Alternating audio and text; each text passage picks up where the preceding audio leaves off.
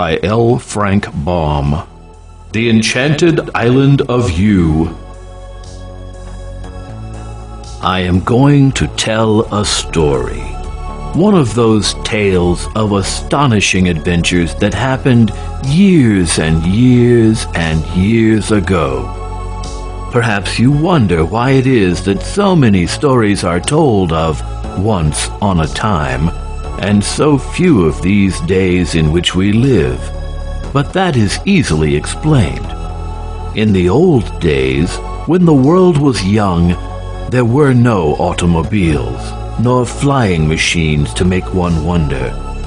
Nor were there railway trains, nor telephones, nor mechanical inventions of any sort to keep people keyed up to a high pitch of excitement. Men and women lived simply and quietly.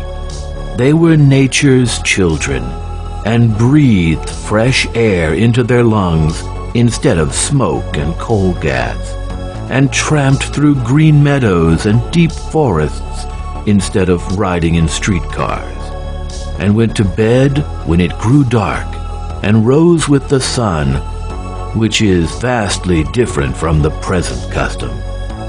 Having no books to read, they told their adventures to one another and to their little ones, and the stories were handed down from generation to generation and reverently believed. Those who peopled the world in the old days, having nothing but their hands to depend on, were to a certain extent helpless, and so the fairies felt sorry for them and ministered to their wants patiently and frankly, often showing themselves to those they befriended. So people knew fairies in those days, my dear, and loved them, together with all the rills and nooks and pixies and nymphs and other beings that belonged to the hordes of immortals. And a fairy tale was a thing to be wondered at, and spoken of in awed whispers, for no one thought of doubting its truth. Today the fairies are shy, for so many curious inventions of men have come into use that the wonders of fairyland are somewhat tame beside them, and even the boys and girls cannot be so easily interested or surprised as in the old days. So the sweet and gentle little immortals perform their tasks unseen and unknown, and live mostly in their own beautiful realms, where they are almost unthought of by our busy, bustling world.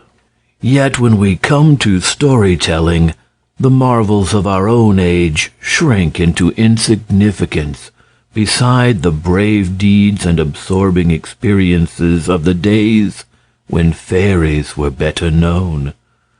And so we go back to once on a time for the tales that we most love, and that children have ever loved since mankind knew that fairies exist.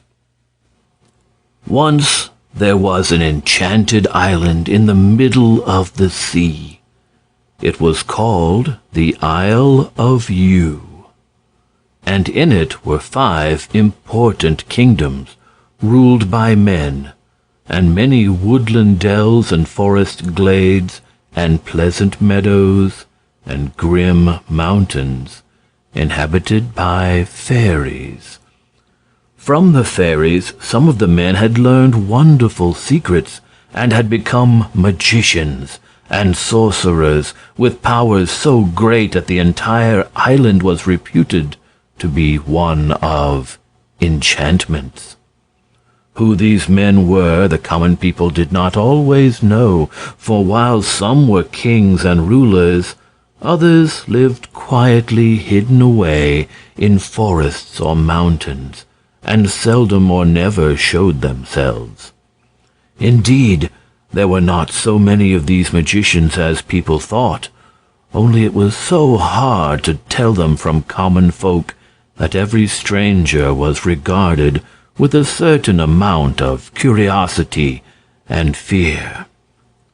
The island was round, like a mince pie, and it was divided into 4 quarters, also like a pie, except that there was a big place in the center where the 5th kingdom, called Spore, lay in the midst of the mountains.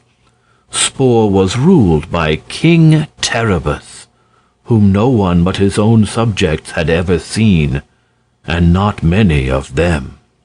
For no one was allowed to enter the kingdom of Spore, and its king never left his palace. But the people of Spore had a bad habit of rushing down from their mountains and stealing the goods of the inhabitants of the other 4 kingdoms, and carrying them home with them, without offering any apologies whatever for such horrid conduct.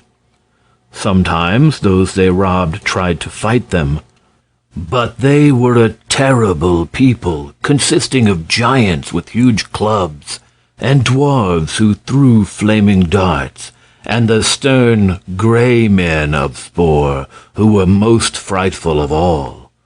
So, as a rule, every one fled before them, and the people were thankful that the fierce warriors of Spore seldom came to rob them oftener than once a year. It was on this account that all who could afford the expense built castles to live in, with stone walls so thick that even the giants of Spore could not batter them down. And the children were not allowed to stray far from home, for fear some roving band of robbers might steal them and make their parents pay large sums for their safe return. Yet, for all this, the people of the Enchanted Isle of Yew were happy and prosperous.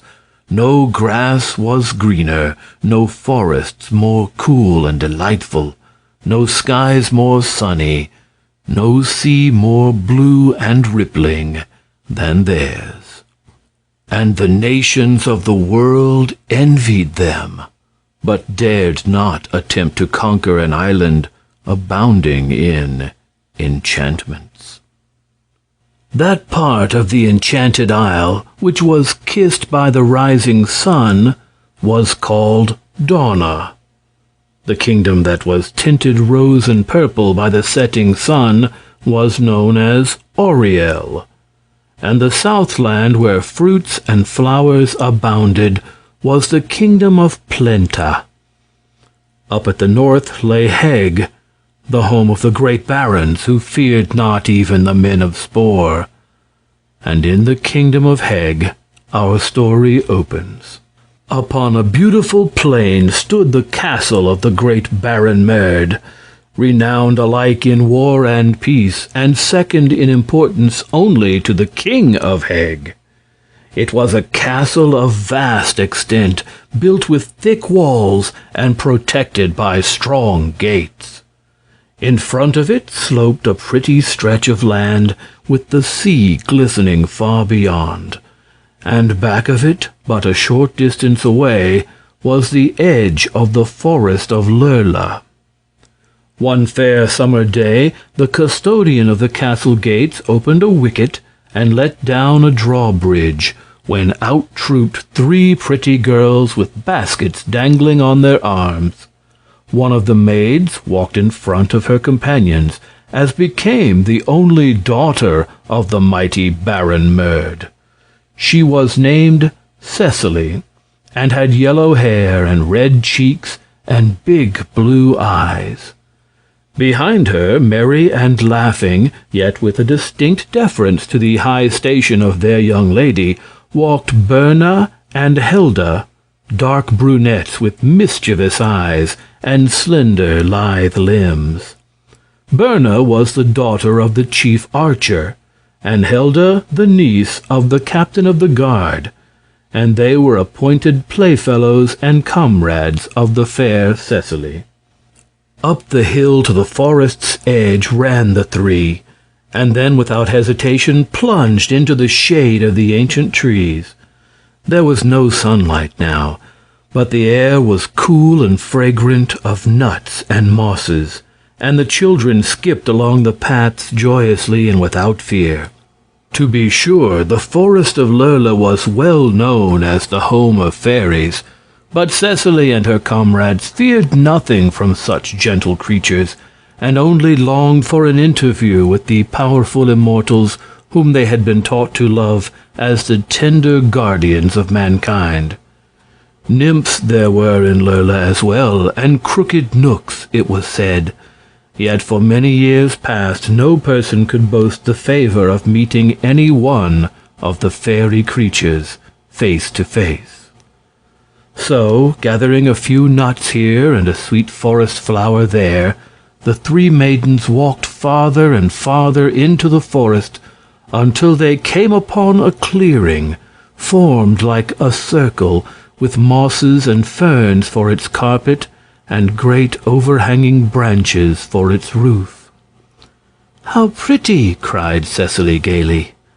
"Let us eat our luncheon in this lovely banquet hall." So Berna and Helda spread a cloth and brought from their baskets some golden platters and a store of food.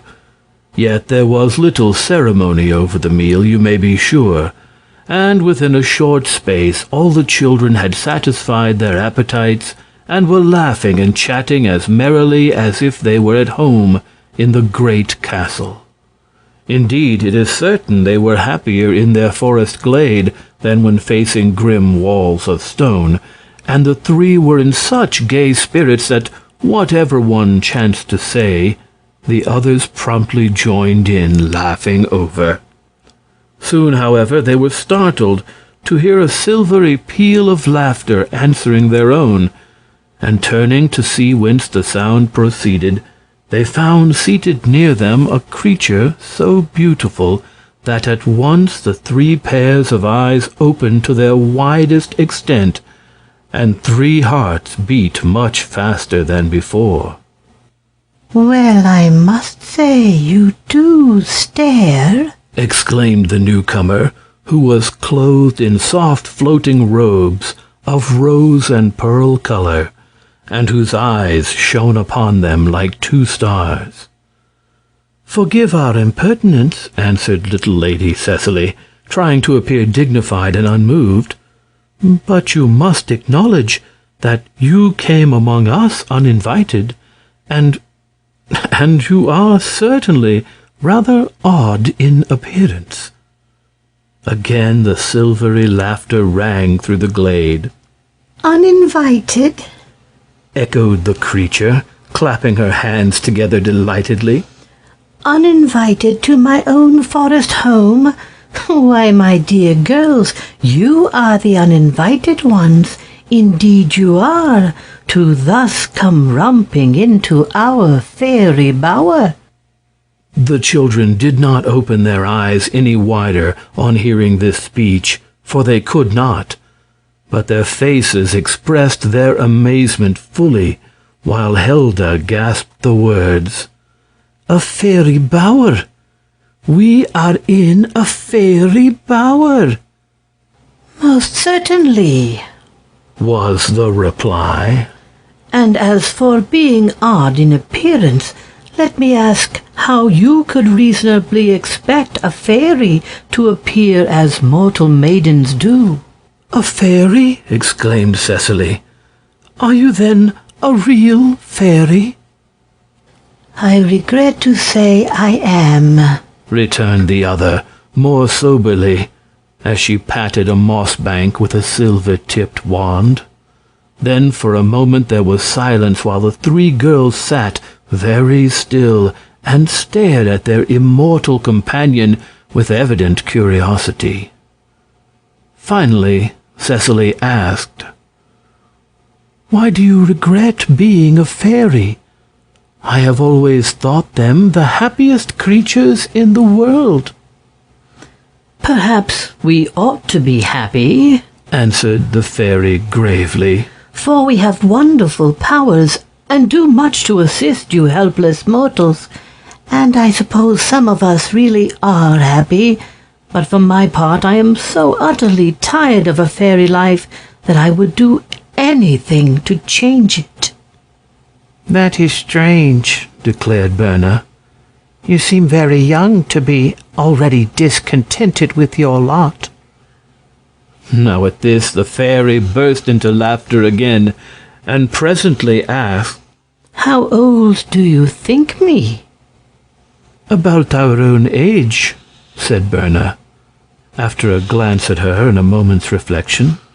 Nonsense, retorted the fairy sharply. These trees are hundreds of years old, yet I remember when they were mere twigs, and I remember when mortals first came to live upon this island, yes, and when this island was first created and rose from the sea after a great earthquake. I remember for many, many centuries, my dear. I have grown tired of remembering, and of being a fairy continually, without any change to brighten my life. To be sure, said Cecily with sympathy. I never thought of fairy life in that way before. It must get to be quite tiresome. And think of the centuries I must yet live, exclaimed the fairy in a dismal voice. Isn't it an awful thing to look forward to? It is indeed, agreed Cecily. I'd be glad to exchange lives with you, said Helda, looking at the fairy with intense admiration. But you can't do that, answered the little creature quickly. Mortals can't become fairies, you know, although I believe there was once a mortal who was made immortal. But fairies can become anything they desire, cried Berna. Oh, no, they can't. You are mistaken if you believe that, was the reply. I could change you into a fly or a crocodile or a bobolink if I wanted to, but fairies can't change themselves into anything else.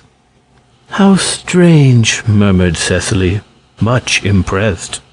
But you can, cried the fairy, jumping up and coming toward them.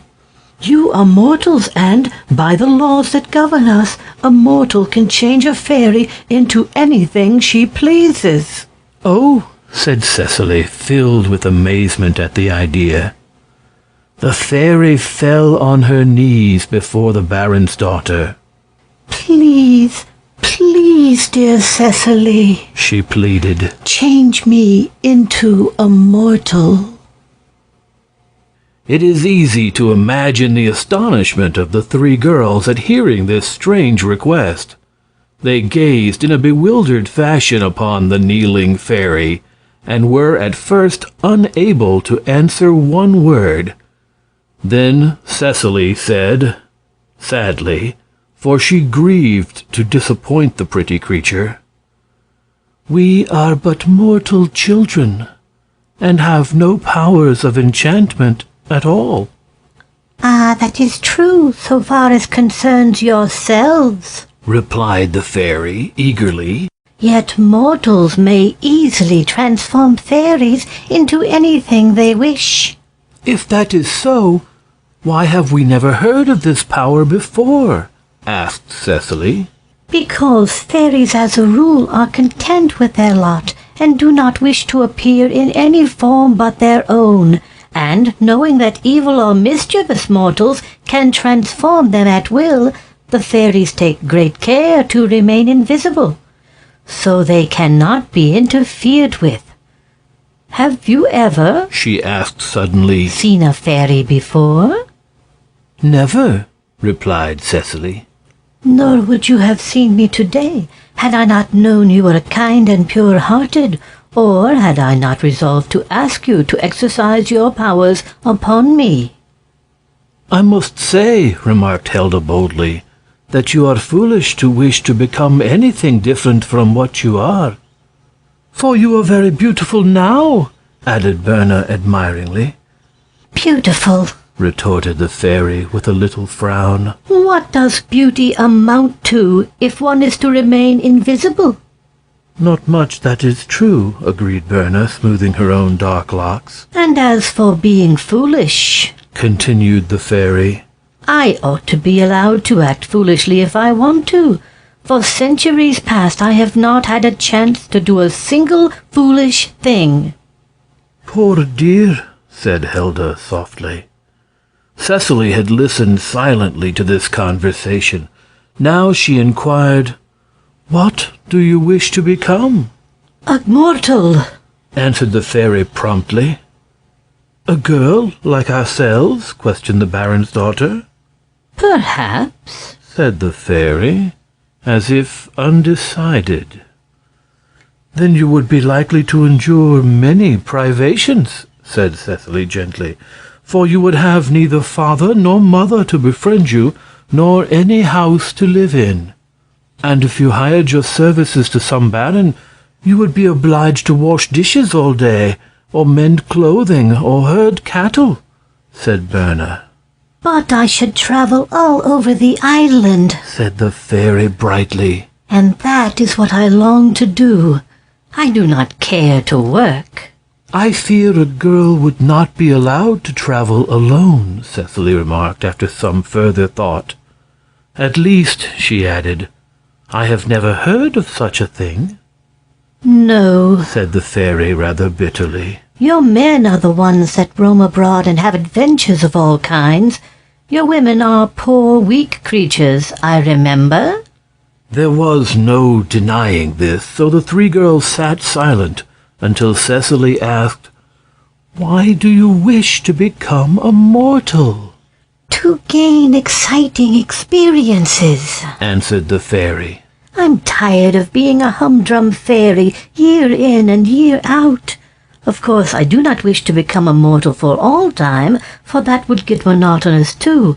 But to live a short while as the earth people do would amuse me very much." "If you want variety, you should become a boy," said Hilda with a laugh. "A life of a boy is one round of excitement." "Then make me a boy," exclaimed the fairy eagerly. "A boy?" they all cried in consternation, and Cecily added, "Why, you're a girl fairy, aren't you?" "Well, yes, I suppose I am," answered the beautiful creature, smiling. "but as you are going to change me anyway, I may as well become a boy as a girl." "Better," declared Hilda, clapping her hands, "for then you can do as you please." "But would it be right?" asked Cecily with hesitation. "Why not?" retorted the fairy. "I can see nothing wrong in being a boy. Make me a tall, slender youth with waving brown hair and dark eyes. Then I shall be as unlike my own self as possible, and the adventure will be all the more interesting. Yes, I like the idea of being a boy very much indeed." "But I don't know how to transform you. Someone will have to show me the way to do it," protested Cecily, who was getting worried over the task set her. "Oh, that will be easy enough," returned the little immortal. "Have you a wand?" "No." "Then I'll loan you mine, for I shall not need it. And you must wave it over my head 3 times and say, 'By my mortal powers, I transform you into a boy for the space of 1 year.'" 1 year? Isn't that too long? "It's a very short time to one who has lived thousands of years as a fairy." "That is true," answered the Baron's daughter. "Now I'll begin by doing a little transforming myself," said the fairy, getting upon her feet again. "and you can watch and see how I do it." She brushed a bit of moss from her gauzy skirts and continued, "If I'm to become a boy, I shall need a horse, you know. A handsome, prancing steed, very fleet of foot." A moment she stood motionless, as if listening. Then she uttered a low but shrill whistle. The 3 girls, filled with eager interest, watched her intently. Presently a trampling of footsteps was heard through the brushwood, and a beautiful deer burst from the forest and fearlessly ran to the fairy. Without hesitation she waved her wand above the deer's head and exclaimed, "By all my fairy powers, I command you to become a war horse for the period of 1 year." Instantly the deer disappeared, and in its place was a handsome charger, milk-white in color, with flowing mane and tail. Upon its back was a saddle sparkling with brilliant gems, sewn upon fine, dressed leather. The girls uttered cries of astonishment and delight, and the fairy said, "You see, these transformations are not difficult at all. And now I must have a sword." She plucked a twig from a nearby tree and cast it upon the ground at her feet. Again she waved her wand, and the twig turned to a gleaming sword, richly engraved, that seemed to the silent watchers to tremble slightly in its sheath, as if its heart of steel throbbed with hopes of battles to come. "And now I must have a shield and armor," said the fairy gaily. "This will make a shield. And she stripped a sheet of loose bark from a tree trunk. But for armor I must have something better. Will you give me your cloak?" This appeal was made to Cecily, and the baron's daughter drew her white velvet cloak from her shoulders and handed it to the fairy. A moment later it was transformed into a suit of glittering armor that seemed fashioned of pure silver inlaid with gold, while the sheet of bark at the same time became a handsome shield with the figures of 3 girls graven upon it. Cecily recognized the features as those of herself and her comrades, and noted also that they appeared sitting at the edge of a forest, the great trees showing plainly in the background.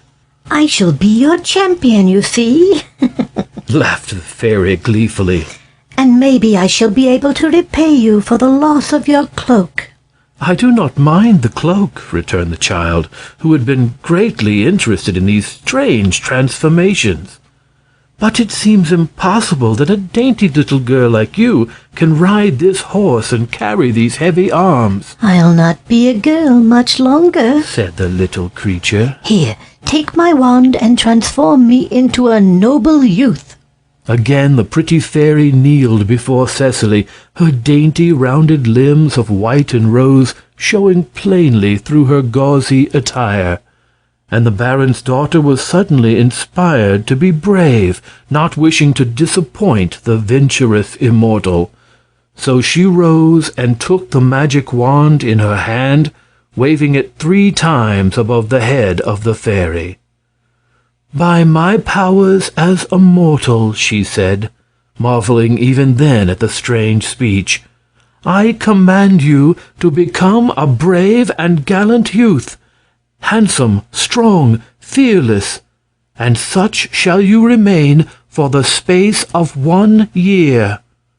As she ceased speaking, the fairy was gone, and a slender youth, dark-eyed and laughing, was holding her hand in his and kissing it gratefully.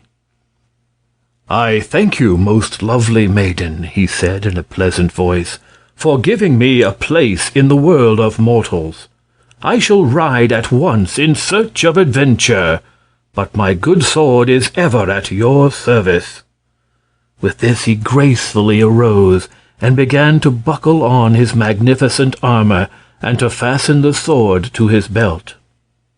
Cecily drew a long, sighing breath of amazement at her own powers, and turning to Berna and Helda, she asked, "Do I see aright? Is the little fairy really transformed to this youth?" "It certainly seems so," returned Helda, who, being unabashed by the marvels she had beheld, turned to gaze boldly upon the young knight. "Do you still remember that a moment ago you were a fairy?" she inquired. "Yes, indeed," said he, smiling, "and I am really a fairy now, being but changed in outward form. But no one must know this save yourselves, until the year has expired and I resume my true station. Will you promise to guard my secret?" "Oh, yes," they exclaimed in chorus, for they were delighted, as any children might well be, at having so remarkable a secret to keep and talk over among themselves. "I must ask one more favor," continued the youth. that you give me a name, for in this island I believe all men bear names of some sort to distinguish them from one another." "True," said Cecily thoughtfully. "What were you called as a fairy?" "That does not matter in the least," he answered hastily. "I must have an entirely new name." "Suppose we call him the Silver Knight," suggested Berna as she eyed his glistening armor. "Oh, no, that is no name at all," declared Helda. "We might better call him Baron Strongarm." "I do not like that either," said the Lady Cecily, "for we do not know whether his arm is strong or not. But he has been transformed in a most astonishing and bewildering manner before our very eyes, and I think the name of Prince Marvel would suit him very well." "Excellent!" cried the youth, picking up his richly graven shield. "The name seems fitting in every way, and for a year I shall be known to all this island as Prince Marvel." Old Marshelm, the captain of the guard, was much surprised when he saw the Baron's daughter and her playmates approach her father's castle, escorted by a knight in glittering armor. To be sure, it was a rather small knight, but the horse he led by the bridle was so stately and magnificent in appearance that old Marshelm, who was an excellent judge of horses, at once decided the stranger must be a personage of unusual importance. As they came nearer, the captain of the guard also observed the beauty of the little knight's armor, and caught the glint of jewels set in the handle of his sword. So he called his men about him and prepared to receive the knight with the honors doubtless due his high rank. But to the captain's disappointment, the stranger showed no intention of entering the castle. On the contrary, he kissed the little Lady Cecily's hand respectfully, waved an adieu to the others, and then mounted his charger and galloped away over the plains. The drawbridge was let down to permit the three children to enter, and the great Baron Merd came himself to question his daughter. "Who was the little knight?" he asked. "His name is Prince Marvel," answered Cecily demurely. "Prince Marvel," exclaimed the Baron. "I have never heard of him. Does he come from the kingdom of Dorna, or that of Auriel, or Plenta?" "That I do not know," said Cecily with truth. "Where did you meet him?" continued the Baron. "In the forest, my father, and he kindly escorted us home." Muttered the Baron thoughtfully. "Did he say what adventure brought him to our kingdom of Heg?" "No, father, but he mentioned being in search of adventure."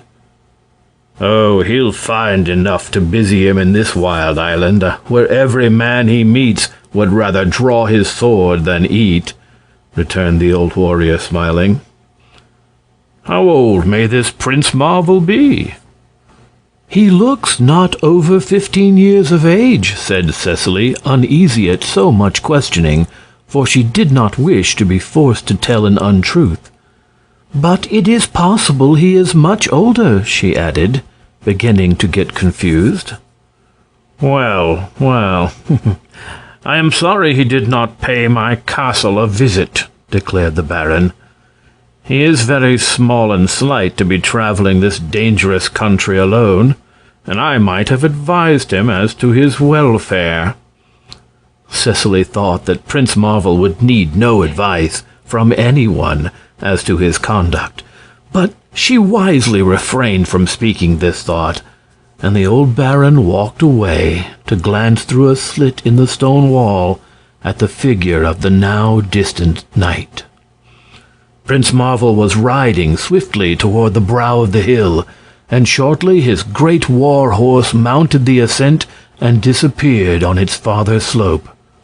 The youth's heart was merry and light, and he reflected joyously, as he rode along, that a whole year of freedom and fascinating adventure lay before him. The valley in which he now found himself was very beautiful, the soft grass beneath the horses' feet being sprinkled with bright flowers, while clumps of trees stood here and there to break the monotony of the landscape. For an hour the prince rode along, rejoicing in the free motion of his horse and breathing in the perfume-laden air. Then he found he had crossed the valley and was approaching a series of hills.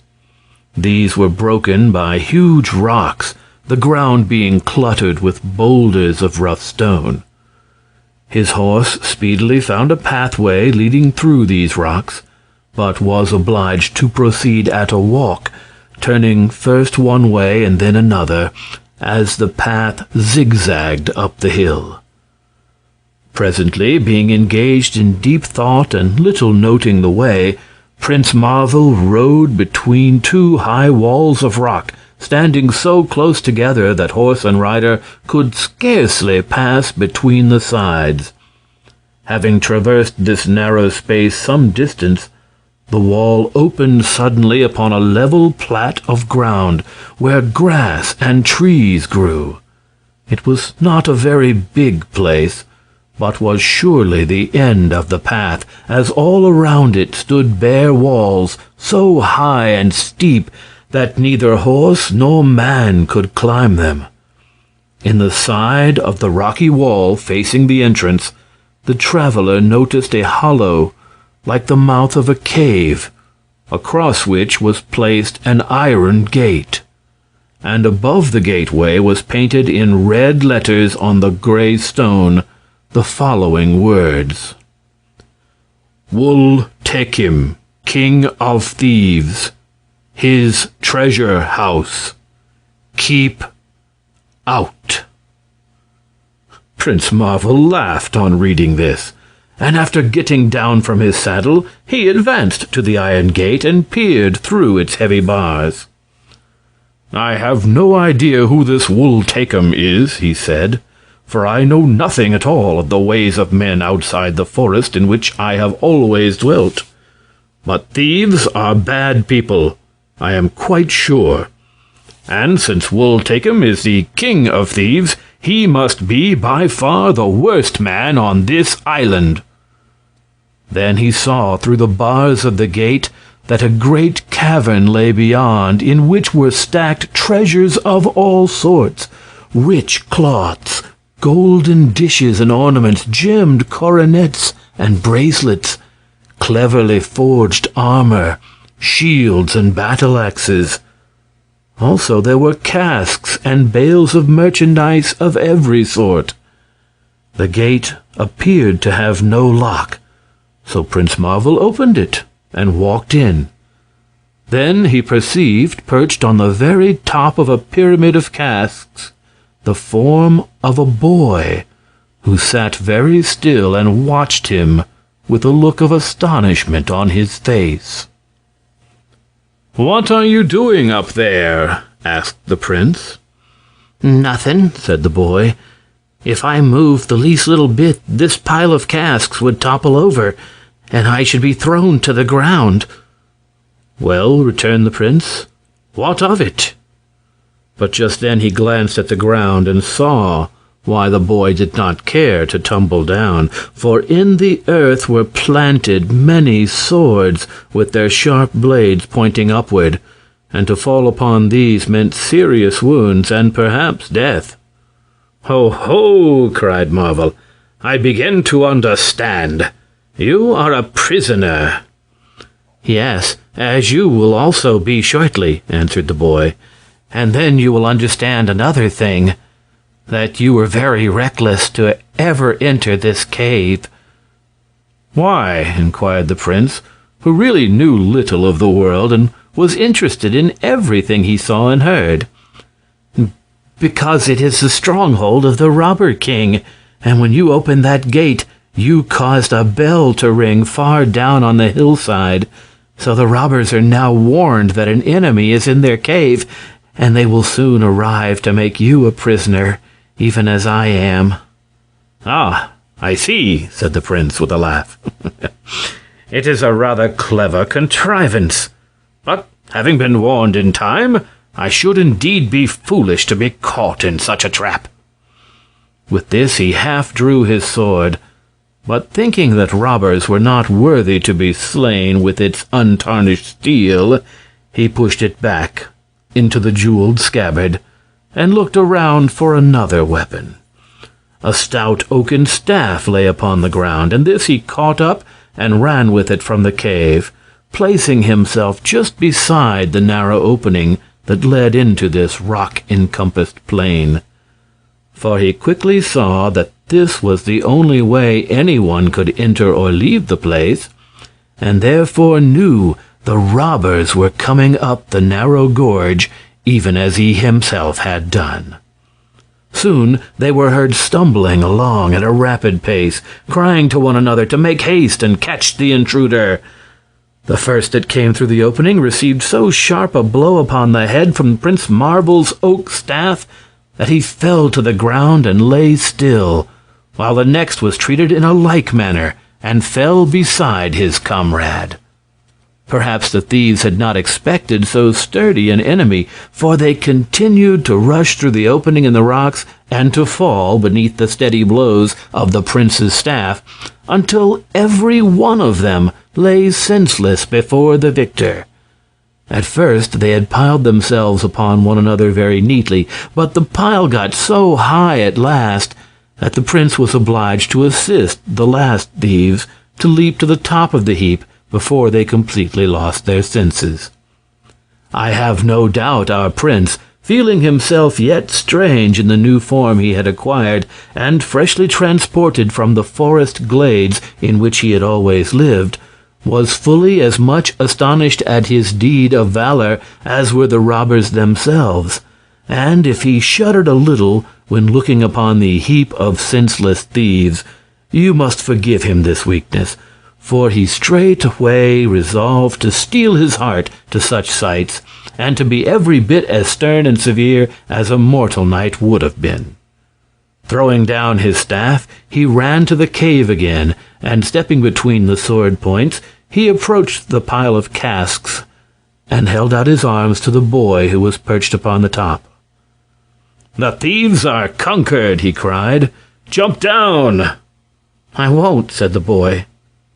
"Why not?" inquired the prince. "Can't you see I'm very miserable?" asked the boy in return. "Don't you understand that every minute I expect to fall upon those sword points?"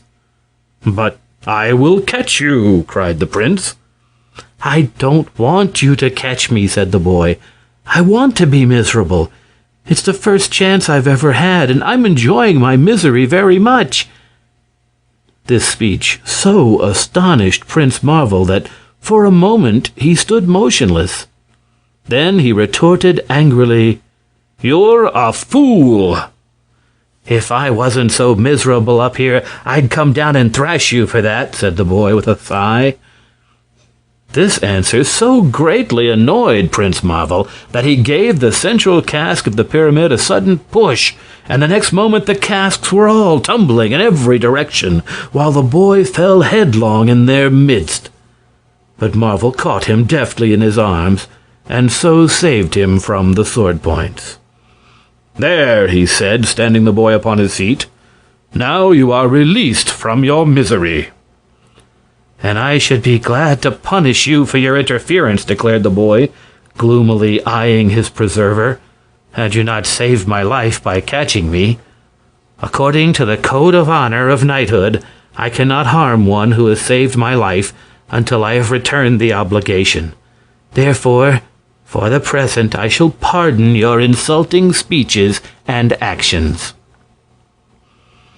"But you have also saved my life," answered Prince Marvel, "for had you not warned me of the robbers' return, they would surely have caught me." "True," said the boy, brightening up. "Therefore our score is now even. But take care not to affront me again, for hereafter I will show you no mercy." Prince Marvel looked at the boy with wonder. He was about his own size, yet strong and well-formed, and he would have been handsome except for the expression of discontent upon his face.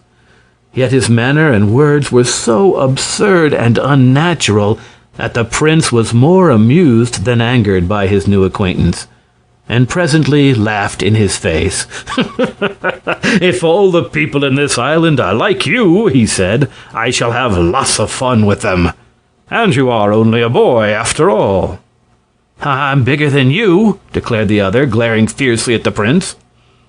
"How much bigger?" asked Marvel, his eyes twinkling. "Oh, ever so much." "Then fetch along that coil of rope and follow me," said Prince Marvel. "Fetch the rope yourself," retorted the boy bluntly. "I'm not your servant."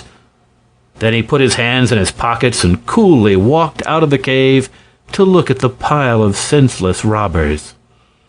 Prince Marvel made no reply, but taking the coil of rope on his shoulder, he carried it to where the thieves lay and threw it down beside them. Then he cut links from the coil with his sword and bound the limbs of each robber securely. Within a half-hour he had laid out a row of thieves extending halfway across the grassy plain, and on counting their number, he found he had captured 59 of them. This task being accomplished and the robbers rendered helpless, Prince Marvel turned to the boy who stood watching him. "Get a suit of armor from the cave and a strong sword, and then return here," he said in a stern voice. "Oh, why should I do that?" asked the boy, rather impudently. "Because I am going to fight you for disobeying my orders, and if you do not protect yourself, I shall probably kill you." "That sounds pleasant," said the boy. "But if you should prove my superior in skill, I beg you will not kill me at once, but let me die a lingering death." "Why?" asked the prince.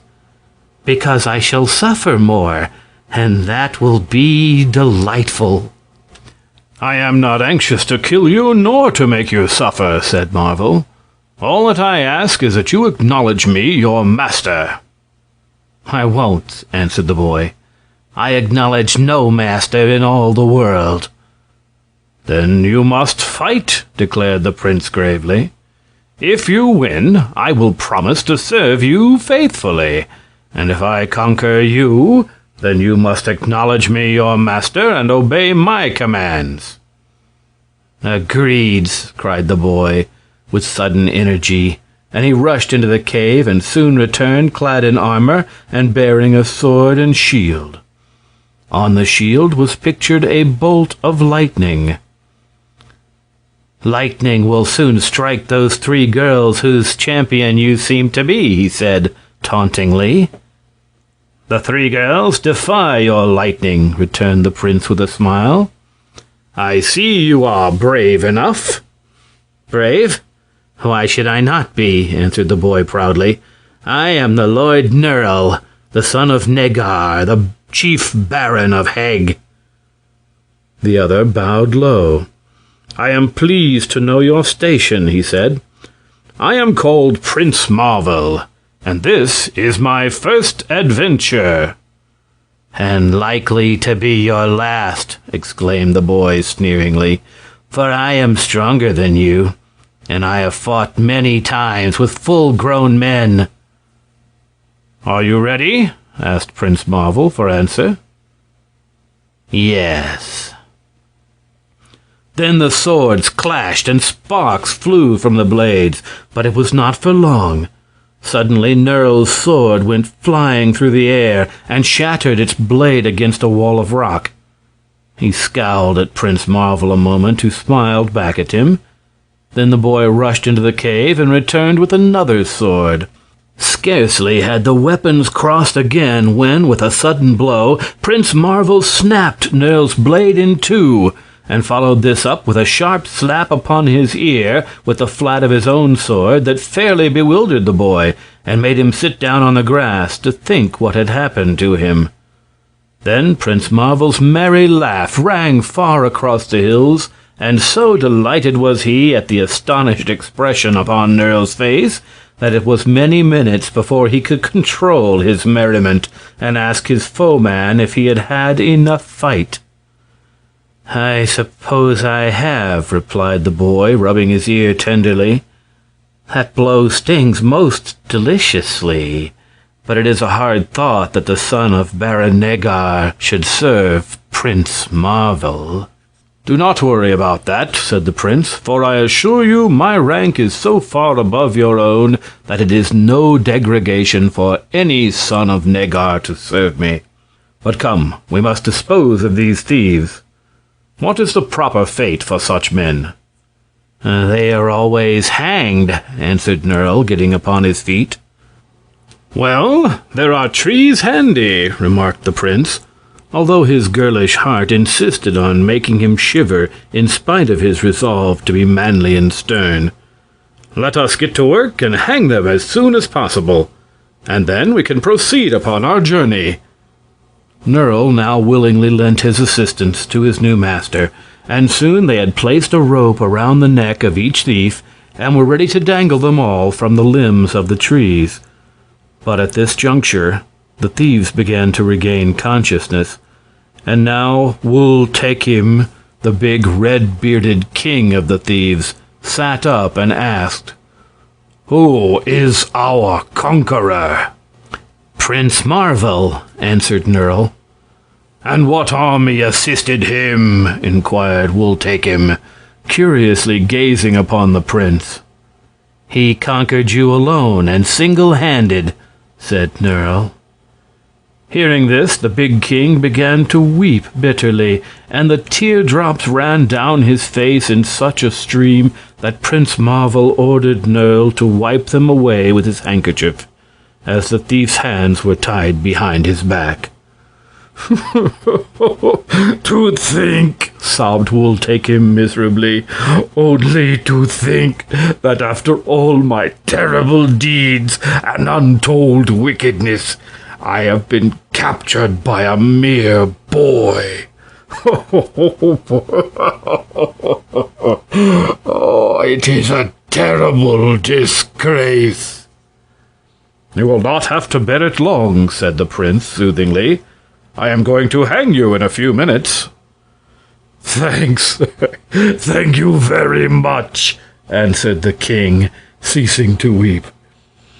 "I have always expected to be hanged some day, and I am glad no one but you two boys will witness me when my feet begin kicking about."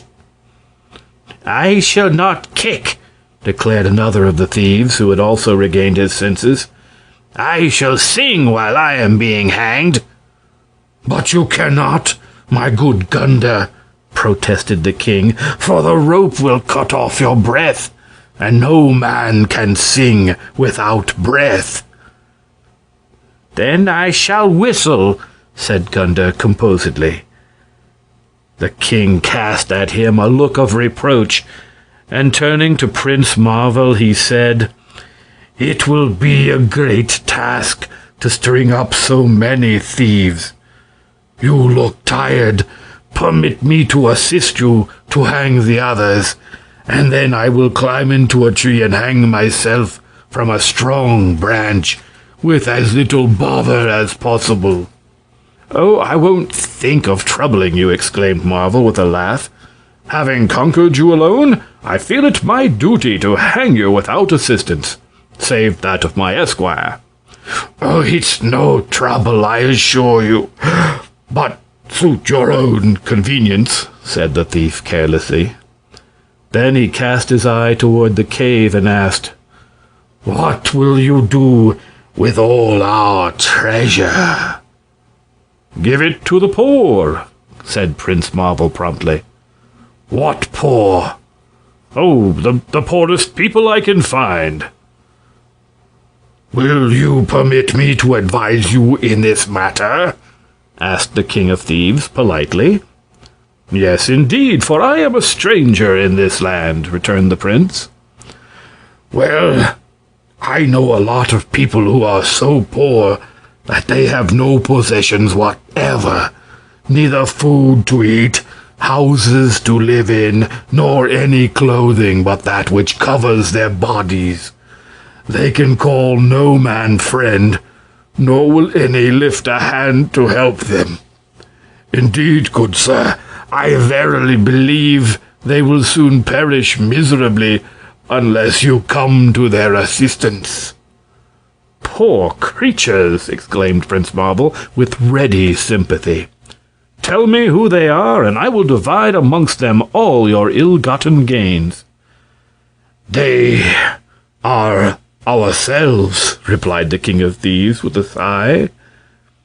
Marvel looked at him in amazement, and then burst into joyous laughter. "Yourselves?" he cried, greatly amused. "Indeed, yes," said Wooltakem sadly. "There are no poorer people in all the world, for we have ropes about our necks, and are soon to be hanged. Tomorrow we shall not have even our flesh left, for the crows will pick our bones." "That is true," remarked Marvel thoughtfully. "But if I restore to you the treasure, how will it benefit you, since you are about to die?" "Must you really hang us?" asked the thief. "Yes, I have decreed it, and you deserve your fate." "Why?" "Because you have wickedly taken from helpless people their property, and committed many other crimes besides." "But I have reformed. We have all reformed, have we not, brothers?" "We have," answered the other thieves, who, having regained their senses, were listening to this conversation with much interest. "And if you will return to us our treasure, we will promise never to steal again, but to remain honest men and enjoy our wealth in peace," promised the king. "Honest men could not enjoy treasures they have stolen," said Prince Marvel. "True, but this treasure is now yours, having been won by you in fair battle. And if you present it to us, it will no longer be stolen treasure, but a generous gift from a mighty prince, which we may enjoy with clear consciences." "Yet there remains the fact that I have promised to hang you," suggested Prince Marvel with a smile, for the king amused him greatly. "Not at all, not at all," cried King Wooltakem. "You promised to hang 59 thieves, and there is no doubt the 59 thieves deserved to be hung. But consider, we have all reformed our ways and become honest men. So it would be a sad and unkindly act to hang 59 honest men." "What think you, Nerl?" asked the prince, turning to his esquire. "Why, the rogue seems to speak truth," said Nerl, scratching his head with a puzzled air. "Yet, if he speaks truth, there is little difference between a rogue and an honest man. Ask him, my master, what caused them all to reform so suddenly?" "Because we were about to die, and we thought it a good way to save our lives," replied the robber king. "That's an honest answer, anyway," said Nerl. "Perhaps, sir, they really have reformed." "And if so, I will not have the death of 59 honest men on my conscience," declared the prince. Then he turned to Wooltakem and added, "I will release you and give you the treasure as you request. But you owe me allegiance from this time forth, and if I ever hear of your becoming thieves again, I promise to return and hang every one of you." "Never fear," answered Wooltakem joyfully. "It is hard work to steal, and while we have so much treasure, it is wholly unnecessary. Moreover, having accepted from you our lives and our fortunes, we shall hereafter be your devoted servants, and whenever you need our services, you have but to call upon us, and we will support you loyally and gladly." "I accept your service," answered the prince graciously. And then he unbound the 59 honest men and took the ropes from their necks, As nightfall was fast approaching, the new servants set to work to prepare a great feast in honor of their master. It was laid in the middle of the grassy clearing, that all might sit around and celebrate the joyous occasion. Do you think we can trust these men?" asked Nerl suspiciously. "Why not?" replied the prince. "They have been exceedingly wicked, it is true, but they are now intent upon being exceedingly good. Let us encourage them in this. If we mistrusted all who have ever done an evil act, there would be fewer honest people in the world. And if it were as interesting to do a good act as an evil one, there is no doubt everyone would choose the good." That night Prince Marvel slept within the cave, surrounded by the 59 reformed thieves, and suffered no harm at their hands. In the morning, accompanied by his esquire, Nerl, who was mounted upon a spirited horse brought him by Wool Takim, he charged the honest men to remember their promises, bade them goodbye, and set out in search of further adventure. As they left the clearing by the narrow passage that led between the overhanging rocks, the prince looked back and saw that the sign above the gate of the cave, which had told of the thieves' treasure house, had been changed. It now read as follows: "Wool Takim, king of honest men. His pleasure house. Walk in." "That is much better," laughed the prince. "I accomplished some good by my adventure anyway." Nerl did not reply. He seemed especially quiet and thoughtful as he rode by his master's side. And after they had traveled some distance in silence, Prince Marvel said, "Tell me how you came to be in the Cave of Thieves, and perched upon the casks where I found you." "It is a sad story," returned Nerl with a sigh. "But since you request me to tell it, the tale may serve to relieve the tedium of your journey. My father is a mighty baron, very wealthy, and with a heart so kind that he has ever taken pleasure in thrusting on me whatever gift he could think of. I had not a single desire unsatisfied, for before I could wish for anything, it was given to me. My mother was much like my father. She and her women were always making jams, jellies, candies, cakes, and the like for me to eat, so I never knew the pleasure of hunger.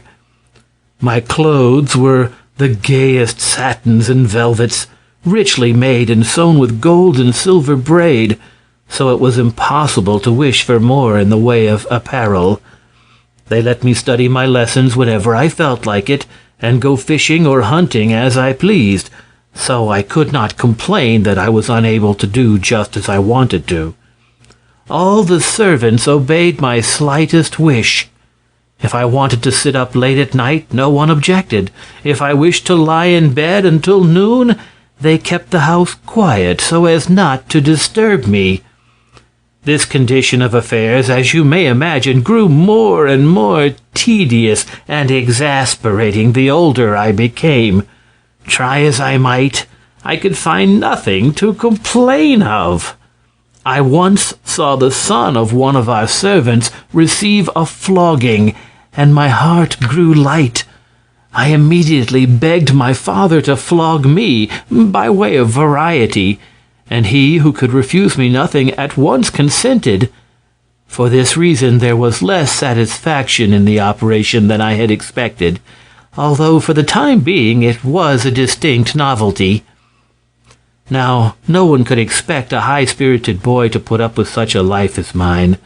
With nothing to desire and no chance of doing anything that would annoy my parents, my days were dreary indeed." He paused to wipe the tears from his eyes, and the prince murmured sympathetically, "Poor boy, poor boy." "Ah, you may well say that," continued Nerl. "But one day a stranger came to my father's castle with tales of many troubles he had met with. He had been lost in a forest and nearly starved to death. He had been robbed and beaten and left wounded and sore by the wayside. He had begged from door to door and been refused food or assistance.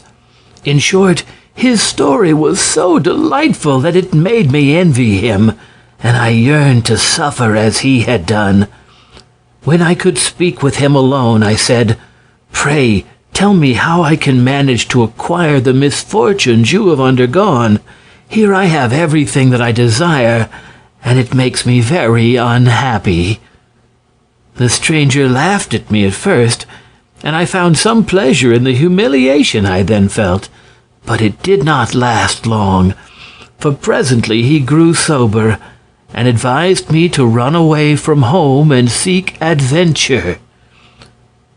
"Once away from your father's castle," said he, "troubles will fall upon you thick enough to satisfy even your longings." "That is what I am afraid of," I answered. "I don't want to be satisfied, even with troubles. What I seek is unsatisfied longings." "Nevertheless," said he, "I advise you to travel. Everything will probably go wrong with you, and then you will be happy." I acted upon the stranger's advice and ran away from home the next day.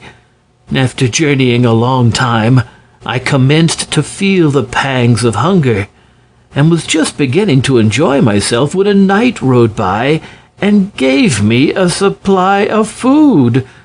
At this rebuff, I could not restrain my tears, but while I wept, my horse stumbled and threw me over his head.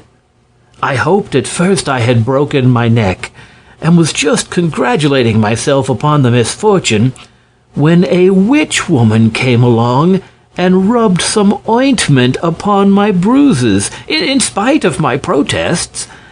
To my great grief, the pain left me, and I was soon well again. But as a slight compensation for my disappointment, my horse had run away, so I began my journey anew and on foot. That afternoon, I stepped into a nest of wasps, but the thoughtless creatures flew away without stinging me. Then I met a fierce tiger, and my heart grew light and gay. "Surely this will cause me suffering," I cried, and advanced swiftly upon the brute. But the cowardly tiger turned tail and ran to hide in the bushes, leaving me unhurt. Of course, my many disappointments were some consolation, but not much. That night I slept on the bare ground and hoped I should catch a severe cold, but no such joy was to be mine. Yet the next afternoon I experienced my first pleasure. The thieves caught me, stripped off all my fine clothes and jewels, and beat me well. Then they carried me to their cave, dressed me in rags, and perched me on the top of the casks, where the slightest movement on my part would send me tumbling among the sword points. Oh, this was really delightful, and I was quite happy, until you came and released me. I thought then that I might gain some pleasure by provoking you to anger, and our fight was the result. Oh, that blow on the ear was exquisite, and by forcing me to become your servant, you have made me, for the first time in my life, almost contented. For I hope in your company to experience a great many griefs and disappointments."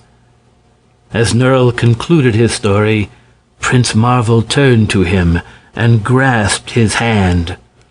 "Accept my sympathy," said he. "I know exactly how you feel, for my own life during the past few centuries has not been much different." "The past few centuries?" gasped Nerl. "What do you mean?" At this the prince blushed, seeing he had nearly disclosed his secret. But he said quickly, Does it not seem centuries when one is unhappy?" "It does indeed," responded Nerl earnestly. "But please, tell me your story." "Not now," said Prince Marvel with a smile. "It will please you to desire in vain to hear a tale I will not tell. Yet I promise that on the day we part company, I shall inform you who I am."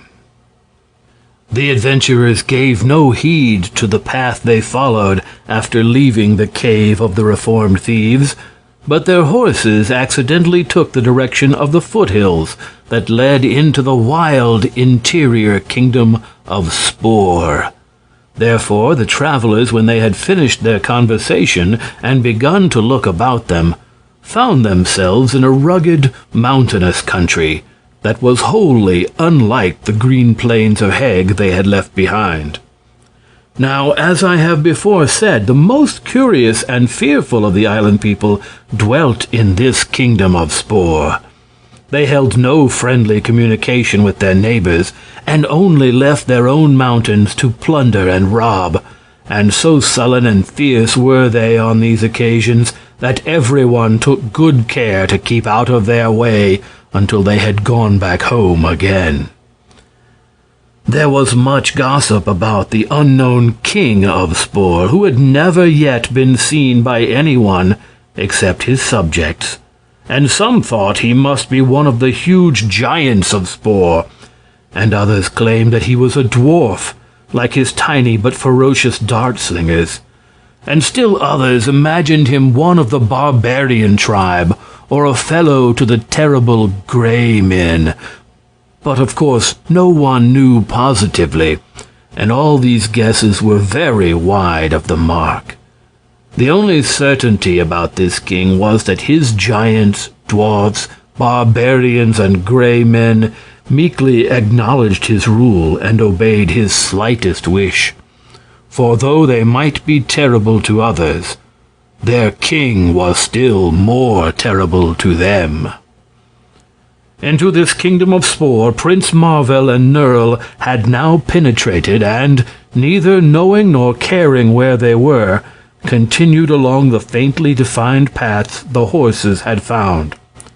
Presently, however, they were startled by a peal of shrill elfish laughter, and raising their eyes, they beheld a horrid-looking old man seated upon a high rock nearby. "Why do you laugh?" asked Prince Marvel, stopping his horse. "Have you been invited? Tell me, have you been invited?" demanded the old man, chuckling to himself as if much amused. "Invited where?" inquired the prince. "To Spore, stupid! To the kingdom of Spore! To the land of King Terribus!" shrieked the old man, going into violent peals of laughter. "We go and come as we please," answered Prince Marvel calmly. "Go, yes, go if you will, but you will never come back. Never, never, never." The little old man seemed to consider this such a good joke that he bent nearly double with laughing, and so lost his balance and toppled off the rock, disappearing from their view. But they could hear him laugh long after they had passed on and left him far behind them. "A strange creature!" exclaimed the prince thoughtfully. "But perhaps he speaks truth," answered Nerl. "If, in fact, we have been rash enough to enter the kingdom of Spore, even my father, the bravest baron in Heg, has never dared venture within the borders of Spore. For all men fear its mysterious king." "In that case," replied Prince Marvel, "it is time someone investigated this strange kingdom. People have left King Terribus and his wild subjects too much to themselves, instead of stirring them up and making them behave themselves." Nerl smiled at this speech. "They are the fiercest people on the Enchanted Island," said he, "and there are thousands upon thousands who obey this unknown king. But if you think we dare defy them, I am willing to go on. Perhaps our boldness will lead them into torturing me or starving me to death. Oh, at the very least, I ought to find much trouble and privation in the kingdom of Spore." "Time will determine that," said the prince cheerfully. They had now ridden into a narrow defile of the mountains, the pathway being lined with great fragments of rock. Happening to look over his shoulder, Prince Marvel saw that, as they passed these rocks, a man stepped from behind each fragment and followed after them, their numbers thus constantly increasing until hundreds were silently treading in the wake of the travelers. These men were very peculiar in appearance, their skins being as gray as the rocks themselves, while their only clothing consisted of gray cloth tunics belted around the waists with bands of gray foxhide.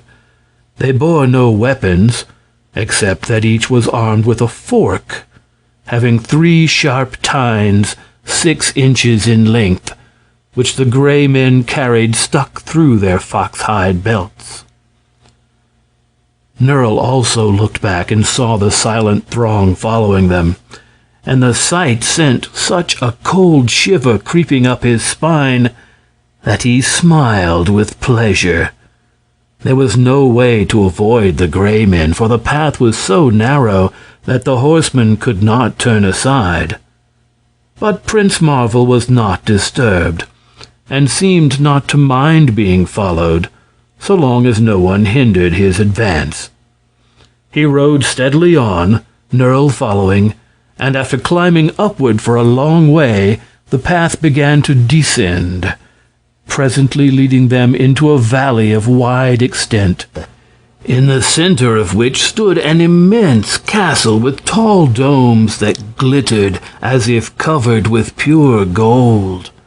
A broad roadway paved with white marble reached from the mountain pass to the entrance of this castle, and on each side of this roadway stood lines of monstrous giants, armed with huge axes thrust into their belts, and thick oak clubs studded with silver spikes, which were carried over their left shoulders. The assembled giants were as silent as the gray men, and stood motionless while Prince Marvel and Nerl rode slowly up the marble roadway. But all their brows were scowling terribly, and their eyes were red and glaring, as if they were balls of fire. "I begin to feel very pleasant," said Nerl, "for surely we shall not get away from these folks without a vast deal of trouble. They do not seem to oppose our advance, but it is plain they will not allow us any chance of retreat." "We do not wish to retreat," declared the prince. Nerl cast another glance behind and saw that the gray men had halted at the edge of the valley, while the giants were closing up as soon as the horses passed them, and now marched in close file in their rear. "It strikes me," he muttered softly, "that this is like to prove our last adventure." But although Prince Marvel might have heard the words, he made no reply, being evidently engaged in deep thought. As they drew nearer the castle, it towered above them like a veritable mountain, so big and high was it, and the walls cast deep shadows far around, as if twilight had fallen.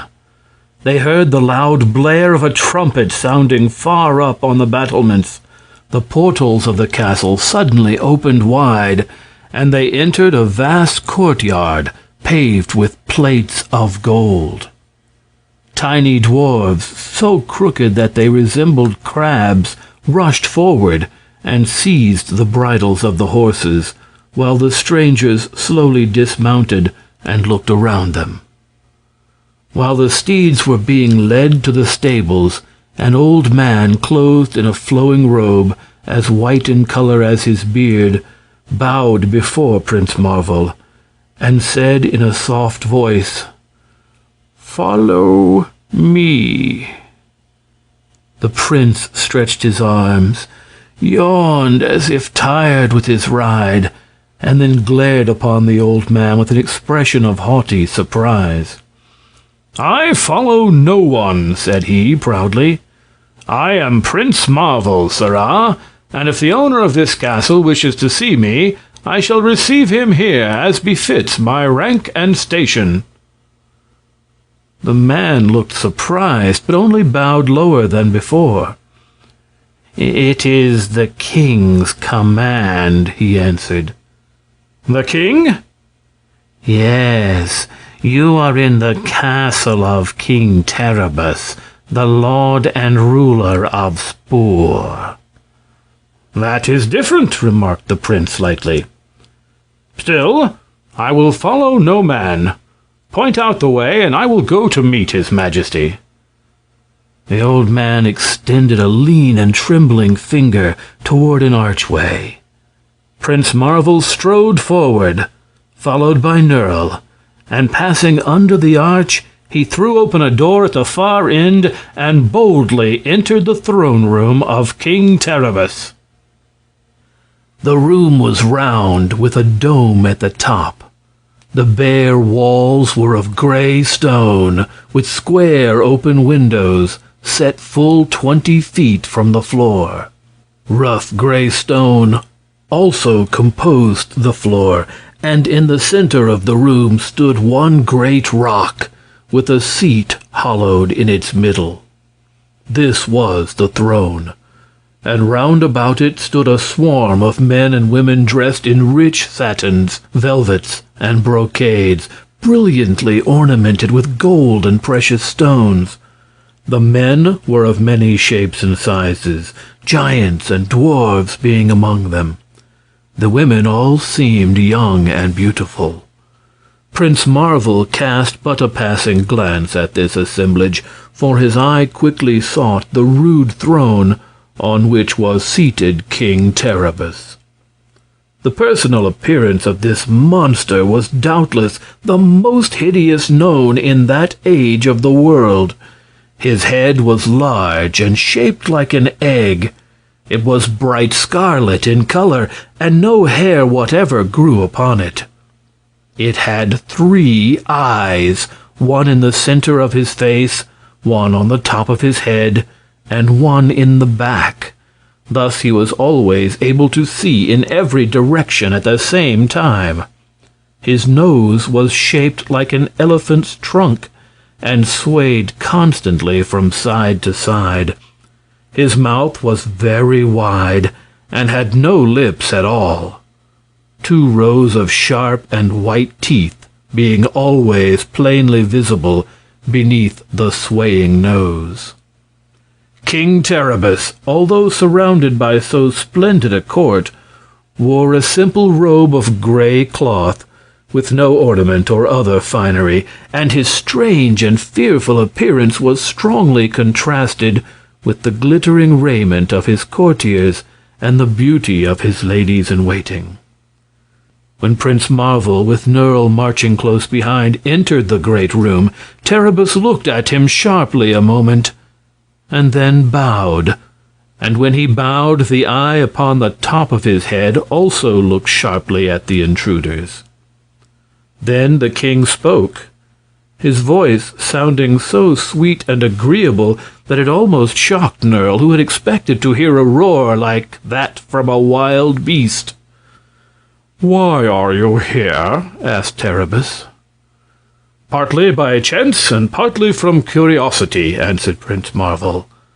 "No one in this island except your own people had ever seen the king of Spore. So, finding myself in your country, I decided to come here and have a look at you." The faces of the people who stood about the throne wore frightened looks at the unheard-of boldness of this speech to their terrible monarch. But the king merely nodded and inquired, "Since you have seen me, what do you think of me?" "I am sorry you asked that question," returned the prince, "for I must confess you are a very frightful-looking creature, and not at all agreeable to gaze upon." You are honest as well as frank, exclaimed the king. But that is the reason I do not leave my kingdom, as you will readily understand. And that is the reason I never permit strangers to come here, under penalty of death. So long as no one knows the King of Spore is a monster, people will not gossip about my looks. And I am very sensitive regarding my personal appearance. You will perhaps understand that if I could have chosen, I should have been born beautiful instead of ugly. I certainly understand that, and permit me to say I wish you were beautiful. I shall probably dream of you for many nights, added the prince. Not for many, said King Terribus quietly. By coming here, you have chosen death, and the dead do not dream. Why should I die? Inquired Prince Marvel curiously. Because you have seen me. Should I allow you to go away, you would tell the world about my ugly face. I do not like to kill you, believe me, but you must pay the penalty of your rashness. You and the man behind you. Nerl smiled at this, but whether from pride at being called a man, or in pleasurable anticipation of the sufferings to come, I leave you to guess. Will you allow me to object to being killed? Asked the prince. Certainly, answered the king courteously. I expect you to object. It is natural. But it will do you no good. Then Terribus turned to an attendant and commanded, Send hither the Fool Killer. At this, Prince Marvel laughed outright. The Fool Killer? He cried. Surely your majesty does me little credit. Am I, then, a fool? You entered my kingdom uninvited, retorted the king. And you tell me to my face I am ugly. Moreover, you laugh when I condemn you to death. From this, I conclude the Fool Killer is the proper one to execute you. Behold! Marvel turned quickly to find a tall, stalwart man standing behind him.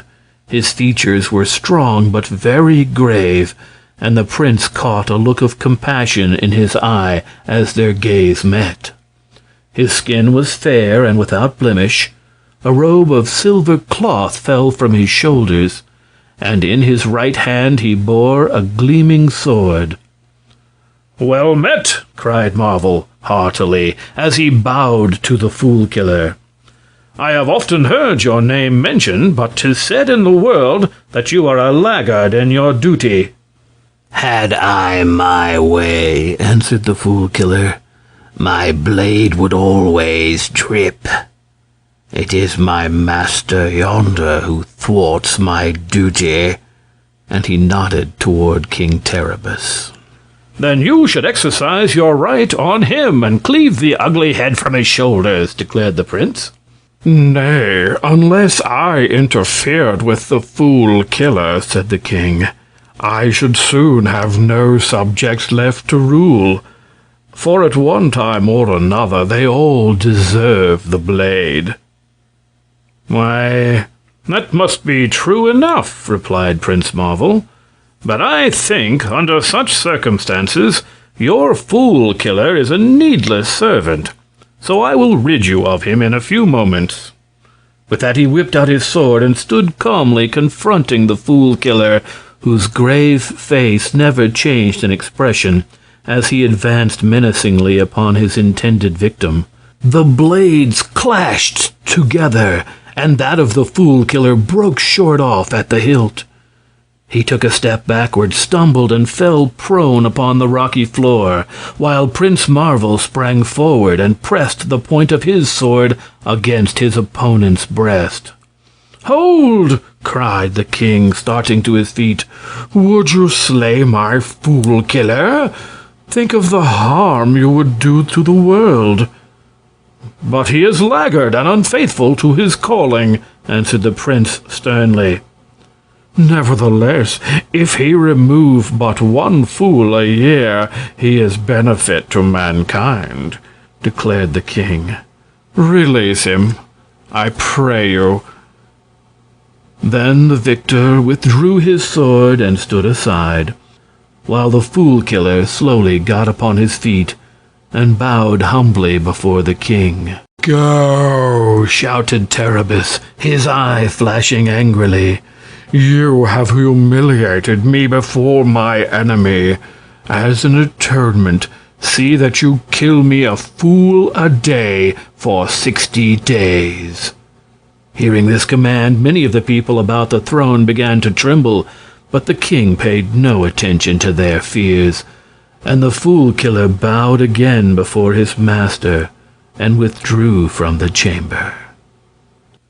"Now," said Terribus, regarding the prince gloomily, "I must dispose of you in another way." For a moment he dropped his scarlet head in thought. Then he turned fiercely upon his attendants. "Let the wrestler come forward," he shouted, as loudly as his mild voice would carry.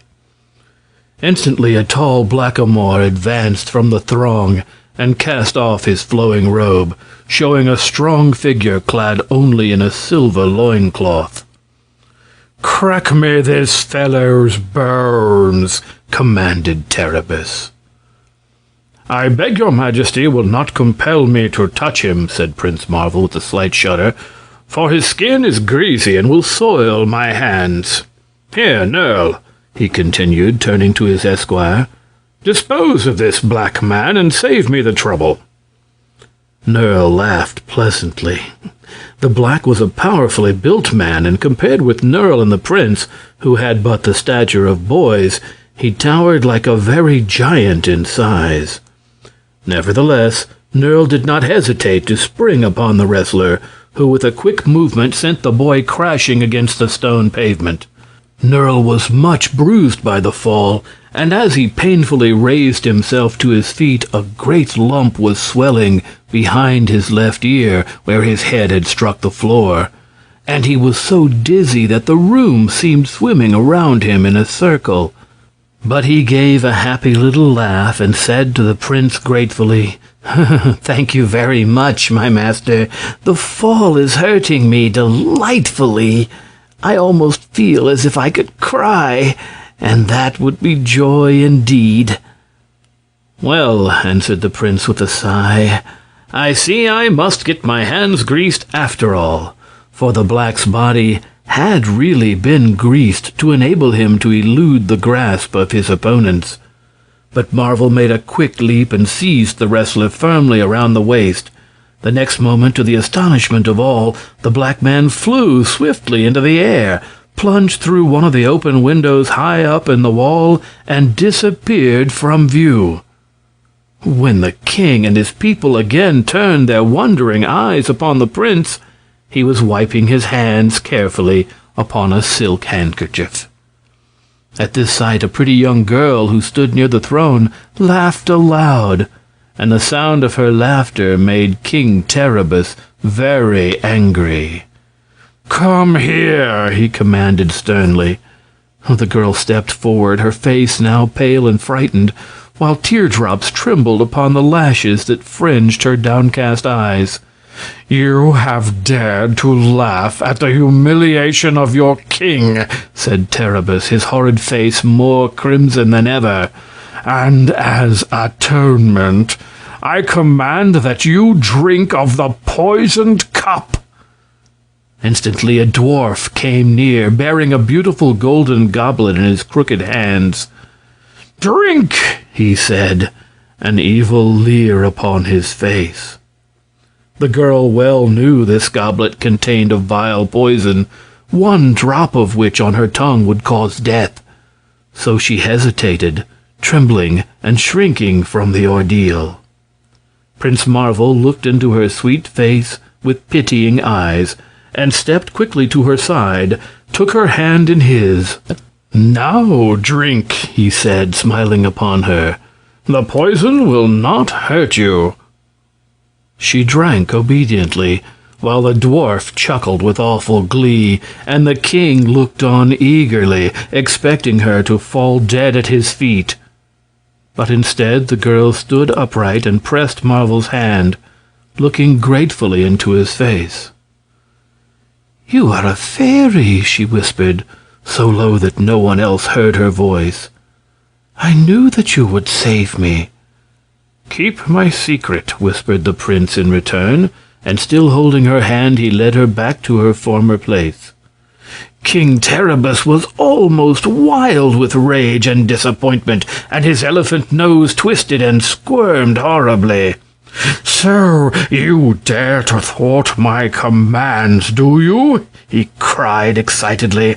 "Well, we shall soon see which of us is the more powerful. I have decreed your death, and die you shall." For a moment his eye roved around the chamber uncertainly. Then he shouted suddenly, "Ho there, keepers of the royal menagerie, appear!" 3 men entered the room and bowed before the king. They were of the gray men of the mountains who had followed Prince Marvel and Nerl through the rocky passes.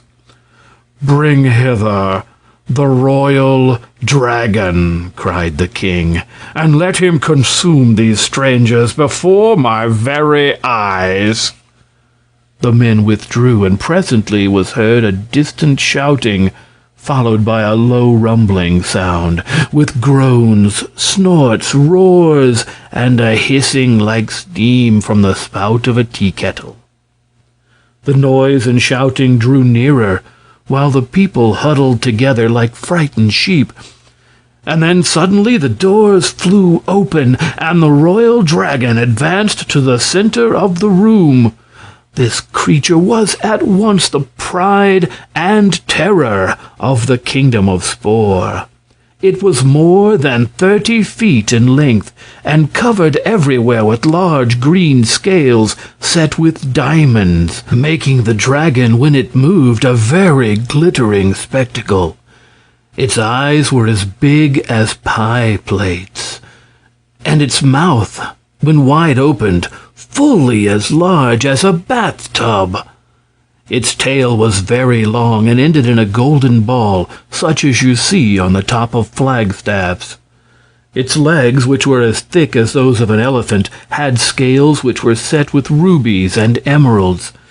It had 2 monstrous big ears and 2 horns of carved ivory, and its teeth were also carved into various fantastic shapes, such as castles, horses' heads, Chinamen, and griffins, so that if any of them broke, it would make an excellent umbrella handle.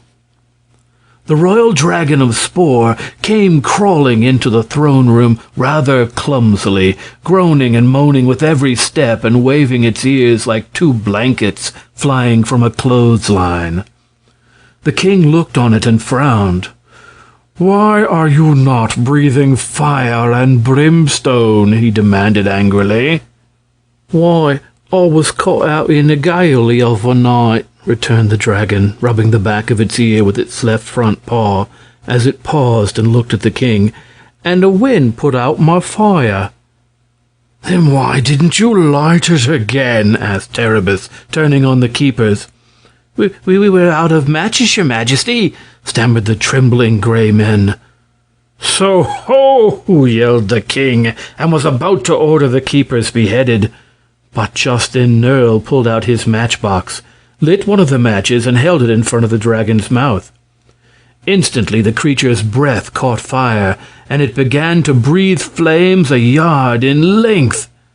"Oh, that's better," sighed the dragon contentedly. "I hope your majesty is now satisfied." "No, I am not satisfied," declared King Terribus. "Why do you not lash your tail?" I can't do that," replied the dragon. It's all stiffened up with rheumatism from the dampness in my cave. It hurts too much to lash it." "Well then, gnash your teeth." "Oh, tut, answered the dragon mildly. "I can't do that neither, for since you had them so beautifully carved, it makes my teeth ache to gnash them." "Well then, what are you good for?" cried the king in a fury. "Oh, don't I look awful? Am I not terrible to gaze on?" inquired the dragon proudly, as it breathed out red and yellow flames and made them curl in circles around its horns. "I guess there's no need for me to suggest terror to anyone that happens to see me," it added, winking one of the pie-plate eyes at King Terribus. The king looked at the monster critically, and it really seemed to him that it was a frightening thing to behold, so he curbed his anger and said, in his ordinary sweet voice, "I have called you here to destroy these two strangers." "Ow?" asked the dragon, looking upon Prince Marvel and Nurl with interest. "I am not particular," answered the king. "You may consume them with your fiery breath, or smash them with your tail, or grind them to atoms between your teeth, or tear them to pieces with your claws. Only do hurry up and get it over with."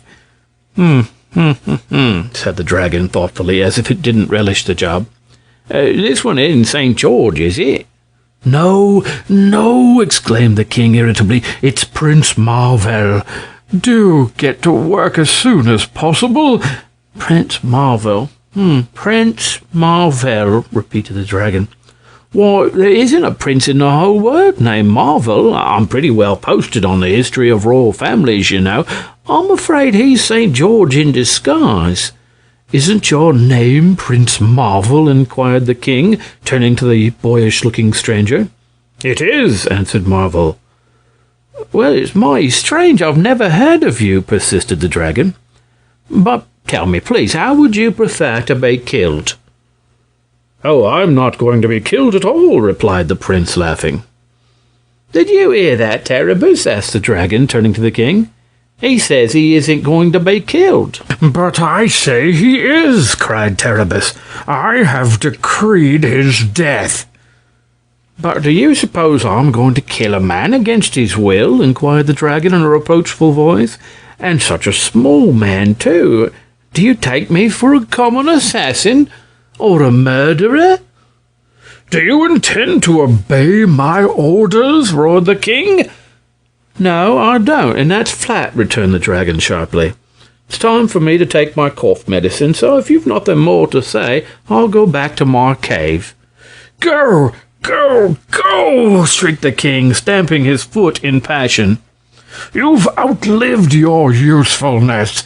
You're a coward. You're a traitor. You're a... "I'm a dragon and a gentleman," answered the monster proudly, as the king paused for lack of a word, "and I believe I know what's proper for dragons to do and what isn't. I've learned wisdom from my father, who got into trouble with St. George, and if I fought with this person who calls himself Prince Marvel, I deserve to be a victim of your fool killer. Oh, I know my business, King Terribus, and if you knew yours, you'd get rid of this pretended prince as soon as possible." With this speech, he winked at Prince Marvel, turned soberly around, and crawled from the room. One of the keepers got too near, and the dragon's breath set fire to his robe, the flames being with difficulty extinguished. And the gold ball on the end of the dragon's tail struck a giant upon his shins, and made him dance and howl in pain. But aside from these slight accidents, the monster managed to leave the throne room without undue confusion, and everyone, including the king, seemed glad to be rid of him. When the door had closed on the royal dragon, King Terribus turned again to Prince Marvel, while his crimson face glowed with embarrassment, and his front eye rolled with baffled rage as he thought how vain had been all his efforts to kill this impudent invader of his domains. but his powers were by no means exhausted. He was a mighty king, the mightiest of all in the Enchanted Island, he believed, and ways to destroy his enemies were numerous. "Send for 100 of my gray men," he suddenly cried, and a courtier ran at once to summon them. The gray men would obey his orders without question, he well knew. They were silent, stubborn, quick, and faithful to their king. Terribus had but to command, and his will would be obeyed. They entered the room so quietly that Nerl never knew they were there until he turned and found the 100 gray ones standing close together in the center of the hall. Then Prince Marvel came to Nerl's side and whispered something in his ear. "Will you obey my orders?" they heard the king ask, and the gray men, with their eyes fixed upon their master, nodded all their 100 heads and put their hands upon the dangerous 3-tined forks that were stuck in every one of the 100 belts. Prince Marvel handed one end of a coiled rope to Nerl, and then they both sprang forward and ran around the spot where the 100 gray men stood huddled together. Then they were pulled closer together than before, closer and still closer, for the prince and Nerl had surrounded them with the rope and were tying the two ends together in a tight knot. The rope cut into the waists of those on the outside, and they pressed inward against their fellows until there was scarcely space to stick a knife blade between any two of them. When the prince had tied the rope firmly, King Terribus, who had been looking on amazed, saw that his 100 gray men were fastened together like a bundle of kindling wood, and were unable to stir hand or foot. And while he still gazed open-mouthed at the strange sight, Prince Marvel tilted the bundle of men up on its edge and rolled it out of the door. It went rolling swiftly through the courtyard and bounded down the castle steps, where the rope broke and the men fell sprawling in all directions on the marble walk. King Terribus sighed, for such treatment of his gray men whom he dearly loved made him very unhappy. But more than ever was he resolved to kill these impudent strangers, who, in the very heart of his kingdom, where thousands bowed to his will, dared openly defy his power. So after a moment's thought, Terribus beckoned to a dwarf who, robed in gay and glittering apparel, stood near his throne. "Summon the royal dart-slingers," he said with a scowl. The little man bowed and hastened away, to return presently with 20 curiously crooked dwarves, each armed with a sling and a quiver full of slender, sharp-pointed darts. "Slay me these strangers!" exclaimed the king in his gruffest voice. Now Nerl, when he beheld these terrible dart-slingers, of whom he had heard many tales in his boyhood, began to shiver and shake with fright, so that his teeth rattled one upon another, and he reflected, "Soon I shall be content, for these darts will doubtless pierce every part of my body." The dwarves formed a line at one side of the gloomy throne-room, and Prince Marvel, who had been earnestly regarding them, caught Nerl by the arm and led him to the opposite wall. "Stand close behind me, and you will be safe," he whispered to his esquire. Then each dwarf fixed a dart in his sling, and at a word from their chief, they all drew back their arms and launched a shower of the sharp missiles at the strangers. Swift and true they sped, each dart intended to pierce the body of the youthful knight who stood so calm before them. Prince Marvel had raised his right arm, and in his hand was a small leather sack with a wide mouth.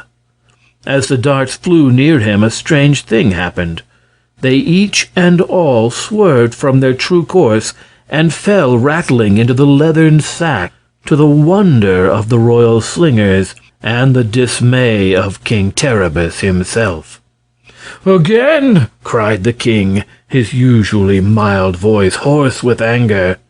So again the dwarves cast their darts, and again the leathern sack caught them every one. Another flight followed, and yet another, till the magic sack was packed full of the darts, and not a dwarf had one remaining in his quiver. Amid the awed silence of the beholders of this feat, the merry laughter of Prince Marvel rang loud and clear, for the sight of the puzzled and terrified faces about him was very comical. Plucking a dart from the sack, he raised his arm and cried, "Now it is my turn. You shall have back your darts." "Hold!" shouted the king in great fear. "Do not, I beg you, slay my faithful servant." And with a wave of his hand he dismissed the dwarves, who were glad to rush from the room and escape. Nerle wiped the tears from his eyes, for he was sorely disappointed at having again escaped all the pain and discomfort. But Prince Marvel seated himself quickly upon a stool and looked at the scowling face of King Terribus with real amusement. The monarch of Spore had never before been so foiled and scorned by any living creature. Defeated and humbled before his own people, he bowed his crimson head on his hands and sullenly regarded his foe with his top eye. Then it was that the idea came to him that no ordinary mortal could have thwarted him so easily, and he began to fear he was dealing, perhaps unawares, with some great magician or sorcerer. That a fairy should have assumed a mortal form he never once considered, for such a thing was until then unheard of in the Enchanted Island of Yew.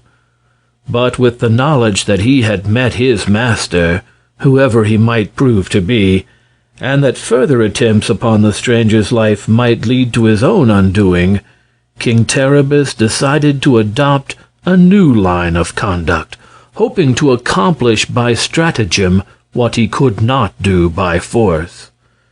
To be sure, there remained his regiment of giants, the pride of his kingdom, but Terribus dreaded to meet with another defeat, and he was not at all sure after what had happened that the giants would succeed in conquering or destroying the strangers. After all, he thought, my only object in killing them was to prevent their carrying news of my monstrous appearance to the outside world. So, if I can but manage to keep them forever in my kingdom, it will answer my purpose equally well. As the result of this thought, he presently raised his head and spoke to Prince Marvel in a quiet and even cheerful voice. "Enough of these rude and boisterous games," said he with a smile that showed his white teeth in a repulsive manner.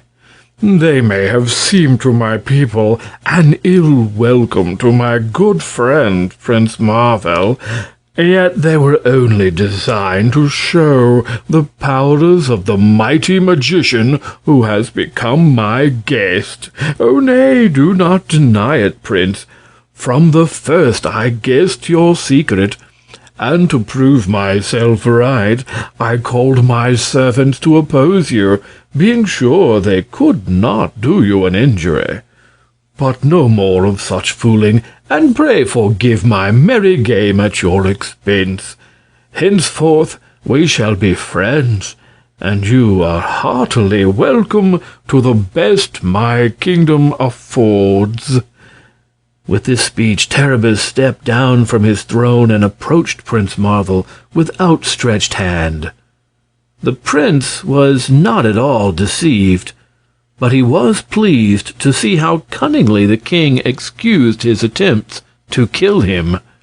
So he laughed and touched the hand Terribus extended, for this fairy prince seemed to have no anger against any mortal who ventured to oppose him. The strangers were now conducted with every mark of respect to a beautiful suite of apartments in the castle, wherein were soft beds with velvet spreads, marble baths with perfumed waters, and a variety of silken and brocaded costumes from which they might select a change of raiment.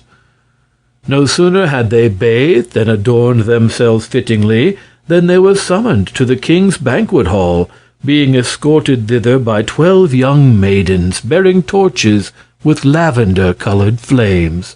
The night had fallen upon the mountains outside, but the great banquet hall was brilliant with the glow of 1,000 candles, and seated at the head of the long table was King Terribus. Yet here, as in the throne-room, the ruler of Spor was dressed in simplest garments, and his seat was a rough block of stone.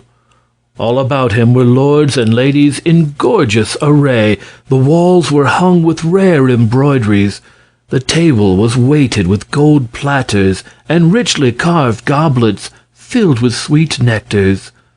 But the king himself, with his horrid, ugly head, was like a great blot on a fair parchment, and even Prince Marvel could not repress a shudder as he gazed upon him. Terribus placed his guest upon his right hand and loaded him with honors. Nerle stood behind the prince's chair and served him faithfully as an esquire should. But the other servants treated Nerle with much deference, noting in him an air of breeding that marked him the unusual servant of an unusual master. Indeed, most curious were the looks cast on these marvelous men who had calmly walked into the castle of mighty Terribus and successfully defied his anger. For in spite of his youthful appearance and smiling face, every attendant at the banquet feared Prince Marvel even more than they feared their own fierce king. The days that followed were pleasant ones for Prince Marvel and Nerle, who were treated as honored guests by both the king and his courtiers. But the prince seemed to be the favorite, for at all games of skill and trials of arms he was invariably the victor, while in the evenings, when the grand ballroom was lighted up and the musicians played sweet music, none was so graceful in the dance as the fairy prince. Nerle soon tired of the games and dancing, for he had been accustomed to them at his father's castle, and moreover he was shy in the society of ladies, so before many weeks had passed he began to mope and show a discontented face. One day the prince noticed his esquire's dismal expression of countenance, and asked the cause of it. "Why," said Nerle, "here I have left my home to seek worries and troubles, and have found but the same humdrum life that existed at my father's castle. Here our days are made smooth and pleasant, and there is no excitement or grief whatever. You have become a carpet knight, Prince Marvel, and think more of bright eyes than of daring deeds. So if you will release me from your service, I will seek further adventures." "Nay," returned the prince, "we will go together, for I too am tired of this life of pleasure." So next morning Marvel sought the presence of King Terribus and said, "I have come to bid your majesty adieu, for my esquire and I are about to leave your dominions." At first the king laughed, and his long nose began to sway from side to side. Then, seeing the prince was in earnest, his majesty frowned and grew disturbed. Finally he said, "I must implore you to remain my guests a short time longer. No one has ever before visited me in my mountain home, and I do not wish to lose the pleasure of your society so soon." "Nevertheless, we must go," answered the prince briefly. "Are you not contented?" asked Terribus. "Ask whatever you may desire, and it shall be granted you." "We desire adventures amid new scenes," said Marvel, "and these you cannot give us, except by permission to depart." Seeing his guest was obstinate, the king ceased further argument and said, "Very well, go if you wish, but I shall hope to see you return to us this evening." The prince paid no heed to this peculiar speech, but left the hall and hurried to the courtyard of the castle, where Nerl was holding the horses in readiness for their journey. Standing around were many rows and files of the gray men, and when they reached the marble roadway they found it lined with motionless forms of the huge giants. But no one interfered with them in any way, although both Prince Marvel and Nerl knew that every eye followed them as they rode forward. Curiously enough, they had both forgotten from what direction they had approached the castle, for whereas they had at the time noticed but one marble roadway leading to the entrance, they now saw that there were several of these, each one connecting with a path through the mountains. "It really doesn't matter which way we go, so long as we get away from the Kingdom of Spore," said Prince Marvel. So he selected a path by chance, and soon they were riding through a mountain pass. The pleased, expectant look on Nerl's face had gradually turned to one of gloom. "I hoped we should have a fight to get away," he said sadly. "And in that case I might have suffered considerable injury and pain. But no one has injured us in any way, and perhaps King Terribus is really glad to be rid of us." "With good reason, too, if such is the case," laughed Marvel. "For mark you, Nerl, the king has discovered we are more powerful than he is, and had he continued to oppose us, we might have destroyed his entire army." On they rode through the rough hill paths, winding this way and that, until they lost all sense of the direction in which they were going. "Never mind," said the prince. "So long as we get farther and farther away from the ugly Terribus, I shall be satisfied." "Perhaps we are getting into more serious danger than ever," answered Nerl, brightening. "One of the giants told me the other day that near the foot of these mountains is the kingdom of the High Ki of Twy." "Who is the High Ki of Twy?" asked Prince Marvel. "No one knows," answered Nerl. "And what is the kingdom of Twy like?" "No one knows that," answered Nerl. "Then," returned the prince with a smile, "if by chance we visit the place, we shall know more than anyone else." At noon they ate luncheon by the wayside, Nerl having filled his pouch by stealth at the breakfast table. There were great fragments of rock lying all about them, and the sun beat down so fiercely that the heat reflected from the rocks was hard to bear. So the travelers did not linger over their meal, but remounted and rode away as soon as possible. When the sun began to get lower in the sky, the rocks beside the path threw the riders into shadow, so that their journey became more pleasant.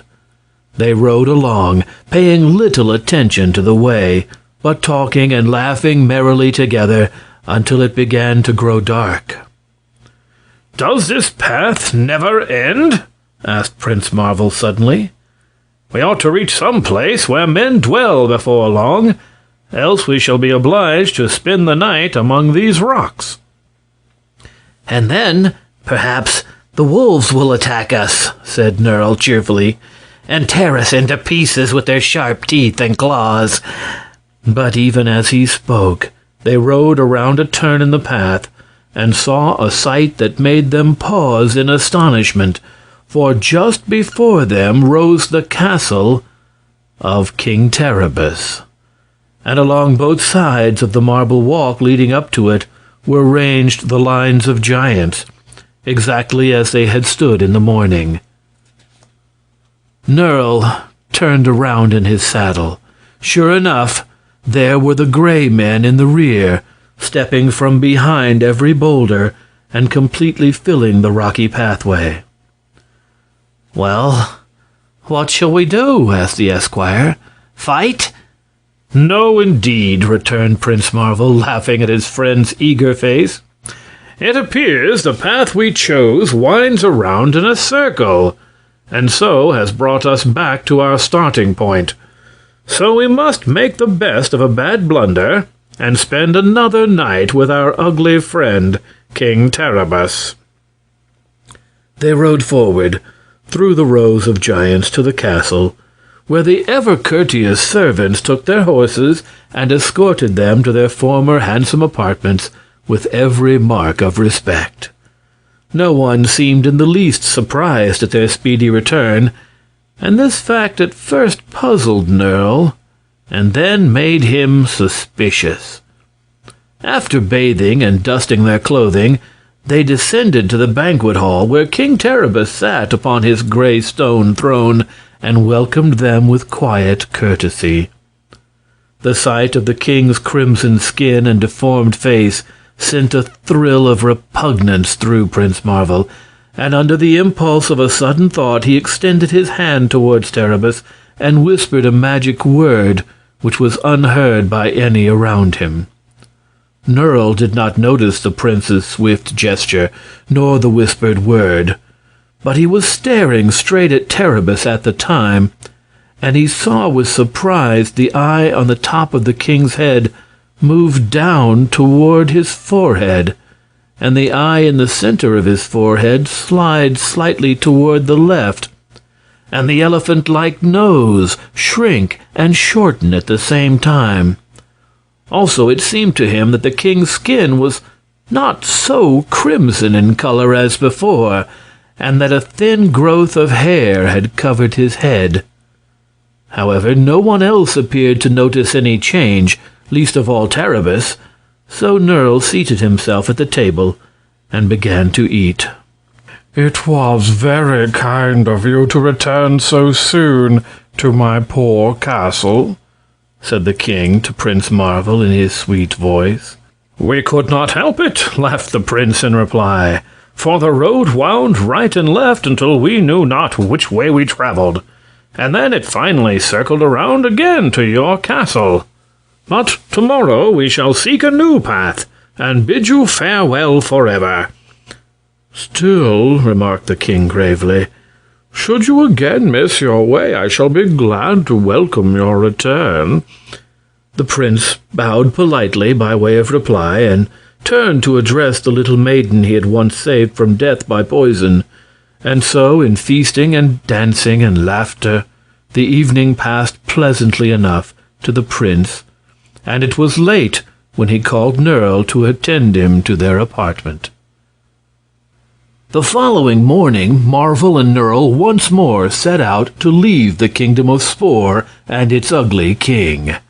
They selected another pathway leading from the castle and traveled all day, coming at nightfall into view of the place whence they had started, with its solemn rows of giants and gray men standing ready to receive them.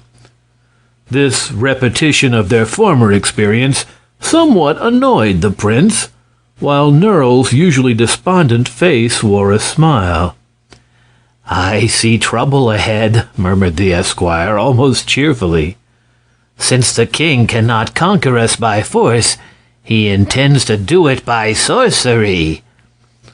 Marvel did not reply, but greeted the king quietly, while Terribus welcomed their return as calmly as if he well knew they could not escape him. That evening the prince made another pass toward the king with his hand, and muttered again the magic word. Nerl was watching, and saw the upper eye of Terribus glide still farther down his forehead, and the other eye move again toward the left.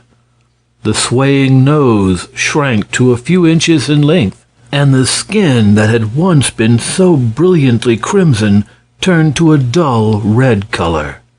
This time the courtiers and ladies-in-waiting also noticed the change in the king's features, but were afraid to speak of it, as any reference to their monarch's personal appearance was by law punishable by death. Terribus saw the startled looks directed upon him, and raised his hand to feel of his nose and eyes. but thinking that if any change in his appearance had taken place, he must be uglier than before, he only frowned and turned away his head.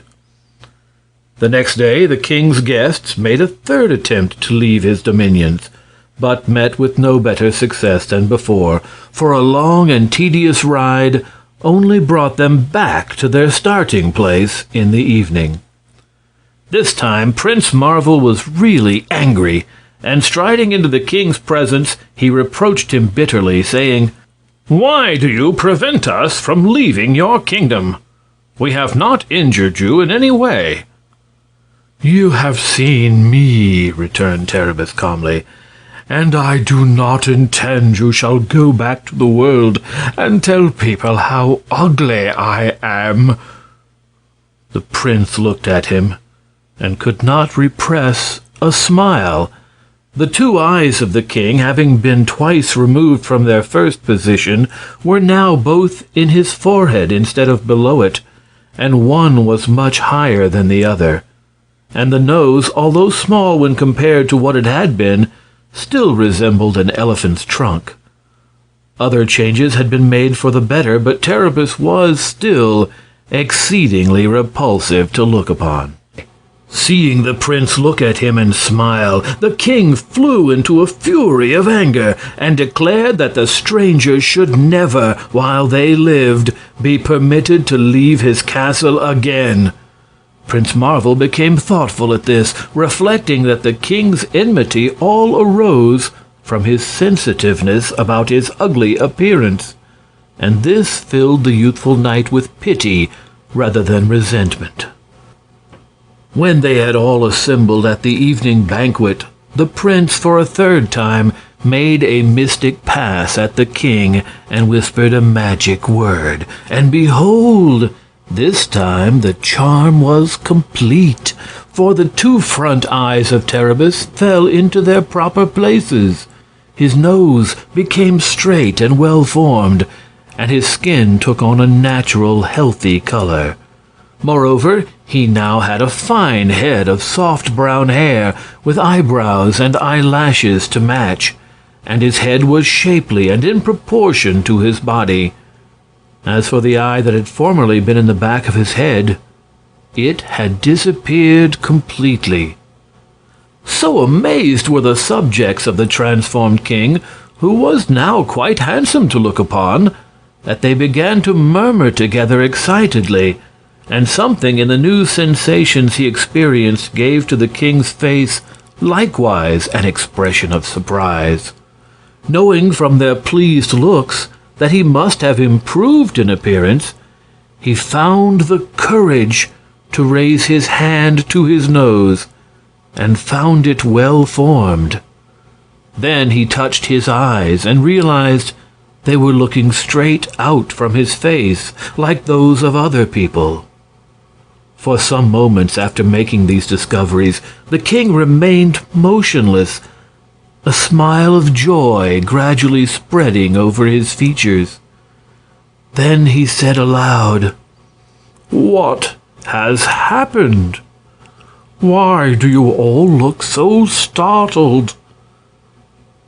"Your Majesty is no longer ugly," replied Marvel laughingly, "so that when Nerl and I leave your kingdom, we can proclaim nothing less than praise of your dignified and handsome appearance."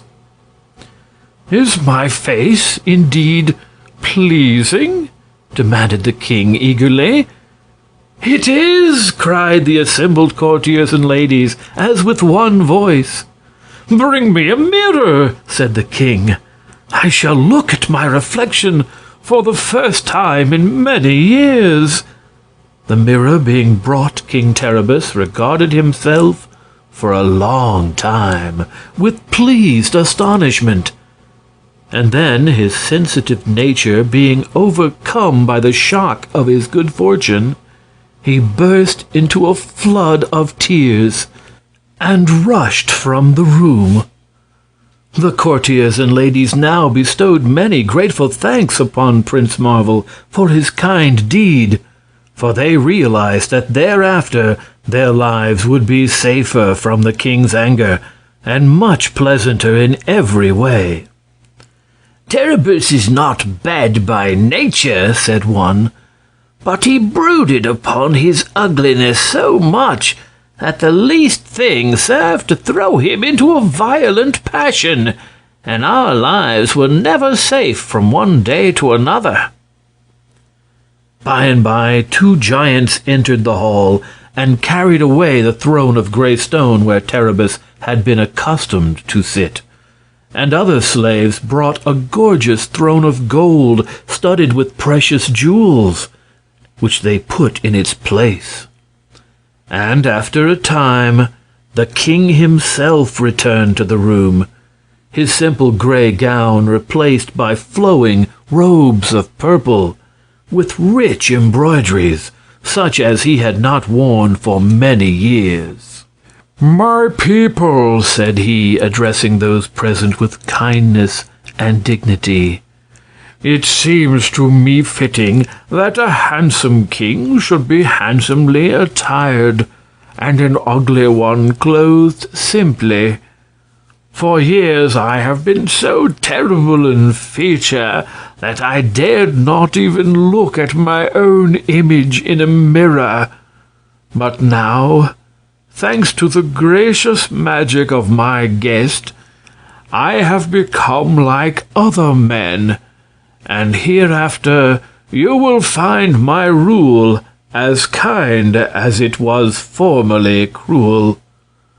Tonight, in honor of this joyous occasion, we shall feast and make merry, and it is my royal command that you all do honor and reverence to the illustrious Prince Marvel." A loud shout of approval greeted this speech, and the evening was merry indeed. Terribus joined freely in the revelry, laughing as gaily as the lightest-hearted damsel present.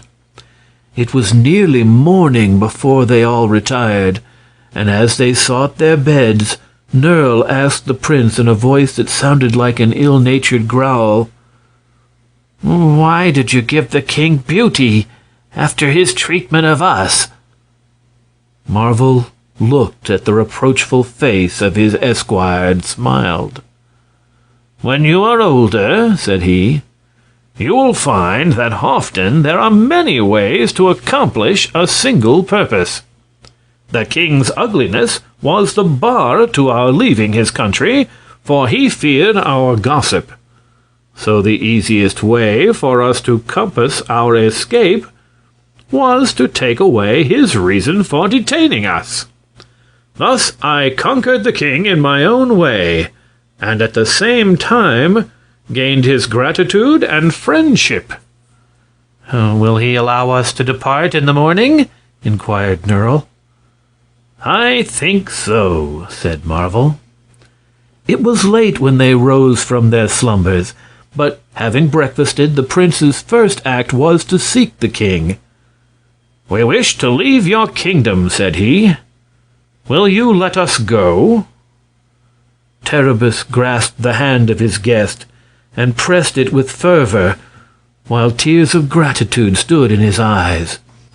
"I should prefer that you remain with me always and be my friend," he answered. "But if you choose to leave me, I shall not interfere in any way with your wishes." Prince Marvel looked at him thoughtfully, and then said, "My time on this island is short. In a few months, Prince Marvel will have passed out of the knowledge of men, and his name will be forgotten. Before then, I hope to visit the kingdoms of Dorna and Ariel and Plenta, so I must not delay, but beg you will permit me to depart at once." "Very well," answered Terribus. "Come with me, and I shall show you the way." He led the prince and Nerle to a high wall of rock, and placing his hand upon its rough surface, touched a hidden spring. Instantly an immense block of stone began to swing backward, disclosing a passage large enough for a man on horseback to ride through. "This is the one road that leads out of my kingdom," said Terribus. "The others all begin and end at the castle, so that unless you know the secret of this passage, you could never escape from Spore." "But where does this road lead?" asked Marvel. "To the kingdom of Auriel, which you desire to visit. It is not a straight road, for it winds around the land of Twy, so it will carry you a little out of your way." "What is the land of Twy?" inquired the prince. "A small country, hidden from the view of all travelers," said Terribus. "No one has ever yet found a way to enter the land of Twy. Yet there is a rumor that it is ruled by a mighty personage called the High Ki." "And does the rumor state what the High Ki of Twy is like?" "No, indeed," returned the king, smiling, "so it will do you no good to be curious. And now, farewell, and may good luck attend you. Yet bear in mind the fact that King Terribus of Spore owes you a mighty debt of gratitude, and if you ever need my services, you have but to call on me, and I shall gladly come to your assistance." "I thank you," said Marvel, "but there is small chance of my needing help. Farewell, and may your future life be pleasant and happy." With this he sprang to the saddle of his prancing charger, and, followed by Nerle, rode slowly through the stone arch. The courtiers and ladies had flocked from the palace to witness their departure, and the giants and dwarves and gray men were drawn up in long lines to speed the king's guests. So it was a brilliant sight that Marvel and Nerle looked back on. But once they were clear of the arch, the great stone rolled back into its place, shutting them out completely from the kingdom of Spore, with its turreted castle and transformed king. Knowing that at last they were free to roam according to their desire, the travelers rode gaily along the paths, taking but scant heed of their way. "Our faces are set toward new adventures," remarked the prince. "Let us hope they will prove more pleasant than the last." "To be sure," responded Nerle. "Let us hope, at any rate, that we shall suffer more privations and encounter more trouble than we did in that mountainous kingdom of Spore." Then he added, "For one reason, I regret you are my master." "What is that reason?" asked the prince, turning to smile upon his esquire. "You have a way of overcoming all difficulties without any trouble whatsoever, and that deprives me of any chance of coming to harm while in your company."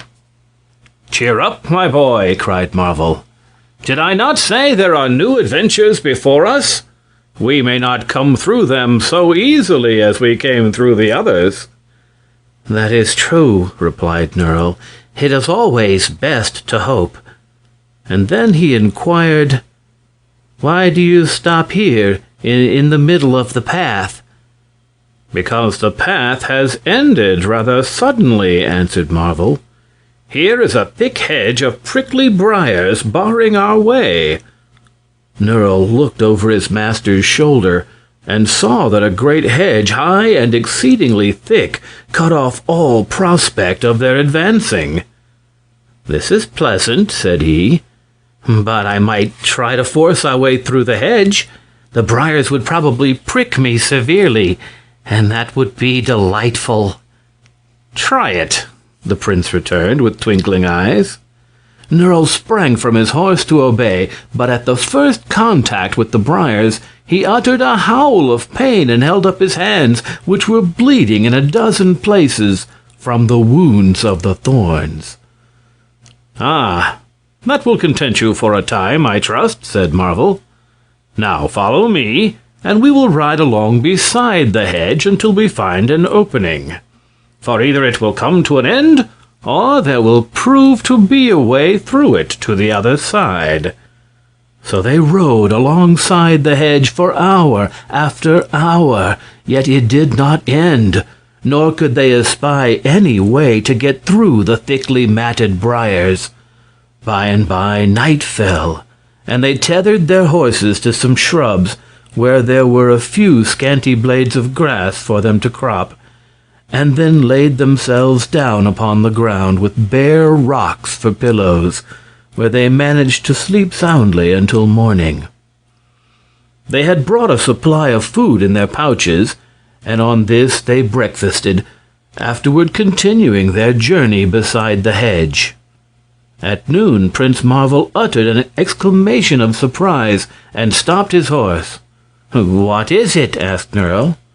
"I have found the handkerchief with which you wiped the blood from your hands yesterday morning, and then carelessly dropped," replied the prince. "This proves that we have made a complete circle around this hedge without finding a way to pass through it." "In that case," said Nerle, "we had better leave the hedge and go in another direction." "Not so," declared Marvel. "The hedge encloses some unknown country, and I am curious to find out what it is." "But there is no opening," remonstrated Nerle. "Then we must make one. Wouldn't you like to enjoy a little more pain?" "Thank you," answered Nerle, "but my hands are still smarting very comfortably from the pricks of yesterday." "Therefore, I must make the attempt myself," said the prince, and drawing his sword, he whispered a queer word to it, and straightway began slashing at the hedge. The brambles fell fast before his blade, and when he had cut a big heap of branches from the hedge, Nerle dragged them to one side, and the prince began again. It was marvelous how thick the hedge proved. Only a magic sword could have done this work and remained sharp, and only a fairy arm could have proved strong enough to hew through the tough wood. But the magic sword and fairy arm were at work, and naught could resist them.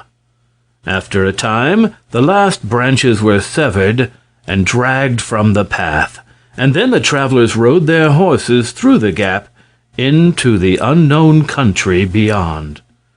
They saw at first glance that it was a land of great beauty, but after that one look, both Prince Marvel and Nerle paused and rubbed their eyes to assure themselves that their vision was not blurred. Before them were two trees exactly alike, and underneath the trees 2 cows were grazing, each a perfect likeness of the other. At their left were 2 cottages, with every door and window and chimney the exact counterpart of another. Before these 2 houses 2 little boys were playing, evidently twins, for they not only looked alike and dressed alike, but every motion one made was also made by the other at the same time and in precisely the same way.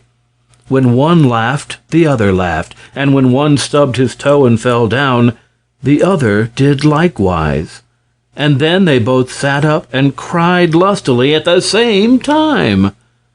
At this, 2 women, it was impossible to tell one from the other, rushed out of the 2 houses, caught up the 2 boys, shook and dusted them in precisely the same way, and led them by their ears back into the houses.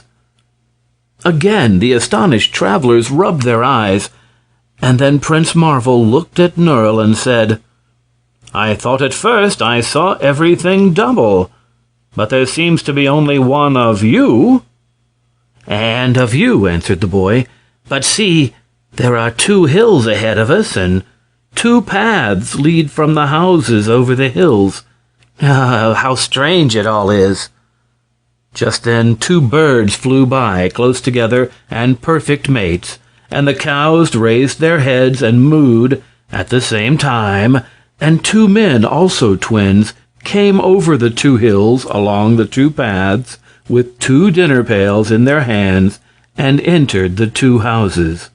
They were met at the doors by the 2 women, who kissed them exactly at the same time and helped them off with their coats with the same motions and closed the 2 doors with 2 slams at the same instant. Nurl laughed. "What sort of country have we got into?" he asked.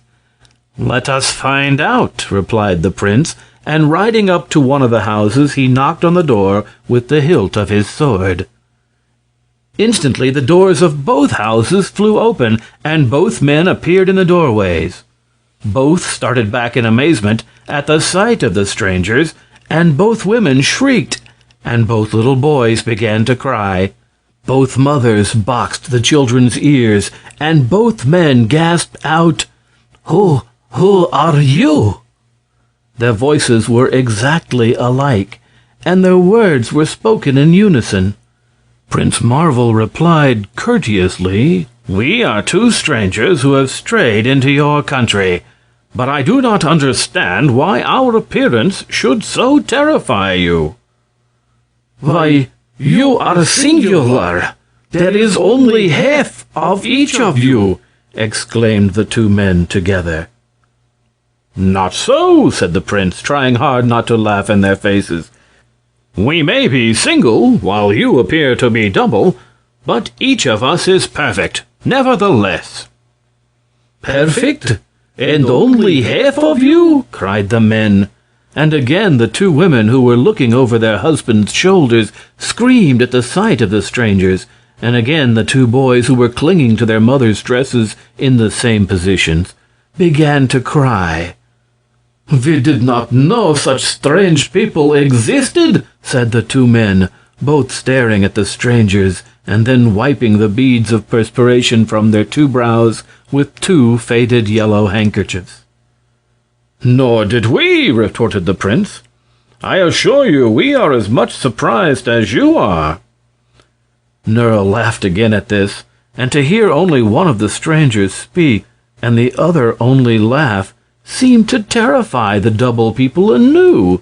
So Prince Marvel quickly asked, "Please tell us what country this is." "The land of Twy," answered both men together. "Oh, the land of Twy. And why is the light here so dim?" continued the prince. "Dim?" repeated the men, as if surprised. "Why, this is twilight, of course." "Of course," said Nurl. "I hadn't thought of that. We are in the long-hidden land of Twy, which all men have heard of, but no man has found before." "And who may you be?" questioned the prince, looking from one man to the other curiously. "We are Twys," they answered. "Twice?" "Twys, inhabitants of Twy." "It's the same thing," laughed Nurl. "You see everything twice in this land." "Are none of your people single?" asked Prince Marvel. "Single?" returned the men, as if perplexed. "We don't understand." "Are you all double, or are some of you just one?" said the prince, who found it difficult to put his question plainly. "What does one mean?" asked the men. "There is no such word as one in our language." "They have no need of such a word," declared Nurl. "We are only poor laborers," explained the men. "But over the hills lie the cities of Twy, where the Kai and the Kai dwell, and also the High Kai." "Ah," said Marvel, "I've heard of your High Kai. Who is he?" The men shook their heads, together and with the same motion.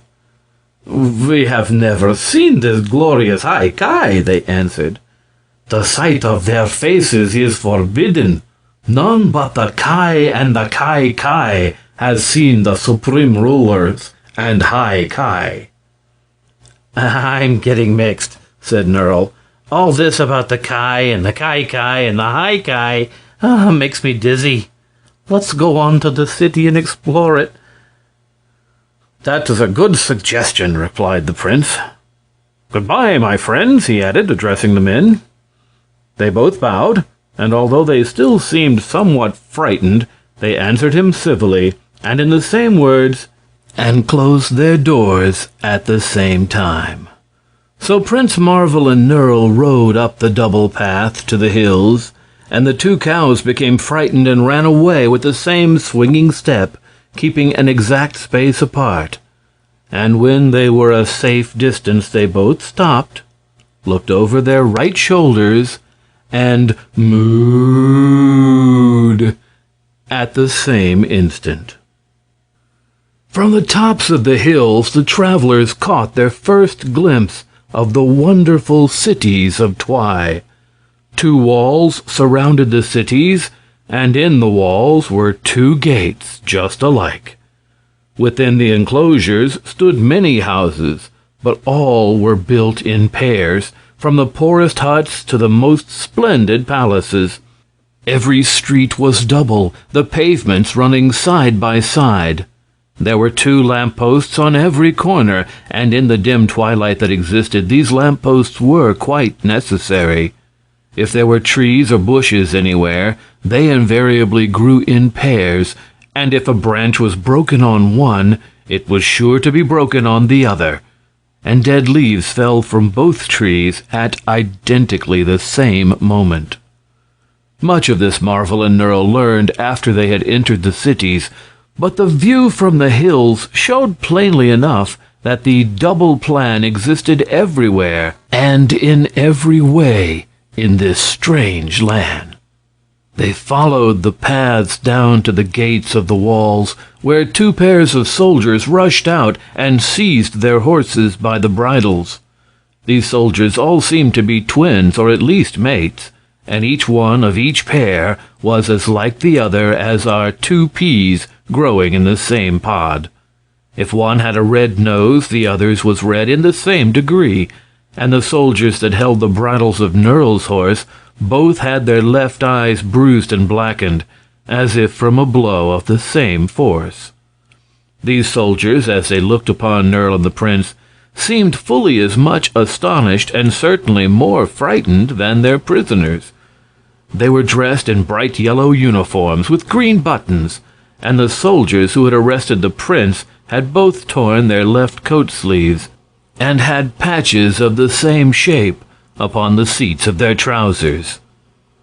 "How dare you stop us, fellows?" asked the prince sternly. The soldiers holding his horse both turned and looked inquiringly at the soldiers holding Nerl's horse, and these turned to look at a double captain who came out of 2 doors in the wall and walked up to them. "Such things were never before heard of," said the 2 captains, their startled eyes fixed upon the prisoners. "We must take them to the Kai and the Kai." "Why so?" asked Prince Marvel.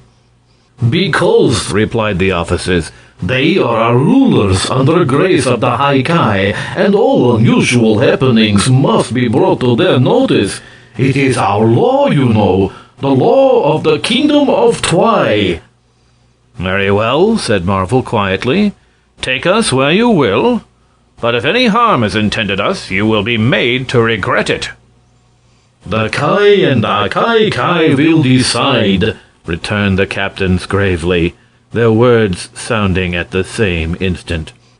And then the 2 pairs of soldiers led the horses through the double streets, the captains marching ahead with drawn swords, and crowds of twin men and twin women coming from the double doors of the double houses to gaze upon the strange sight of men and horses who were not double. Presently they came upon a twin palace with twin turrets rising high into the air, and before the twin doors the prisoners dismounted. Marvel was escorted through one door, and Nerl through another, and then they saw each other going down a double hallway to a room with a double entrance. Passing through this, they found themselves in a large hall with 2 domes set side by side in the roof. The domes were formed of stained glass, and the walls of the hall were ornamented by pictures in pairs, each pair showing identically the same scenes. This was, of course, reasonable enough in such a land where two people would always look at two pictures at the same time and admire them in the same way with the same thoughts. Beneath one of the domes stood a double throne on which sat the Kai of Twy, a pair of gray-bearded and bald-headed men who were lean and lank and stoop-shouldered.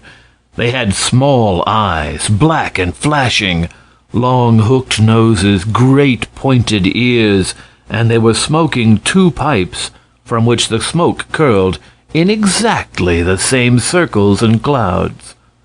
Beneath the other dome sat the Kai of Twy, also on double thrones, similar to those of the Kai.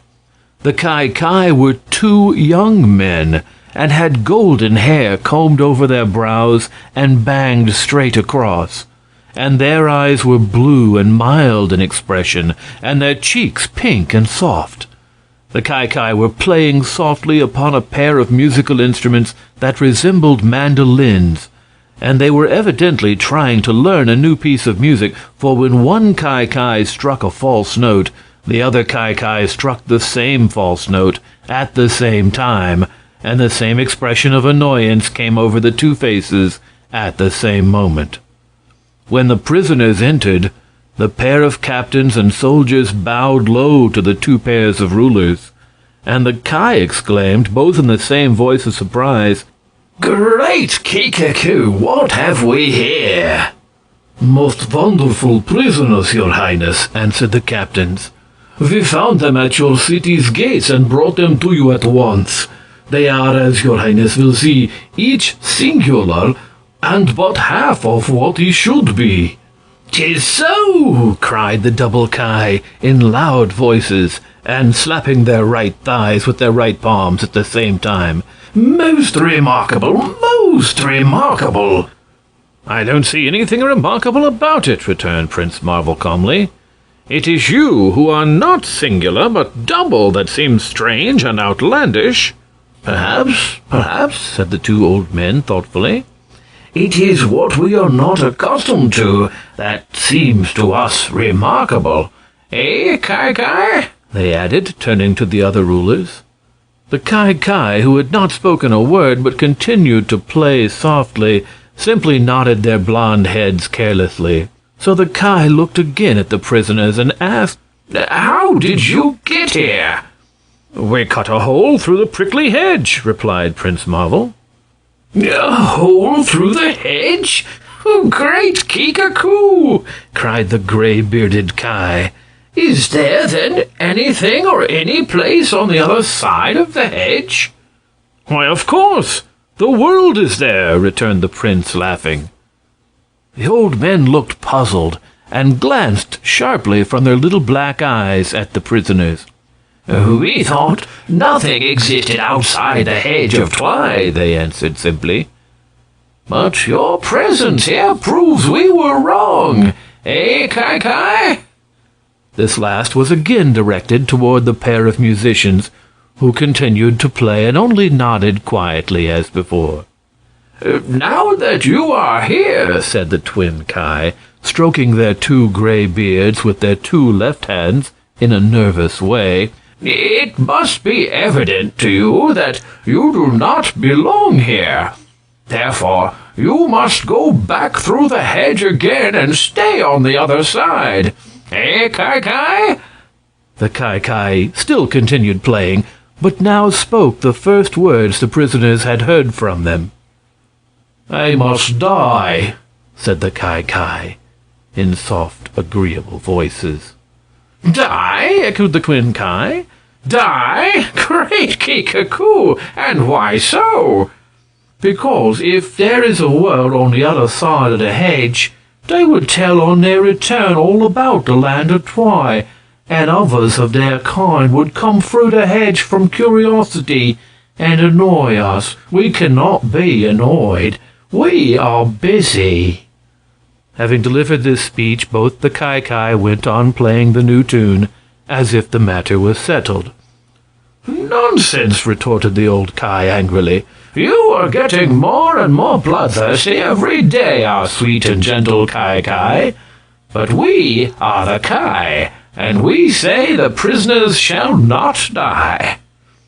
"We say they shall," answered the youthful Kai, nodding their two heads at the same time with a positive motion. "You may be the Kai, but we are the Kai, and you're superior." "Not in this case," declared the old men. "Where life and death are concerned, we have equal powers with you." "And if we disagree?" asked the players gently. "Oh, great Kikaku, if we disagree, the High Kai must judge between us," roared the twin Kai excitedly. "Quite so," answered the Kai. "The strangers must die." "They shall not die," stormed the old men with fierce gestures toward the others, while both pairs of black eyes flashed angrily. "And we disagree, and they must be taken to the High Kai," returned the blonde musicians, beginning to play another tune. The two Kai rose from their thrones, paced 2 steps to the right and 3 steps to the left, and then sat down again. "Very well," they said to the captains, who had listened unmoved to the quarrel of the rulers. "Keep these half-men safe prisoners until tomorrow morning, and then the Kai and we ourselves will conduct them to the mighty High Kai." At this command, the twin captains bowed again to both pairs of rulers and led Prince Marvel and Nerl from the room. Then they were escorted along the streets to the twin houses of the captains, and here the officers paused and scratched their left ears with uncertain gestures. "There being only half of each of you," they said, "we do not know how to lock each of you in double rooms." "Oh, let us occupy the same room," said Prince Marvel. "We prefer it." "Very well," answered the captains. "We must transgress our usual customs in any event, so you may as well be lodged as you wish." So Nerl and the prince were thrust into a large and pleasant room of one of the twin houses. The double doors were locked upon them by twin soldiers, and they were left to their own thoughts. "Tell me, Prince, are we awake or asleep?" asked Nerl as soon as they were alone. "There is no question of our being awake," replied the prince with a laugh. "But what a curious country it is, and what a funny people!" "We can't call them odd or singular," said the esquire, "for everything is even in numbers and double in appearance. It makes me giddy to look at them, and I keep feeling of myself to make sure there is still only one of me." "You are but half a boy," laughed the prince. "At least so long as you remain in the land of Twi." "I'd like to get out of it in double quick time," answered Nerl. "And we should even now be on the other side of the hedge, were it not for that wicked pair of Kai who are determined to kill us." "It is strange," said the prince thoughtfully, "that the fierce-looking old Kai should be our friends, and the gentle Kai our enemies. How little one can tell from appearances what sort of heart beats in a person's body." Before Nerl could answer, the 2 doors opened, and 2 pairs of soldiers entered. They drew 2 small tables before the prince and 2 before Nerl, and then other pairs of twin soldiers came and spread cloths on the tables, and set twin platters of meat and bread and fruit on each of the tables. When the meal had been arranged, the prisoners saw that there was enough for 4 people instead of 2, and the soldiers realized this also, for they turned puzzled looks first on the tables and then on the prisoners.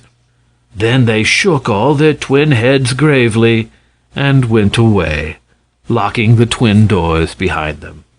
"We have one advantage in being singular," said Nerl cheerfully, "and that is we are not likely to starve to death, for we can eat the portions of our missing twins as well as our own."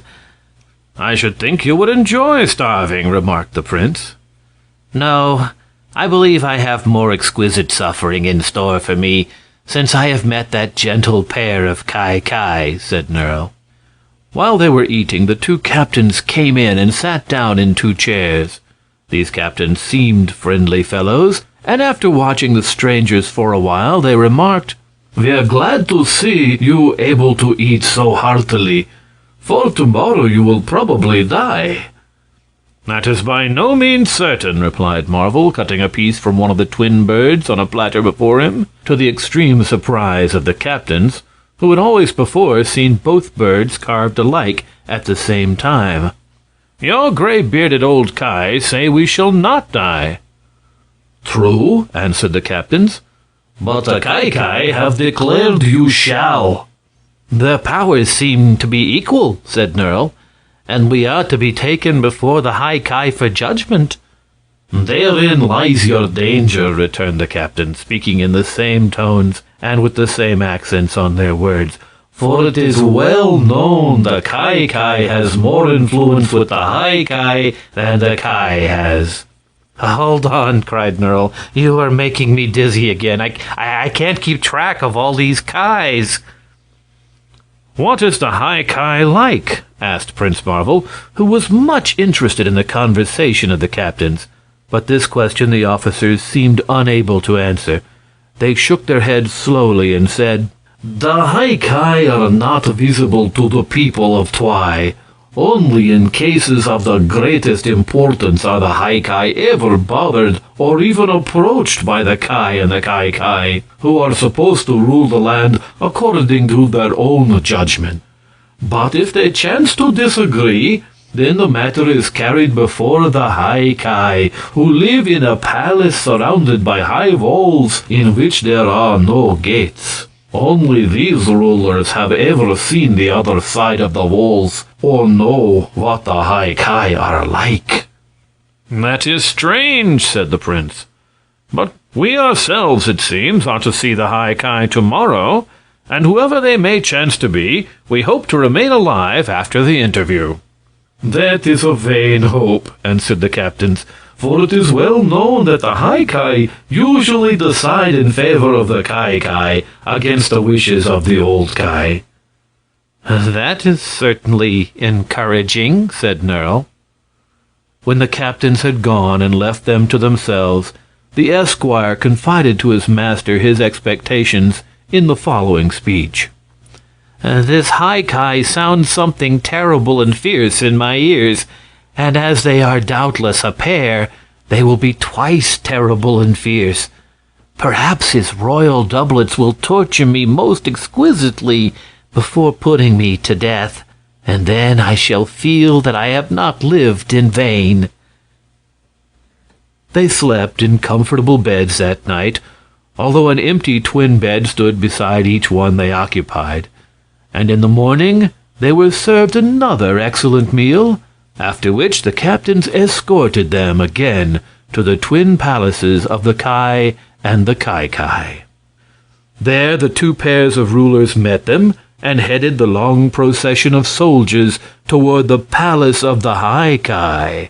First came a band of music, in which many queer sorts of instruments were played in pairs by twin musicians, and it was amusing to Nerl to see the twin drummers roll their twin drums exactly at the same time, and the twin trumpets peal out twin notes. After the band marched the double Kai and the double Kai, their four bodies side by side in a straight line. The Kai had left their musical instruments in the palace, and now wore yellow gloves with green stitching down the backs, and swung gold-headed canes jauntily as they walked. The Kai stooped their aged shoulders and shuffled along with their hands in their pockets, and only once did they speak, and that was to roar, "Great Kika-Koo!" when the Kai jabbed their canes down on the Kai's toes. Following the Kai and the Kai came the prince and Nerl, escorted by the twin captains, and then there were files of twin soldiers bringing up the rear. Crowds of twin people with many twin children amongst them turned out to watch the unusual display, and many pairs of twin dogs barked together in unison and snapped at the heels of the marching twin soldiers. By and by they reached the great wall surrounding the High Kai's palace, and sure enough, there was never a gate in the wall by which any might enter.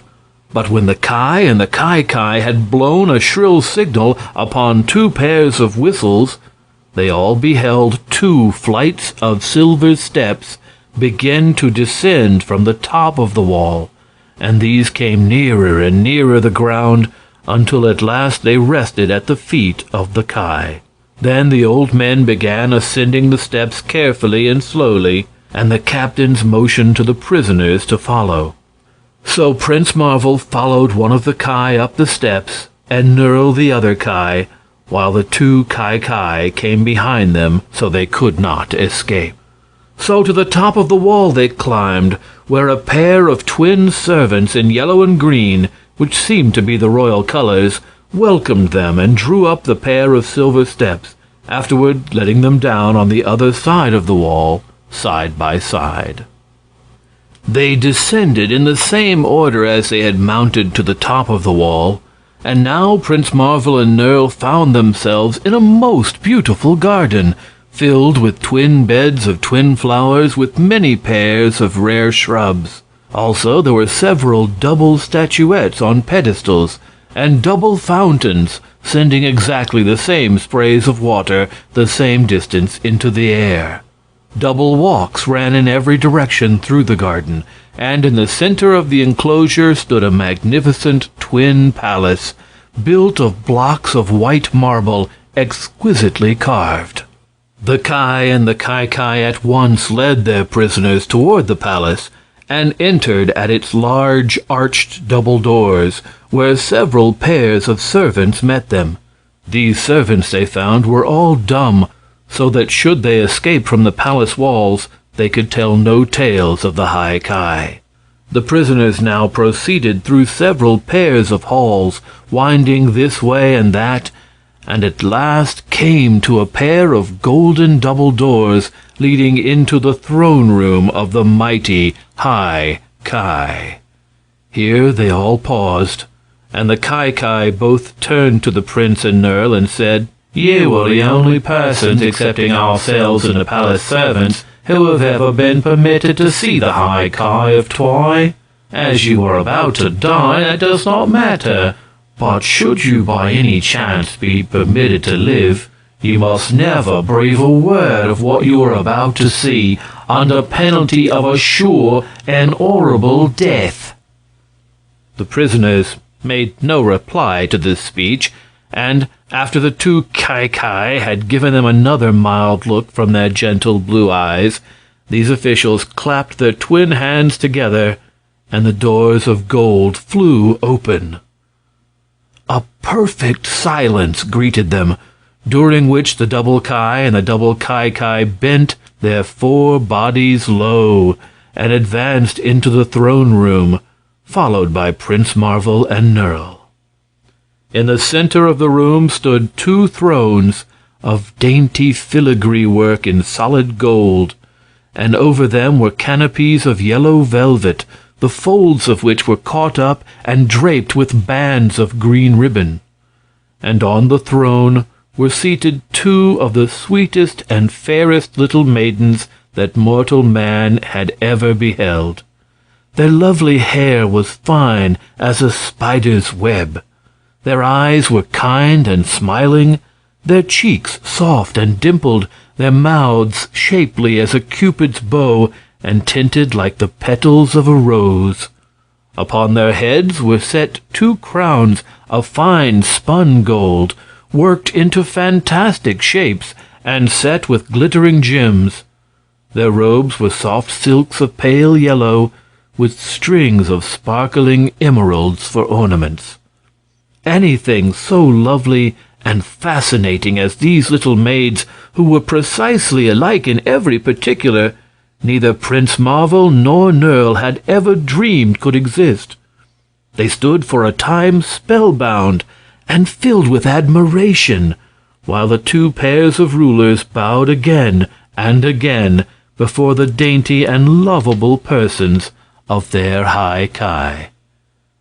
But it was hard for Nerl to keep quiet for long, and presently he exclaimed, in a voice loud enough to be heard by all present, And by the great Kikaku of our friend Sakai, these darling haikai of Twi are sweet enough to be kissed.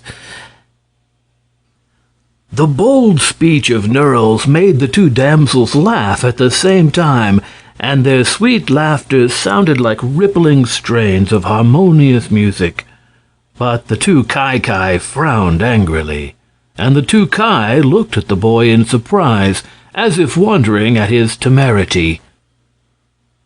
Who are these strangers? asked the pretty Haikai, speaking together as all the twins of Twi did. And why are they not mates, but only half of each other? These questions, your supreme highnesses, said the blonde-haired pair of Kai, we are unable to answer. Perhaps, then, the strangers can answer themselves, said the little maid, smiling first upon the Kai and then upon the prisoners. Prince Marvel bowed. I am from the great outside world, said he, and my name is Prince Marvel. Until now I have never seen people that live in pairs, and speak in unison, and act in the same way, and think the same thoughts. My world is much bigger than your world, and in it every person is proud to think and act for himself. You say that I am only a half, but that is not so. I am perfect without a counterpart. My friend Nurl is perfect without a counterpart, and it is yourselves who are halved. For in the land of Twi, no person is complete or perfect without its other half, and it seems to take two of you to make one man, or one maid. The sweet faces of the twin Haikai grew thoughtful at this speech, and they said, Indeed, it may be you are right.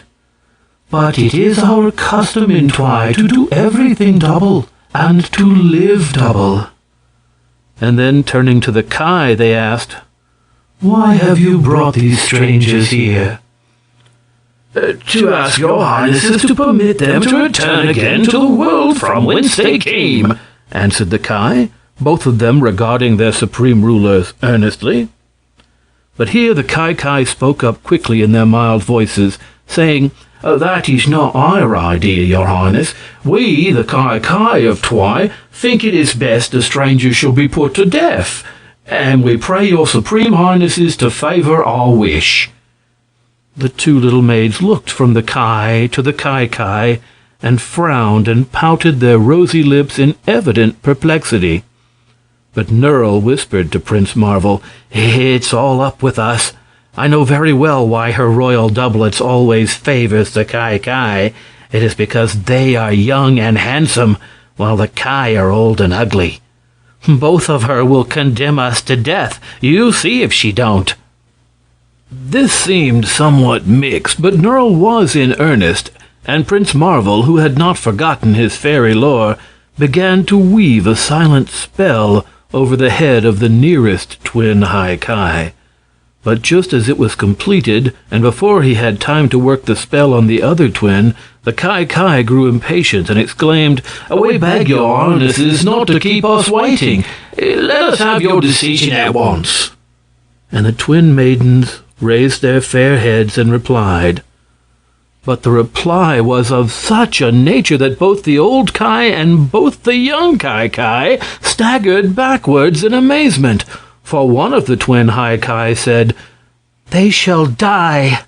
And the other twin Haikai said at the same instant, They shall not die.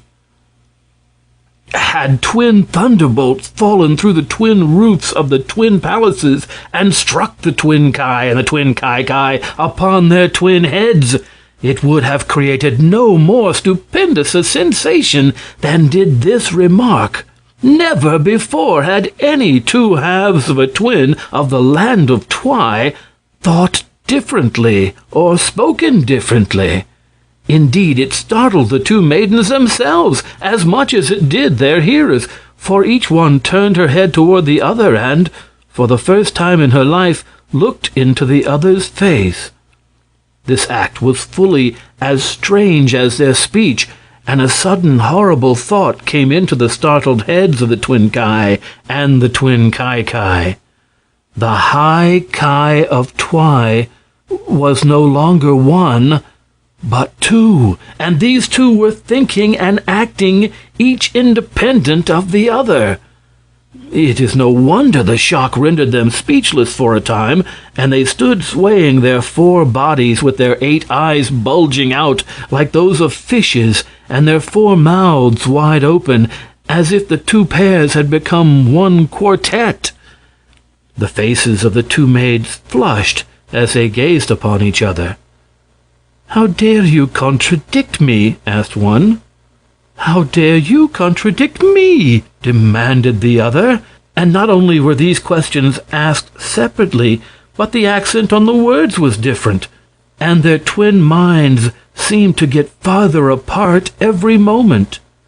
"I'm the High Kai of Twi," said one.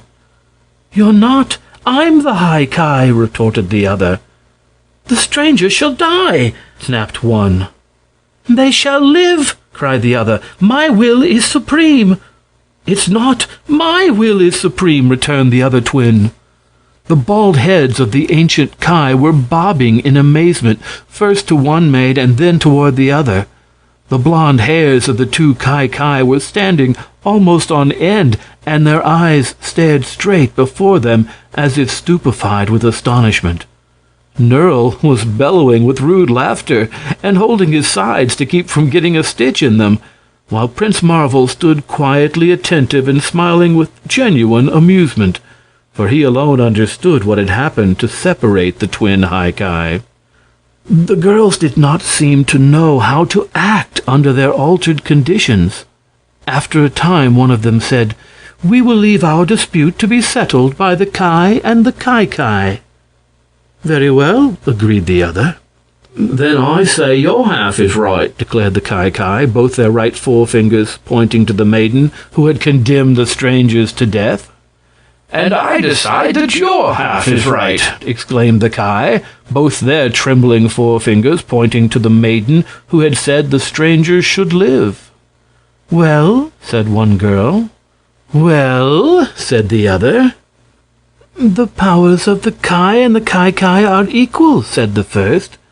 "We are no nearer a settlement of our dispute than we were before." "My dear young ladies," said Prince Marvel politely, "I beg you will take time to think the matter over, and see if you cannot come to an agreement. We are in no hurry." "Very well," decided the twins, speaking both together this time. "We command you all to remain in the palace until we have settled our own strange dispute. The servants will care for you, and when we are ready to announce our decision, we shall again send for you." Everyone bowed at this command and retired from the room, but Nerl looked over his shoulder as he went through the doorway and saw that the 2 High Kai had turned in their seats and were facing each other, and that both their faces wore angry and determined expressions. For nearly a week, Prince Marvel and Nerl remained confined to the palace and gardens of the High Kai. Together with the twin Kai, who seemed to be friendly to them, they occupied one of the twin palaces, while the Kai secluded themselves in the other. The pretty High Kai maidens they did not see at all, nor did they know what part of the palaces they occupied, not being permitted to wander away from the rooms allotted to them, except to walk in the garden.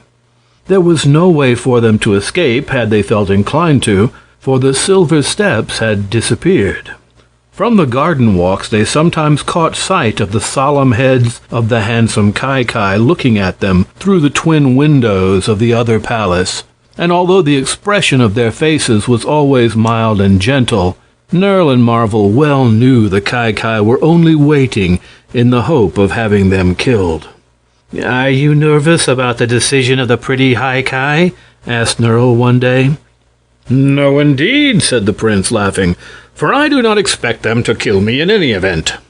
"If I felt as sure of my safety," returned the boy, "it would destroy all my pleasure. These are really happy days for me. Every moment I expect to see the executioner arrive with his axe." "The executioner is double," said the two old Kai, breaking into the conversation. "You should say you expect to see the executioners arrive with their axes." "Then how will they cut off my head with two axes? For I suppose they will both chop at the same time, and I have but one neck." "Wait and see," answered the two Kai, sighing deeply and rubbing their red noses thoughtfully.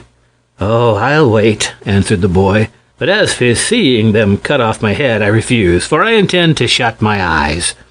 So they sat in their rooms or walked in the gardens, yawning and waiting until one day, just as the two clocks on the wall were striking 24 o'clock, the door opened, and to their surprise, one of the High Ki twins walked in upon them. She was as sweet and fair to look upon as when she occupied one of the beautiful thrones, but at first no one could tell which of the High Ki she was, their friend or their enemy. Even the Ki were puzzled and anxious until the girl said, "My other half and I have completely separated, for we have agreed to disagree for all time. And she has gone to ask the Ki to assist her, for war is declared between us, and hereafter her color is to be the green and mine the yellow. And we intend to fight until one of us conquers and overthrows the other." This announcement was interesting to Marvel and Nerl, but greatly shocked the aged Ki, who asked, "What is to become of our kingdom? Half of a High Ki cannot rule it. It is against the law." "I will make my own laws when I have won the fight," returned the girl, with a lovely smile. "So do not let that bother you. And now tell me, will you help me to fight my battles?" "Willingly!" exclaimed Nerl and Prince Marvel, almost as if they had been twins of Twi. And the Ki rubbed their bald heads a moment, and then sneezed together and wiped their eyes on faded yellow handkerchiefs, and finally declared they would stick to her Supreme Highness through thick and thin. "Then go over the wall to the cities at once, and get together all the soldiers to fight for me and my cause," commanded the girl. The twin Ki at once left the room, and the High Ki sat down and began to ask questions of Prince Marvel and Nerl about the big outside world from whence they came. Nerl was rather shy and bashful before the dainty little maiden, whose yellow robe contrasted delightfully with her pink cheeks and blue eyes and brown flowing locks. But Prince Marvel did not mind girls at all, so he talked with her freely, and she in return allowed him to examine the pretty gold crown she wore upon her brow. By and by the Ki came back with both faces sad and gloomy. "Your Highness," they announced, "we have bad news for you. The other High Ki, who is wearing a green gown, has been more prompt in action than yourself. She and the Ki have secured the Silver Steps, and will allow no others to use them. And already they have sent for the soldiers of the royal armies to come and aid them. So we are unable to leave the garden, and presently the army will be here to destroy us." Then the girl showed her good courage, for she laughed and said, "Then we must remain here and fight to the last. And if I am unable to save you, who are my friends, it will be because I cannot save myself." This speech pleased Prince Marvel greatly. He kissed the little maid's hand respectfully and said, "Fear nothing, your Highness. My friend and I are not so helpless as you think. We consider it our privilege to protect and save you, instead of your saving us. And we are really able to do this in spite of the other High Ki and her entire army." So they remained quietly in the palace the rest of that day, and no one molested them in the least. In the evening the girl played and sang for them, and the ancient pair of Ki danced a double shuffle for their amusement that nearly convulsed them with laughter, for one danced exactly like the other, and the old men's legs were still very nimble, although their wrinkled faces remained anxiously grave throughout their antics.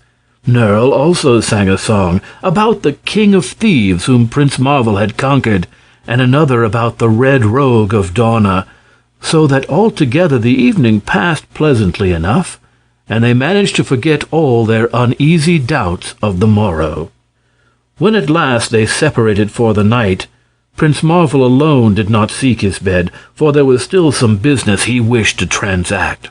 So he shut himself up in his room, and summoned before him, by means of his fairy knowledge, the Prince of the Nooks, the King of the Rills, and the Governor of the Goblins.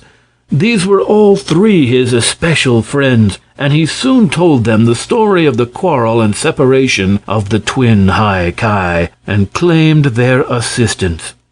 Then he told them how they might aid him, and afterward dismissed them. Having thus accomplished his task, the fairy prince went to bed and slept peacefully the remainder of the night.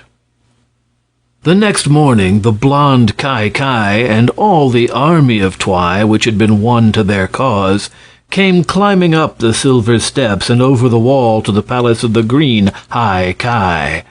But what was their amazement to find the twin palaces separated by a wall so high that no ladders nor steps they possessed could reach to the top.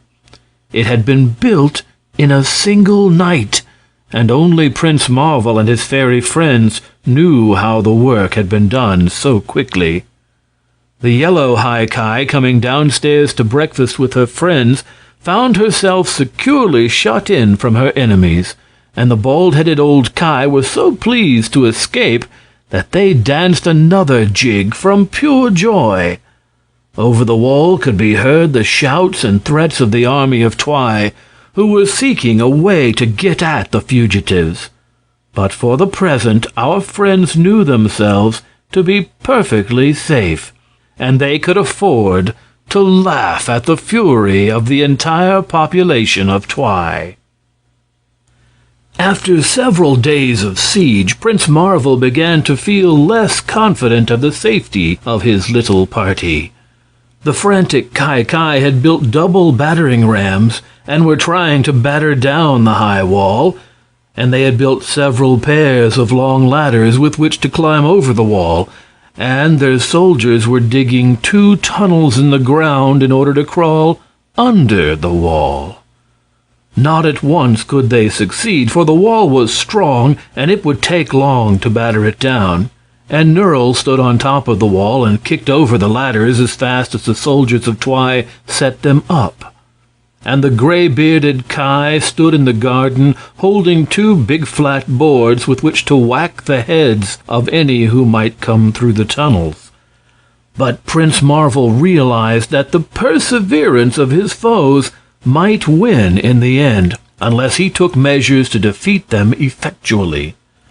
So he summoned swift messengers from among the Sound Elves, who are accustomed to travel quickly, and they carried messages from him to Wultakim, the king of the reformed thieves, and to King Teribus of Spore, who had both promised him their assistance in case he needed it. The prince did not tell his friends of this action, but after the messengers had been dispatched, he felt easier in his mind. The little High Ki remained as sweet and brave and lovable as ever, striving constantly to cheer and encourage her little band of defenders. But none of them was very much worried, and Nerl confided to the maiden in yellow the fact that he expected to suffer quite agreeably when the Ki at last got him in their clutches. Finally, a day came when 2 big holes were battered through the wall, and then the twin soldiers of Twi poured through the holes and began to pound on the doors of the palace itself, in which Prince Marvel and Nerl, the Ki, and the yellow High Ki had locked themselves as securely as possible. The prince now decided it was high time for his friends to come to their rescue. But they did not appear, and before long the doors of the palace gave way, and the soldiers rushed upon them in a vast throng. Nerl wanted to fight, and to slay as many of the Twi people as possible, but the prince would not let him. "These poor soldiers are but doing what they consider their duty," he said, "and it would be cruel to cut them down with our swords. Have patience, I pray you. Our triumph will come in good time." The Kai, who came into the palace accompanied by the green Kai, ordered the twin soldiers to bind all the prisoners with cords. So one pair of soldiers bound the Kai, and another pair Nerl and the prince, using exactly the same motions in the operation. But when it came to binding the yellow Kai, the scene was very funny, for twin soldiers tried to do the binding, and there was only one to bind, so that one soldier went through the same motions as his twin on empty air. And when his other half had firmly bound the girl, his own rope fell harmless to the ground. But it seemed impossible for one of the twins to do anything different from the other, so that was the only way the act could be accomplished. Then the green-robed Kai walked up to the one in yellow and laughed in her face, saying, "You now see which of us is the most powerful, and therefore the most worthy to rule. Had you remained faithful to our handsome Kai, as I did, you would not now be defeated and disgraced." "There is no disgrace in losing one battle," returned the other girl proudly. "You are mistaken if you think you have conquered me, and you are wrong to insult one who is, for the time being, your captive." The maiden in green looked for an instant confused and ashamed.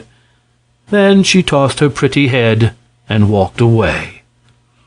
They led all the prisoners out into the garden, and then through the broken wall and up and down the silver steps into the great square of the cities of Twy. And here all the population crowded around them, for this was the first time any of them had seen their Kai, or even known that they were girls, and the news of their quarrel and separation had aroused a great deal of excitement. "Let the executioners come forward," cried the Kai gleefully, and in answer to the command the twin executioners stepped up to the prisoners. They were big men, these executioners, each having a squint in one eye and a scar on the left cheek. They polished their axes a moment on their coat sleeves, and then said to Prince Marvel and Nerl, who were to be the first victims, "Don't dodge, please, or our axes may not strike the right place. And do not be afraid, for the blows will only hurt you an instant. In the land of Twy, it is usually considered a pleasure to be executed by us. We are so exceedingly skillful." "I can well believe that," replied Nerl, although his teeth were chattering. But at this instant a loud shout was heard, and the twin people of Twy all turned their heads to find themselves surrounded by throngs of fierce enemies. Prince Marvel smiled, for he saw among the newcomers the giants and dwarves and the stern gray men of King Terribus, with their monarch calmly directing their movements, and on the other side of the circle were the jolly faces and bushy whiskers of the 59 reformed thieves, with burly Wooltakem at their head.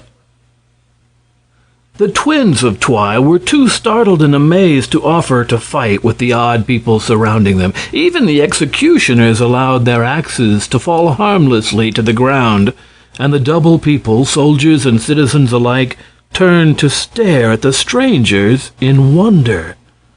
"We're here, Prince!" yelled Wooltakem, his bristly beard showing over the heads of those who stood between. "Thank you," answered Prince Marvel. "And all the men of Spore are here," added King Terribus, who was mounted on a fine milk-white charger, richly caparisoned. "I thank the men of Spore," returned Prince Marvel graciously. "Shall we cut your foes into small pieces, or would you prefer to hang them?" questioned the king of the reformed thieves, loudly enough to set most of his hearers shivering. But now the little maid in yellow stepped up to Prince Marvel, and, regarding the youthful knight with considerable awe, said sweetly, "I beg you will pardon my people and spare them.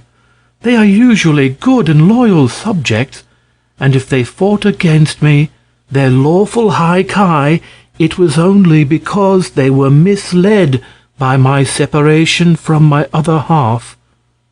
"That is true," replied the prince, "and as you are still the lawful high Ki of Twi, I will leave you to deal with your own people as you see fit. For those who have conquered your people are but your own allies, and are still under your orders, as I am myself." Hearing this, the green high Ki walked up to her twin high Ki and said boldly, "I am your prisoner. It is now your turn. Do with me as you will." "I forgive you," replied her sister in kindly tones. Then the little maid who had met with defeat gave a sob and turned away weeping, for she had expected anything but forgiveness. And now the Ki came forward, and, bowing their handsome blonde heads before the high Ki, demanded, "Are we forgiven also?" "Yes," said the girl, "but you are no longer fit to be rulers of my people. Therefore, you are henceforth deprived of your honorable offices of Ki, which I shall now bestow upon these good captains here." And she indicated the good-natured officers who had first captured the prince and Nerl. The people of Twi eagerly applauded this act, for the captains were more popular with them than the former Ki, but the blonde ones both flushed with humiliation and anger and said, "The captains fought against you, even as we did." "Yet the captains only obeyed your orders," returned the high Ki, "so I hold them blameless." "And what is to become of us now?" asked the former Ki. "You will belong to the common people, and earn your living playing tunes for them to dance by," answered the high Ki. And at this retort everyone laughed, so that the handsome youths turned away with twin scowls upon their faces, and departed amidst the jeers of the crowd. "Better hang 'em to a tree, little one," shouted Wooltakem in his big voice. "They won't enjoy life much anyhow." But the maid shook her pretty head and turned to the prince. "Will you stay here and help me to rule my kingdom?" she asked. "I cannot do that," replied Prince Marvel, "for I am but a wandering adventurer, and must soon continue my travels. But I believe you will be able to rule your people without my help." "It is not so easy a task," she answered, sighing, "for I am singular, and my people are all double." "Well, let us hold a meeting in your palace," said the prince, "and then we can decide what is best to be done." So they dismissed the people, who cheered their high Ki enthusiastically, returning quietly to their daily tasks and the gossip that was sure to follow such important events as they had witnessed. The army of King Terribus and the 59 reformed thieves went to the twin palaces of the Ki and the Ki and made merry with feastings and songs to celebrate their conquest. And the high Ki, followed by the prince, Nerl, King Terribus, and Wooltakem, as well as by the Ki and the newly appointed Ki, mounted the silver steps and passed over the wall to the royal palaces. The green high Ki followed them, still weeping disconsolately. When they had all reached the throne room, the high Ki seated herself on one of the beautiful thrones and said, "By some strange chance, which I am unable to explain, my twin and I have become separated, so that instead of thinking and acting alike, we are now individuals, as are all the strange men who have passed through the hole in the hedge. And being individuals, we can no longer agree, nor can one of us lawfully rule over the kingdom of Twi, where all the subjects are twins, thinking and acting in unison." Said Prince Marvel, "Your Highness, I alone can explain why you became separated from your twin. By means of a fairy enchantment which I learned years ago, I worked upon you a spell which compelled your brain to work independent of your sister's brain. It seemed to me that it is better each person should think her own thoughts and live her own life, rather than be yoked to another person and obliged to think and act as a twin, or one half of a complete whole. And since you are now the one High Ki, and the acknowledged ruler of this country, I will agree to work the same fairy spell on all your people, so that no longer will there be twin minds in all this land of Twy. But all the cows and dogs and horses and other animals are double as well as the people, suggested the old Ki, blinking their little eyes in amazement at the thought of being forever separated from each other. I can also work the spell upon all the twin animals, said the prince after a moment's hesitation. And all our houses are built double, with twin doors and windows and chimneys, to accommodate our twin people, continued the High Ki. And the trees and flowers, even the blades of grass, are all double. And our roads are double, and everything else is double. I alone, the ruler of this land, am singular. Prince Marvel became thoughtful now, for he did not know how to separate trees and flowers, and it would be a tedious task to separate the twin houses. "Why not leave the country as it is?" asked King Terribus of Spor. "The High Ki is welcome to come to my castle to live, and then she need no longer bother about the land of Twy, which seems to me a poor place after all."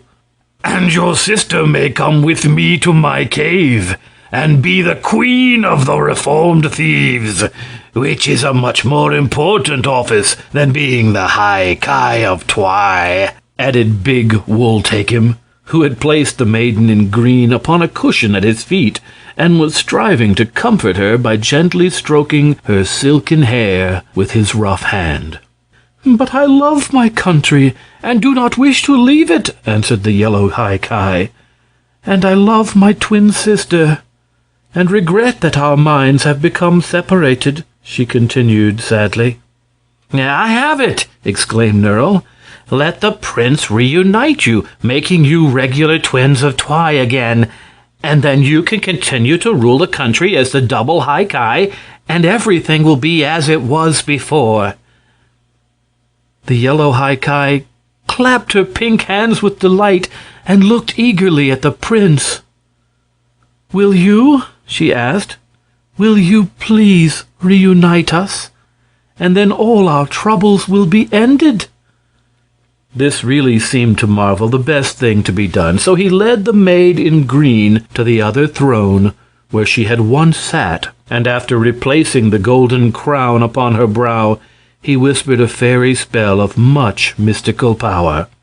Then the prince stepped back and regarded the maidens earnestly, and after a moment both the High Ki smiled upon him in unison, and said, speaking the same words in the same voices with the same accents, "Thank you very much." Having restored the High Ki to their former condition, to the great joy of the ancient Ki, Prince Marvel led his friends back to the palaces where his men were waiting. They were just in time to prevent serious trouble, for the 58 reformed thieves had been boasting of their prowess to the huge giants and tiny dwarves of King Terribus, and this had resulted in a quarrel as to which were the best fighters. Had not their masters arrived at the right moment, there would certainly have been a fierce battle and much bloodshed, and all over something of no importance. Terribus and Wool-Take-Him soon restored order, and then they accompanied the Ki and the Ki to the public square, where the people were informed that their Supreme Highnesses, the High Ki, had been reunited, and would thereafter rule them with twin minds as well as twin bodies. There was great rejoicing at this news, for every twin in Twy was glad to have his troubles ended so easily and satisfactorily. That night the Ryls and Knooks and other invisible friends of Prince Marvel came and removed the dividing wall between the twin palaces of the High Ki, repairing speedily all the damage that had been done. And when our friends called upon the High Ki the next morning, they found the two maids again dressed exactly alike in yellow robes, with strings of sparkling emeralds for ornament. And not even Prince Marvel could now tell one of the High Ki from the other. As for the maids themselves, it seemed difficult to imagine they had ever existed apart for a single moment. They were very pleasant and agreeable to their new friends, and when they heard that Prince Marvel was about to leave them to seek new adventures, they said, "Please take us with you. It seems to us that we ought to know something of the big outside world from whence you came. If we see other kingdoms and people, we shall be better able to rule our own wisely." "That seems reasonable," answered Marvel, "and I shall be very glad to have you accompany me. But who will rule the land of Twy in your absence?" "The Ki shall be the rulers," answered the High Ki, "and we will take the Ki with us." "Then I will delay my departure until tomorrow morning," said the prince, "in order that your highnesses may have time to prepare for our journey." And then he went back to the palaces of the other rulers, where the Ki expressed themselves greatly pleased at the idea of traveling, and the new Ki were proud to learn that they should rule for some time the land of Twy. Wool-Take-Him also begged to join the party, and so also did King Terribus, who had never before been outside of his own kingdom of Spore. So Prince Marvel willingly consented. The 58 reformed thieves, led by Gunder, returned to their cave, where they were living comfortably on the treasure Prince Marvel had given them, and the gray men and giants and dwarves of Spore departed for their own country. In the morning, Prince Marvel led his own gay cavalcade through the hole in the hedge, and they rode merrily away in search of adventure. By his side were the High Ki, mounted upon twin chestnut ponies that had remarkably slender limbs and graceful arched necks. The ponies moved with exactly the same steps, and shook their manes and switched their tails at exactly the same time. Behind the prince and the High Ki were King Terribus, riding his great white charger, and Wool-Take-Him on a stout horse of jet-black color. The two ancient Ki and Nerl, being of lesser rank than the others, brought up the rear. "When we return to our land of Twy," said the High Ki, "we shall close up for all time the hole you made in the hedge. For, if we are different from the rest of the world, it is better that we remain in seclusion." "I think it is right you should do that," replied Prince Marvel. "Yet I do not regret that I cut a hole in your hedge." "It was the hedge that delayed us in coming more promptly to your assistance," said Terribus, "for we had hard work to find the hole you had made, and so lost much valuable time." "All is well that ends well," laughed the prince. "You certainly came in good time to rescue us from our difficulties." They turned into a path that led to Auriel, which Nerl had heard spoken of as the Kingdom of the Setting Sun. Soon the landscape grew very pleasant to look upon, the meadows being broad and green, with groups of handsome trees standing about. The twilight of the land of Twy was now replaced by bright sunshine, and in the air was the freshness of the nearby sea. At evening, they came to a large farmhouse, where the owner welcomed them hospitably and gave them the best his house afforded. In answer to their questions about the kingdom of Auriel, he shook his head sadly and replied, "It is a rich and beautiful country, but has fallen under great misfortunes. For when the good king died about 2 years ago, the kingdom was seized by a fierce and cruel sorcerer named Quitoffel, who rules the people with great severity and makes them bring him all their money and valuable possessions. So everyone is now very poor and unhappy, and that is a great pity in a country so fair and fertile. But why do not the people rebel? Asked Nerl. Well, they dare not rebel, answered the farmer, because they fear the sorcery of Quitoffel. If they do not obey him, he threatens to change them into grasshoppers and June bugs. Has he ever changed anyone into a grasshopper or a June bug? Asked Prince Marvel. No, but the people are too frightened to oppose him, and so he does not get the opportunity, as he has an army of fierce soldiers who are accustomed to beat the people terribly if they do not carry every bit of their wealth to the sorcerer. So there is no choice but to obey him. We certainly ought to hang this wicked creature, exclaimed Wool Take Him. I wish I had brought my fool killer with me, sighed King Terribus, for I could have kept him quite busy in this kingdom.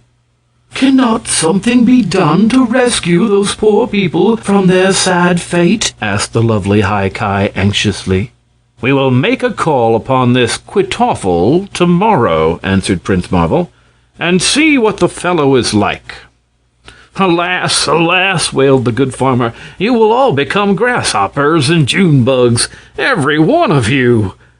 But none of the party seemed to fear that, and having passed the night comfortably with the farmer, they left his house and journeyed on to the kingdom of Auriel. Before noon, they came upon the edge of a forest where a poor man was chopping logs into firewood. Seeing Prince Marvel's party approach, this man ran toward them, waving his hands and shouting excitedly, "Take the other path! Take the other path!" "Why should we take the other path?" inquired the prince, reining in his steed. "Because this one leads to the castle of the great sorcerer, Quitoffel," answered the man. "But there is where we wish to go," said Marvel. "What? You wish to go there?" cried the man. "Then you will be robbed and enslaved." "Not as long as we are able to fight," laughed the big Wool Take Him.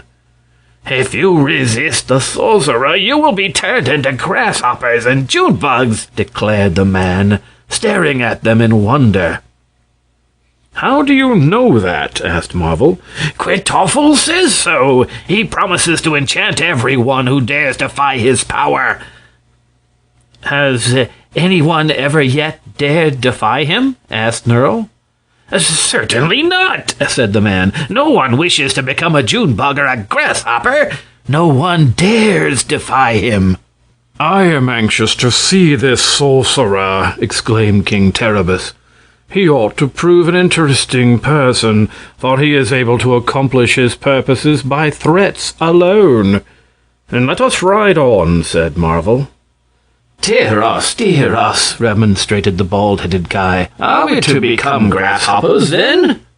"We shall see," returned the prince briefly.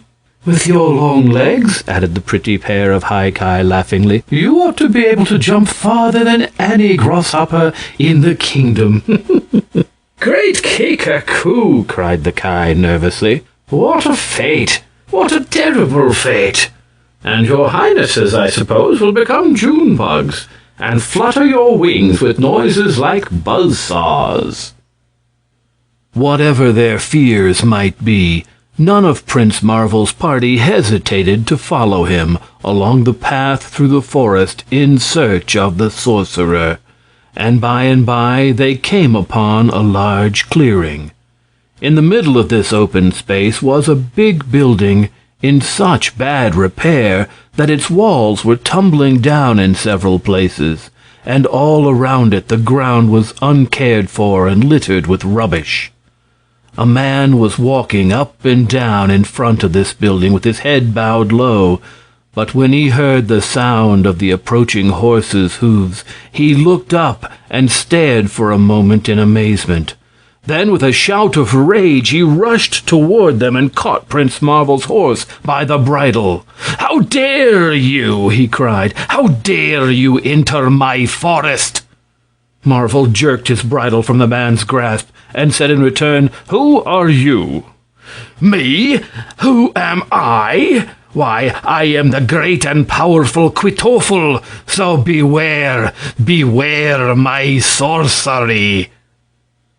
They all looked at the man curiously. He was short and very fat, and had a face like a puffball, with little red eyes and scarcely any nose at all. He wore a black gown with scarlet grasshoppers and Junebugs embroidered upon the cloth, and his hat was high and peaked, with an imitation grasshopper of extraordinary size perched upon its point. In his right hand he carried a small black wand, and around his neck hung a silver whistle on a cord. Seeing that the strangers were gazing on him so earnestly, Kwytoffle thought they were frightened. So he said again in a big voice, "Beware my vengeance." "Beware yourself," retorted the prince, "for if you do not treat us more respectfully, I shall have you flogged." "What? Flog me?" shouted Kwytoffle furiously. "For this I will turn every one of you into grasshoppers, unless you at once give me all the wealth you possess." "Poor man," exclaimed Nerle. "I can see you are longing for that flogging. Will you have it now?" And he raised his riding whip above his head. Kwytoffle stumbled backwards a few paces and blew shrilly upon his silver whistle. Instantly a number of soldiers came running from the building, others following quickly after them, until fully 100 rough-looking warriors, armed with swords and axes, had formed in battle array, facing the little party of Prince Marvel. "Arrest these strangers!" commanded Kwytoffle, in a voice like a roar. "Capture them and bind them securely, and then I will change them all into grasshoppers." "All right," answered the captain of the soldiers, and then he turned to his men and shouted, "Forward! Double-quick march!" They came on with drawn swords, at first running and then gradually dropping into a walk, as they beheld Nerle, Wool-Take-Him, King Terribus, and Marvel, standing quietly waiting to receive them, weapons in hand and ready for battle. A few paces off, the soldiers hesitated and stopped altogether, and Kwytoffle yelled at the captain, "Why don't you go on? Why don't you capture them? Why don't you fight them?" "Why, they have drawn their swords," responded the captain reproachfully. "Who cares?" roared the sorcerer. "We care," said the captain, giving a shudder as he looked upon the strangers. "Their swords are sharp, and some of us would get hurt." "You're cowards!" shrieked the enraged Kwytoffle. "I'll turn you all into Junebugs!" At this threat, the soldiers dropped their swords and axes, and all fell upon their knees, trembling visibly, and imploring their cruel master not to change them into Junebugs. "Bah!" cried Nerle scornfully. "Why don't you fight? If we will kill you, then you will escape being Junebugs." "The fact is," said the captain woefully, "we simply can't fight, for our swords are only tin, and our axes are made of wood, with silver paper pasted over them." "But why is that?" asked Wool-Take-Him, while all the party showed their surprise. "Why, until now we have never had any need to fight," said the captain, "for everyone has quickly surrendered to us, or run away the moment we came near. But you people do not appear to be properly frightened, and now, alas, since you have drawn upon us the great sorcerer's anger, we shall all be transformed into Junebugs." "Yes, roared Kwytoffle, hopping up and down with anger. "You shall all be June bugs, and these strangers I will transform into grasshoppers." "Very well," said Prince Marvel quietly. "You can do it now." I will, cried the sorcerer. "Then why don't you begin?" inquired the prince. "Why don't I begin? Why, I haven't got the enchantments with me, that's why. Do you suppose we great magicians carry around enchantments in our pockets?" returned the other in a milder tone. "Where do you keep your enchantments?" asked the prince. "They're in my dwelling," snapped Kwytoffle, taking off his hat and fanning his fat face with the brim. "Then go and get them," said Marvel. "Nonsense! If I went to get the enchantments, you would all run away," retorted the sorcerer. "Not so," protested Nerl, who was beginning to be amused. "My greatest longing in life is to become a grasshopper." "Oh, yes! Please let us be grasshoppers!" exclaimed the High-Ki maids in the same breath. "We want to hop! We want to hop! Please, please let us hop!" implored the bald-headed Ki, winking their left eyes at Wool-Takem. "By all means, let us become grasshoppers," said King Terribus, smiling. And Wool-Takem added, "I'm sure your soldiers would enjoy being June bugs, for then they wouldn't have to work. Isn't that so, boys?" The bewildered soldiers looked at one another in perplexity, and the still more bewildered sorcerer gazed on the speakers with staring eyes and wide-open mouth. "I insist," said Prince Marvel, "upon your turning us into grasshoppers and your soldiers into June bugs, as you promised. If you do not, then I will flog you, as I promised." "Very well," returned the sorcerer, with a desperate look upon his face. "I'll go and find the enchantment." "And we'll go with you," remarked the prince pleasantly. So the entire party accompanied Kwytoffle into the house, where they entered a large room that was in a state of much disorder. "Let me see," said the sorcerer, rubbing his ears, as if trying to think. "I wonder if I put them in this cupboard.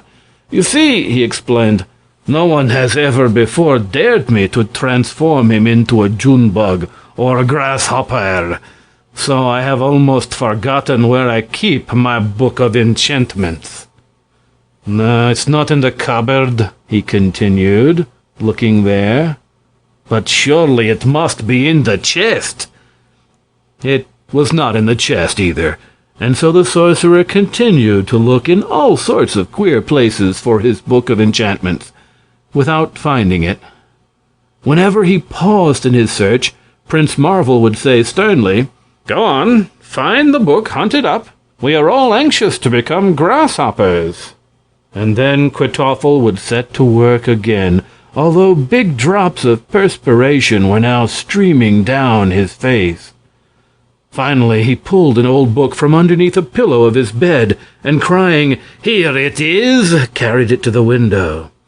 He turned a few leaves of the book and then said, "How unfortunate. The compound I require to change you into grasshoppers must be mixed on the 1st day of September. And as this is now the 8th day of September, I must wait nearly a year before I can work the enchantment." "How about the June bugs?" asked Nerl. The June bug mixture can only be made at the dark of the moon," said the sorcerer, pretending to read. "And that is 3 weeks from now." "Let me read it," said Prince Marvel, suddenly snatching the book from Kwytoffle's hands.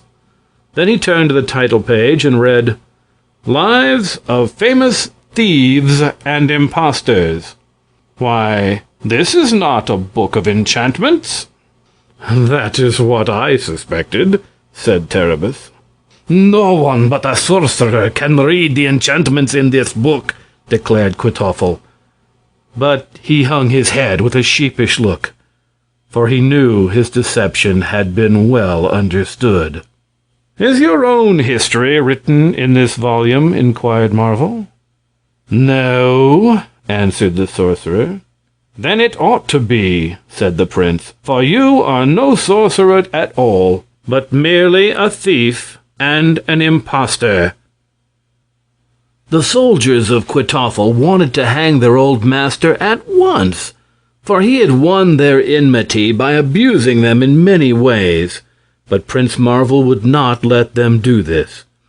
However, they tied the false sorcerer to a post, and the captain gave him a good whipping, 1 lash for each letter in the words grasshopper and Junebug. Kwytoffle howled loudly for mercy, but no one was at all sorry for him. Wooltakim tied a rope around the impostor's neck, and when the party left the castle they journeyed all through the kingdom of Auriel, and at every town or city they came to, the reformed thief would cry out to the populace, "Here is the terrible sorcerer Kwytoffle, who threatened to change you into grasshoppers and Junebugs. But you may see that he is a very common man, with no powers of sorcery whatever." And then the people would laugh and pelt mud at their former tyrant, and thank Prince Marvel for having exposed the false and wicked creature. And they called the son of their old king back to his lawful throne, where he ruled wisely and well, and the hoarded wealth of Kwytoffle was divided among the people again, and soon the country became prosperous once more. This adventure was very amusing to the pretty High-Ki of Twy. It afforded them laughter for many days, and none of the party ever saw a grasshopper or a Junebug afterward without thinking of the terrible sorcerer Kwytoffle.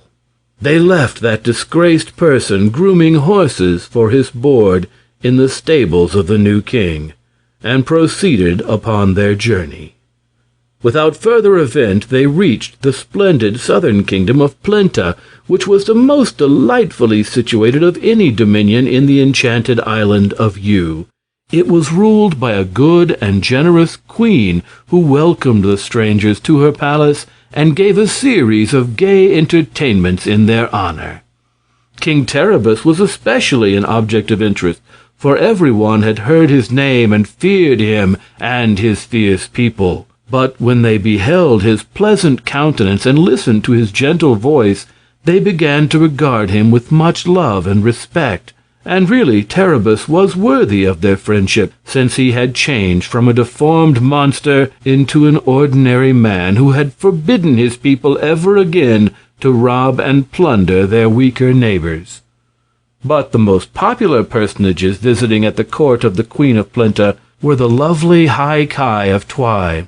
Although beautiful girls abounded in this kingdom, none could compare with the royal twins, and their peculiar condition only served to render them the more interesting.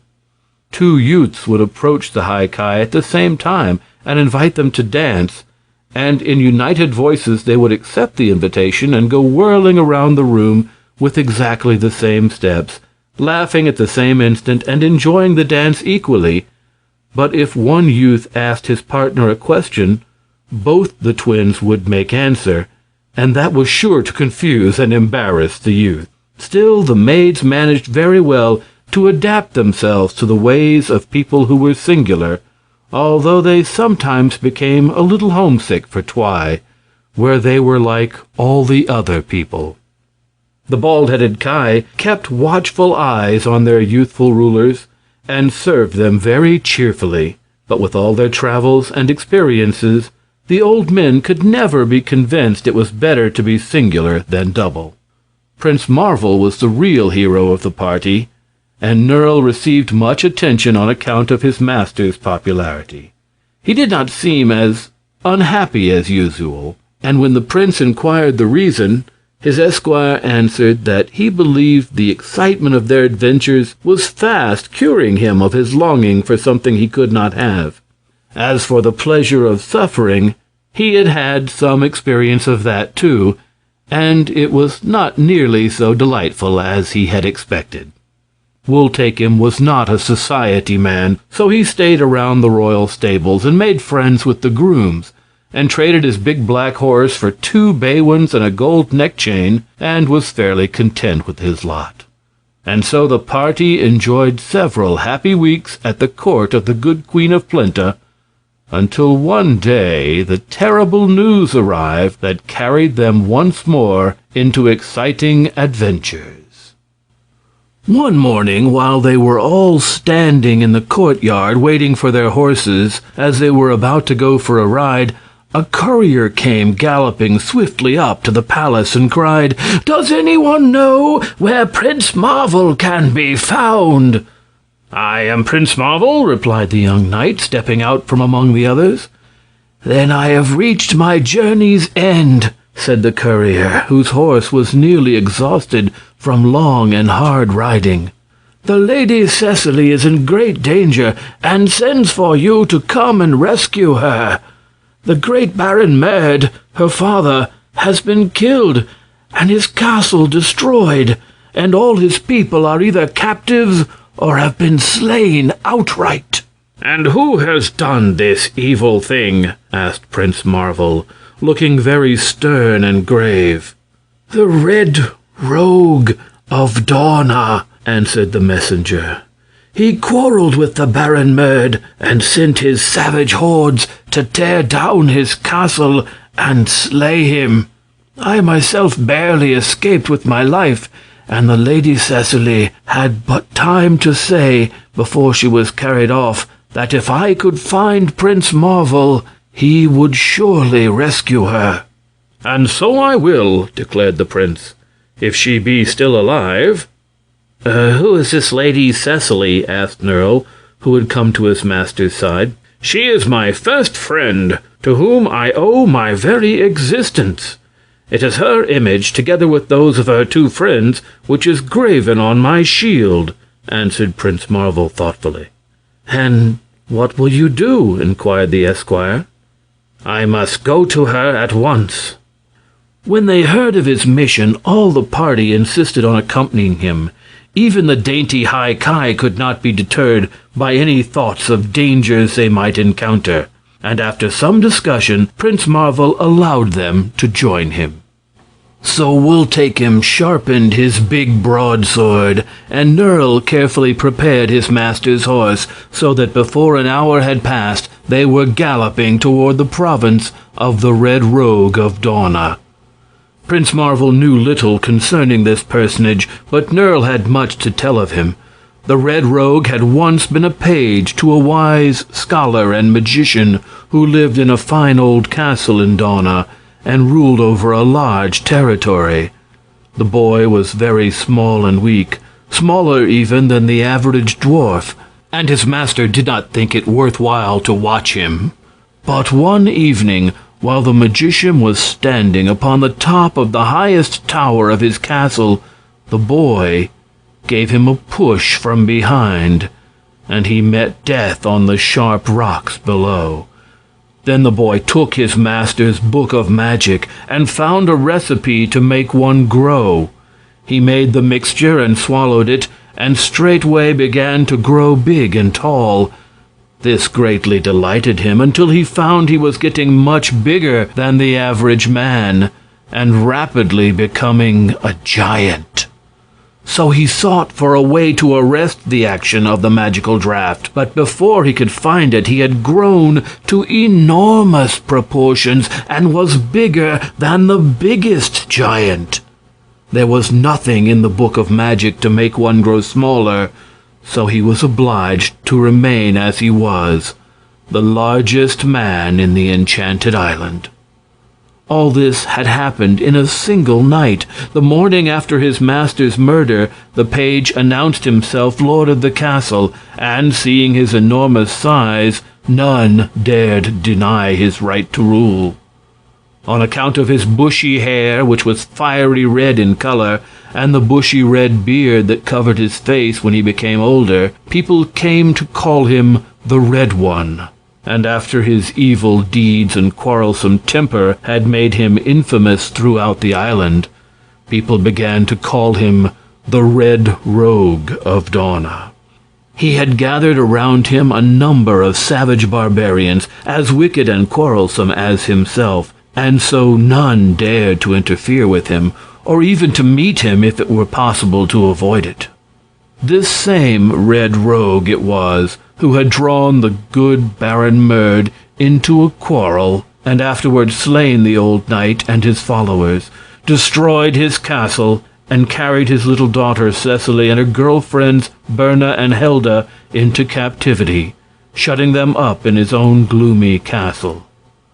The Red Rogue thought he had done a very clever thing, and had no fear of the consequences, until one of his men came running up to the castle to announce that Prince Marvel and his companions were approaching to rescue the Lady Cecily.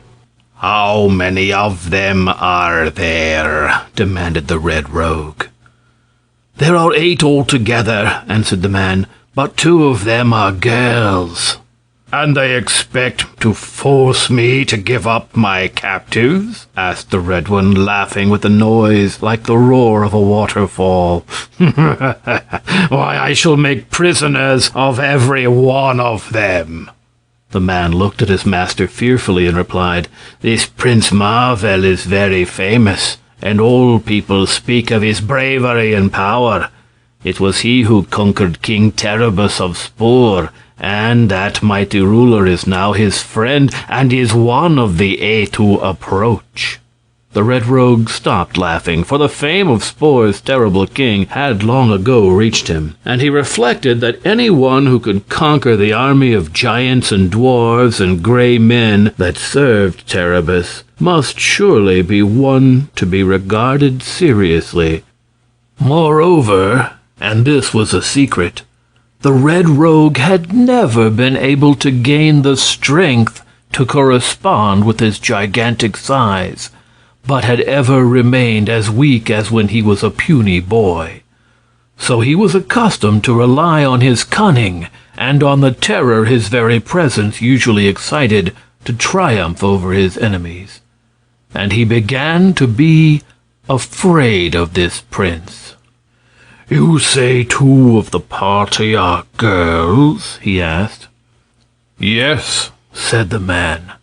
"But also among them are King Terribus himself, and the renowned Wultakim, formerly king of thieves, who was conquered by the prince, although accounted a hard fighter, and is now his devoted servant.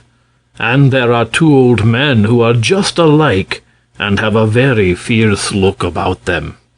They are said to come from the hidden kingdom of Twy."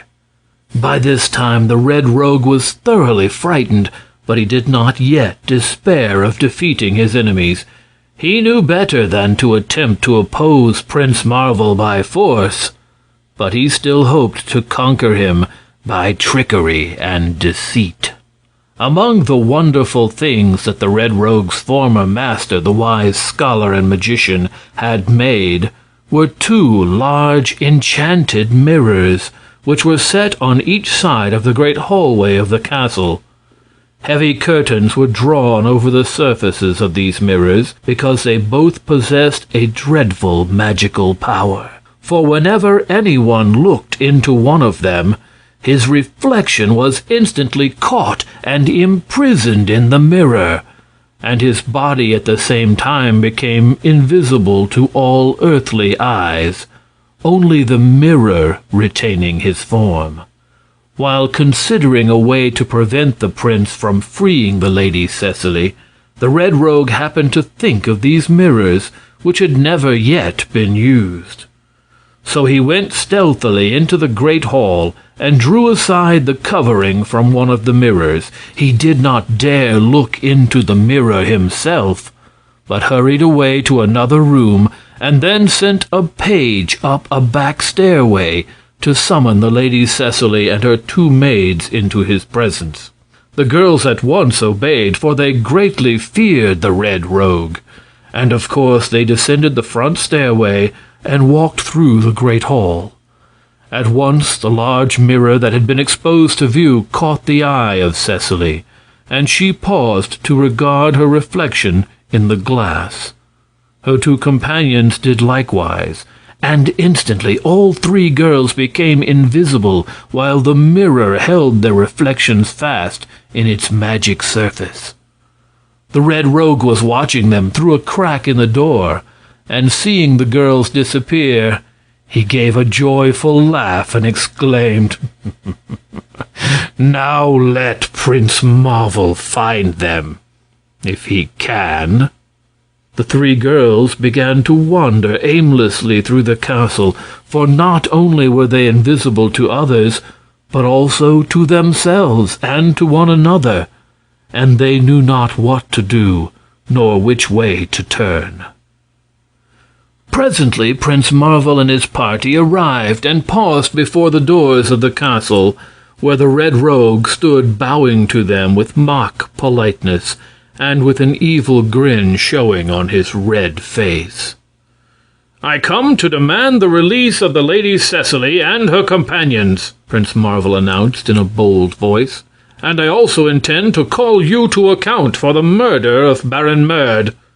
"You must be at the wrong castle," answered the Red One, "for I have murdered no baron, nor have I any Lady Cecily as prisoner." "Are you not the Red Rogue of Dawna?" demanded the prince.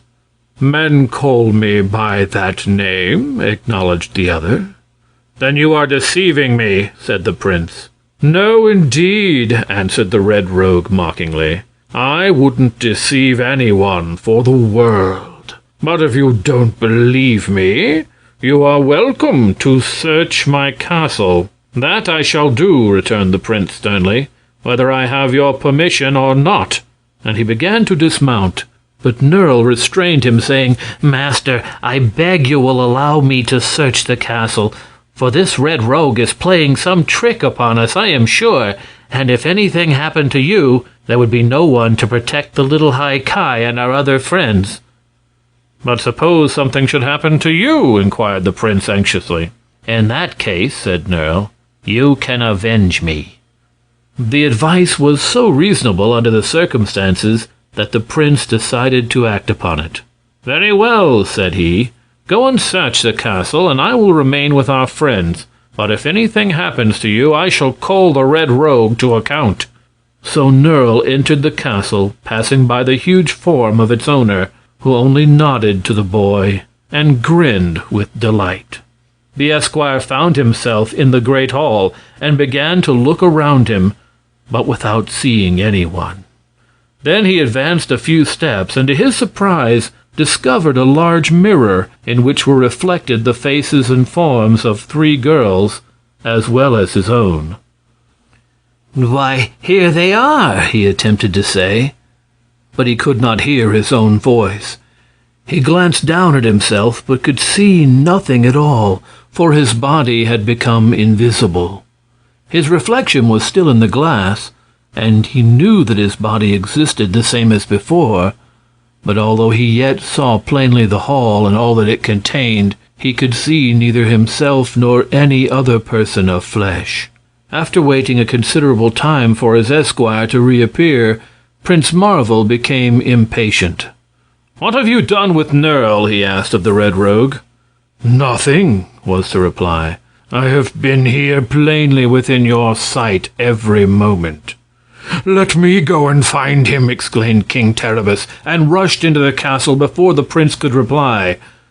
But Terribus also encountered the enchanted mirror, and the prince waited in vain for his return. Then Wool Take-Him volunteered to go in search of the others, and drew his big sharp sword before entering the hall. But an hour passed by, and he did not return. The Red Rogue was overjoyed at the success of his stratagem, and could scarce refrain from laughing outright at the prince's anxiety. Marvel was really perplexed. He knew some treachery was afoot, but could not imagine what it was.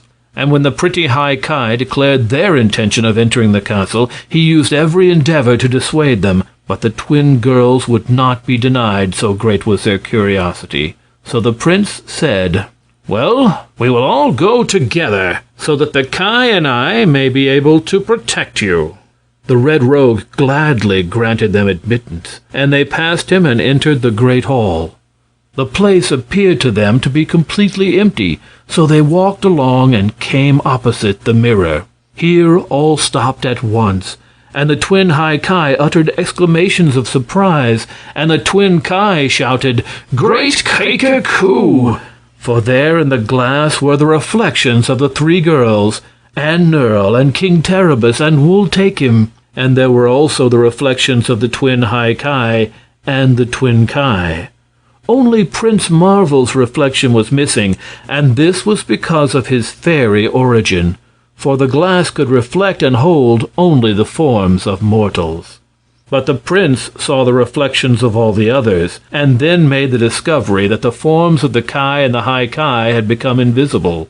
No one except himself appeared to be standing in the great hall of the Red Rogue's castle, yet grouped within the glass were the likenesses of all his friends, as well as those of Lady Cecily and her companions, and all were staring back at him earnestly, as if imploring him to save them. The mystery was now explained, and Prince Marvel rushed from the hall to find the treacherous Red Rogue, but that clever trickster had hidden himself in an upper room, and for the present was safely concealed. For a time, Prince Marvel could not think what to do. Such magic was all unknown to him, and how to free the imprisoned forms of his friends was a real problem. He walked around the castle, but no one was in sight, the rogue having given orders to all his people to keep away. Only the tethered horses did he see, and these raised their heads and whinnied as if in sympathy with his perplexity. Then he went back into the hall and searched all the rooms of the castle without finding a single person. On his return, he stopped in front of the mirror and sorrowfully regarded the faces of his friends, who again seemed to plead for relief. And while he looked, a sudden fit of anger came over him at being outwitted by this Red Rogue of Dawna. Scarcely knowing what he did, he seized his sword by the blade and struck the mirror a powerful blow with the heavy hilt. It shattered into 1,000 fragments, which fell clattering upon the stone floor in every direction. And at once the charm was broken. Each of his friends now became visible. They appeared running toward him from all parts of the castle, where they had been wandering in their invisible forms. They called out joyful greetings to one another, and then all of them surrounded the prince and thanked him earnestly for releasing them. The little Lady Cecily and her friends Berna and Helda were a bit shy in the presence of so many strangers, but they alone knew the prince's secret, and that he was a fairy transformed for a year, so they regarded him as an old and intimate acquaintance, and after being introduced by him to the others of his party, they became more at ease. The sweet little High Kai maids at once attracted Cecily, and she loved them almost at first sight. But it was Nerl who became the little lady's staunchest friend, for there was something rather mystical and unnatural to him about the High Kai, who seemed almost like fairies, while in Cecily he recognized a hearty, substantial girl of his own rank in life. While they stood talking and congratulating one another outside the castle, the Red Rogue of Dawna appeared among them. He had heard the noise of the smashing of his great mirror, and had come running downstairs from his hiding place to find his cunning had all been for naught, and his captives were free. A furious anger then took possession of the rogue, and forgetting his personal weakness, he caught up a huge battle-axe and rushed out to hurl himself upon Prince Marvel, intending to do him serious injury. But the prince was not taken unawares. He saw the Red Rogue coming and met him with a drawn sword, striking quickly at the arm that wielded the big axe. The stroke was as sure as it was quick, and piercing the arm of the giant, caused him to drop the axe with a howl of pain. Then Prince Marvel seized the Red Rogue by the ear, which he was just tall enough to reach, and dragged him up the steps and into the castle, the big fellow crying for mercy at every step and trembling like a leaf through cowardice. But down the hall Marvel marched him, seeking some room where the rogue might be safely locked in. The great curtain that covered the second enchanted mirror now caught Prince Marvel's eye, and, still holding his prisoner by the ear, he reached out his left hand and pulled aside the drapery. The Red Rogue looked to see what his captor was doing, and beheld his own reflection in the magic mirror. Instantly he gave a wild cry and disappeared, his body becoming absolutely invisible, while his coarse red countenance stared back from the mirror. And then Prince Marvel gave a sigh of relief and dropped the curtain over the surface of the mirror, for he realized that the Red Rogue of Dawna had at last met with just punishment and was safely imprisoned for all time. When Prince Marvel and his friends had ridden away from the castle, the savage followers of the Red One came creeping up to listen for their master's voice. But silence reigned in every part of the castle, and after stealing fearfully through the rooms without seeing anyone, the fellows became filled with terror and fled from the place, never to return. And afterward the neighbors whispered that the castle was haunted by the spirit of the terrible Red Rogue, and travelers dared not stop in the neighborhood, but passed by quickly and with averted faces. The prince and his party rode gaily along toward the kingdom of Heg, for Nerl had invited them all to visit his father's castle. They were very happy over their escape, and only the little lady Cecily became sad at times when she thought of her father's sad fate. The Baron Negar, who was Nerl's father, was not only a wealthy nobleman, but exceedingly kind and courteous, so that every member of Prince Marvel's party was welcomed to the big castle in a very hospitable manner. Nerl was eagerly embraced by both his father and mother, who were overjoyed to see him return safe and sound after his wanderings and adventures. "And have you been cured of your longing for something that you cannot have?" asked the Baron anxiously. "Not quite," said Nerl, laughing. "But I am more reconciled to my lot. For I find wherever I go, people are longing for just the things they cannot get, and probably would not want if they had them. So, as it seems to be the fate of most mortals to live unsatisfied, I shall try hereafter to be more contented." These words delighted the good Baron, and he gave a rich and magnificent feast in honor of his son's return. The High Ki of Twy, after passing several pleasant days at Nerl's home, now decided that they had seen enough of the world and would be glad to return to their own kingdom, where all was peaceful and uneventful, and rule it to the end of their days. So the Baron furnished them an escort of 20 men-at-arms, and these conducted the High Ki and the aged Ki safely back to the hole in the hedge. And after they had entered the land of Twy, the first act of the High Ki was to order the hedge repaired and the hole blocked up, and I have never heard that anyone from that time forth ever succeeded in gaining admittance to the hidden kingdom.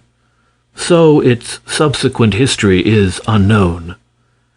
King Terribus also bade the prince an affectionate farewell and rode back to his own kingdom, and burly Wooltakem accompanied him as far as the cave where the 58 reformed thieves awaited him. Nerl's mother gladly adopted the Lady Cecily and her 2 companions, and thereafter they made their home at the Baron's castle. And years afterward, when they had grown to be women, Cecily was married to Nerl and became the lady of the castle herself. Prince Marvel enjoyed the feasting and dancing at the castle very much, but after the party began to break up and the High Ki and Ki had left him, as well as King Terribus and honest Wooltakem, the young knight grew thoughtful and sometimes uneasy, and his happy laugh was less frequently heard. Nerl often regarded his young master with a feeling of awe, for there occasionally came a look into Marvel's eyes that reminded him more of the immortals than of any human being. But the prince treated him with rare kindness, and always pressed Nerl's hand affectionately when he bade him good night, for he had grown fond of his esquire. Also, they had long conversations together, during which Nerl gleaned a great deal of knowledge and received some advice that was of much use to him in his later life. One day, Prince Marvel sought out Lady Cecily and said, "Will you ride with me to the forest of Lurla?" "Willingly," she answered, and called Berna and Helda to attend them. They mounted their horses and rode swiftly away, for it was a long distance to Lurla. By noon, the party entered the forest, and although the path they traversed was unknown to the girls, who had usually entered the forest from its other side, near to where the Baron Merd's castle had stood, the prince seemed to have no difficulty in finding his way.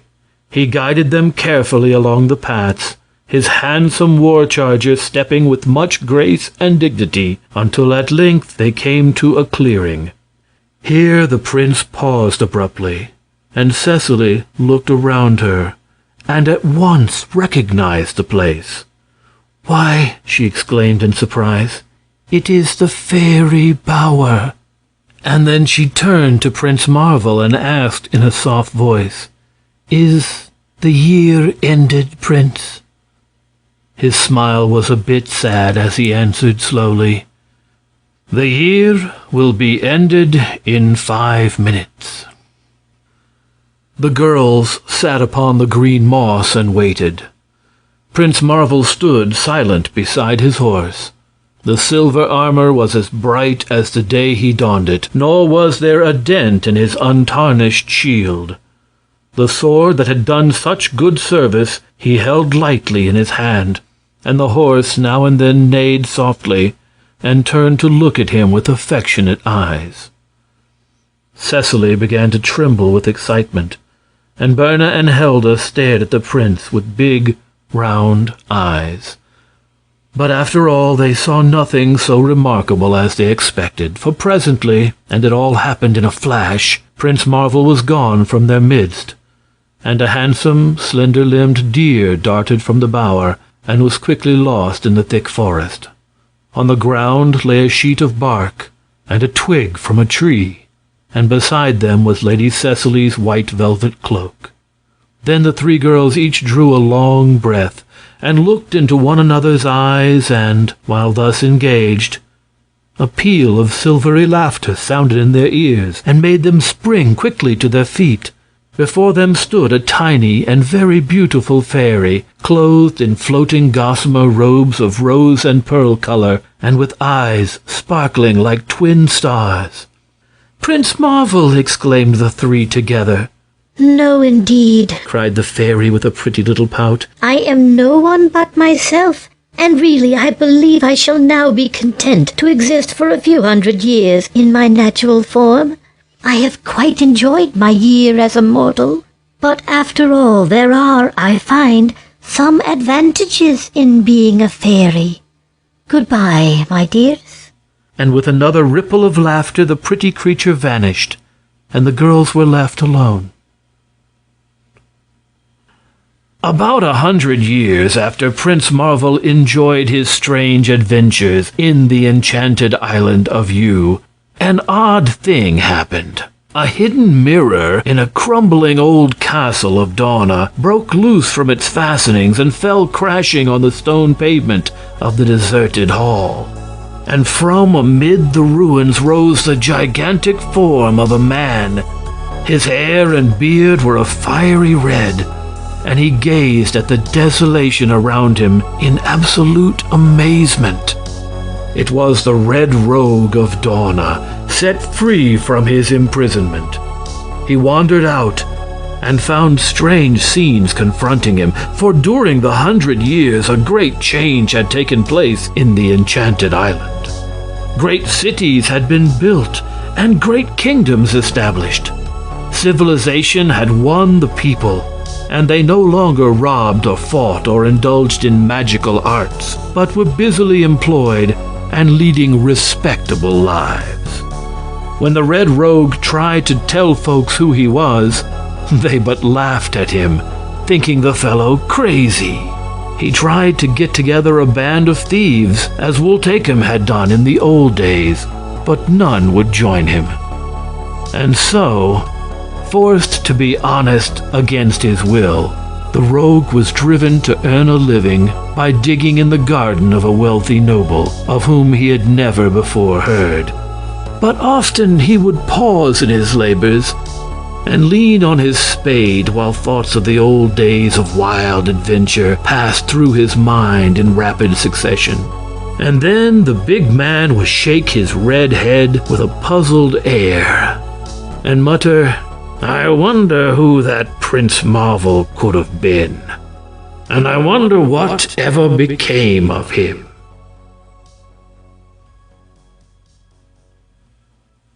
End of The Enchanted Island of Yew by L. Frank Baum. Read for you by Ted Delorme. Thank you for listening. For more information and for more wonderful books on audio files, please visit LibriVox.org.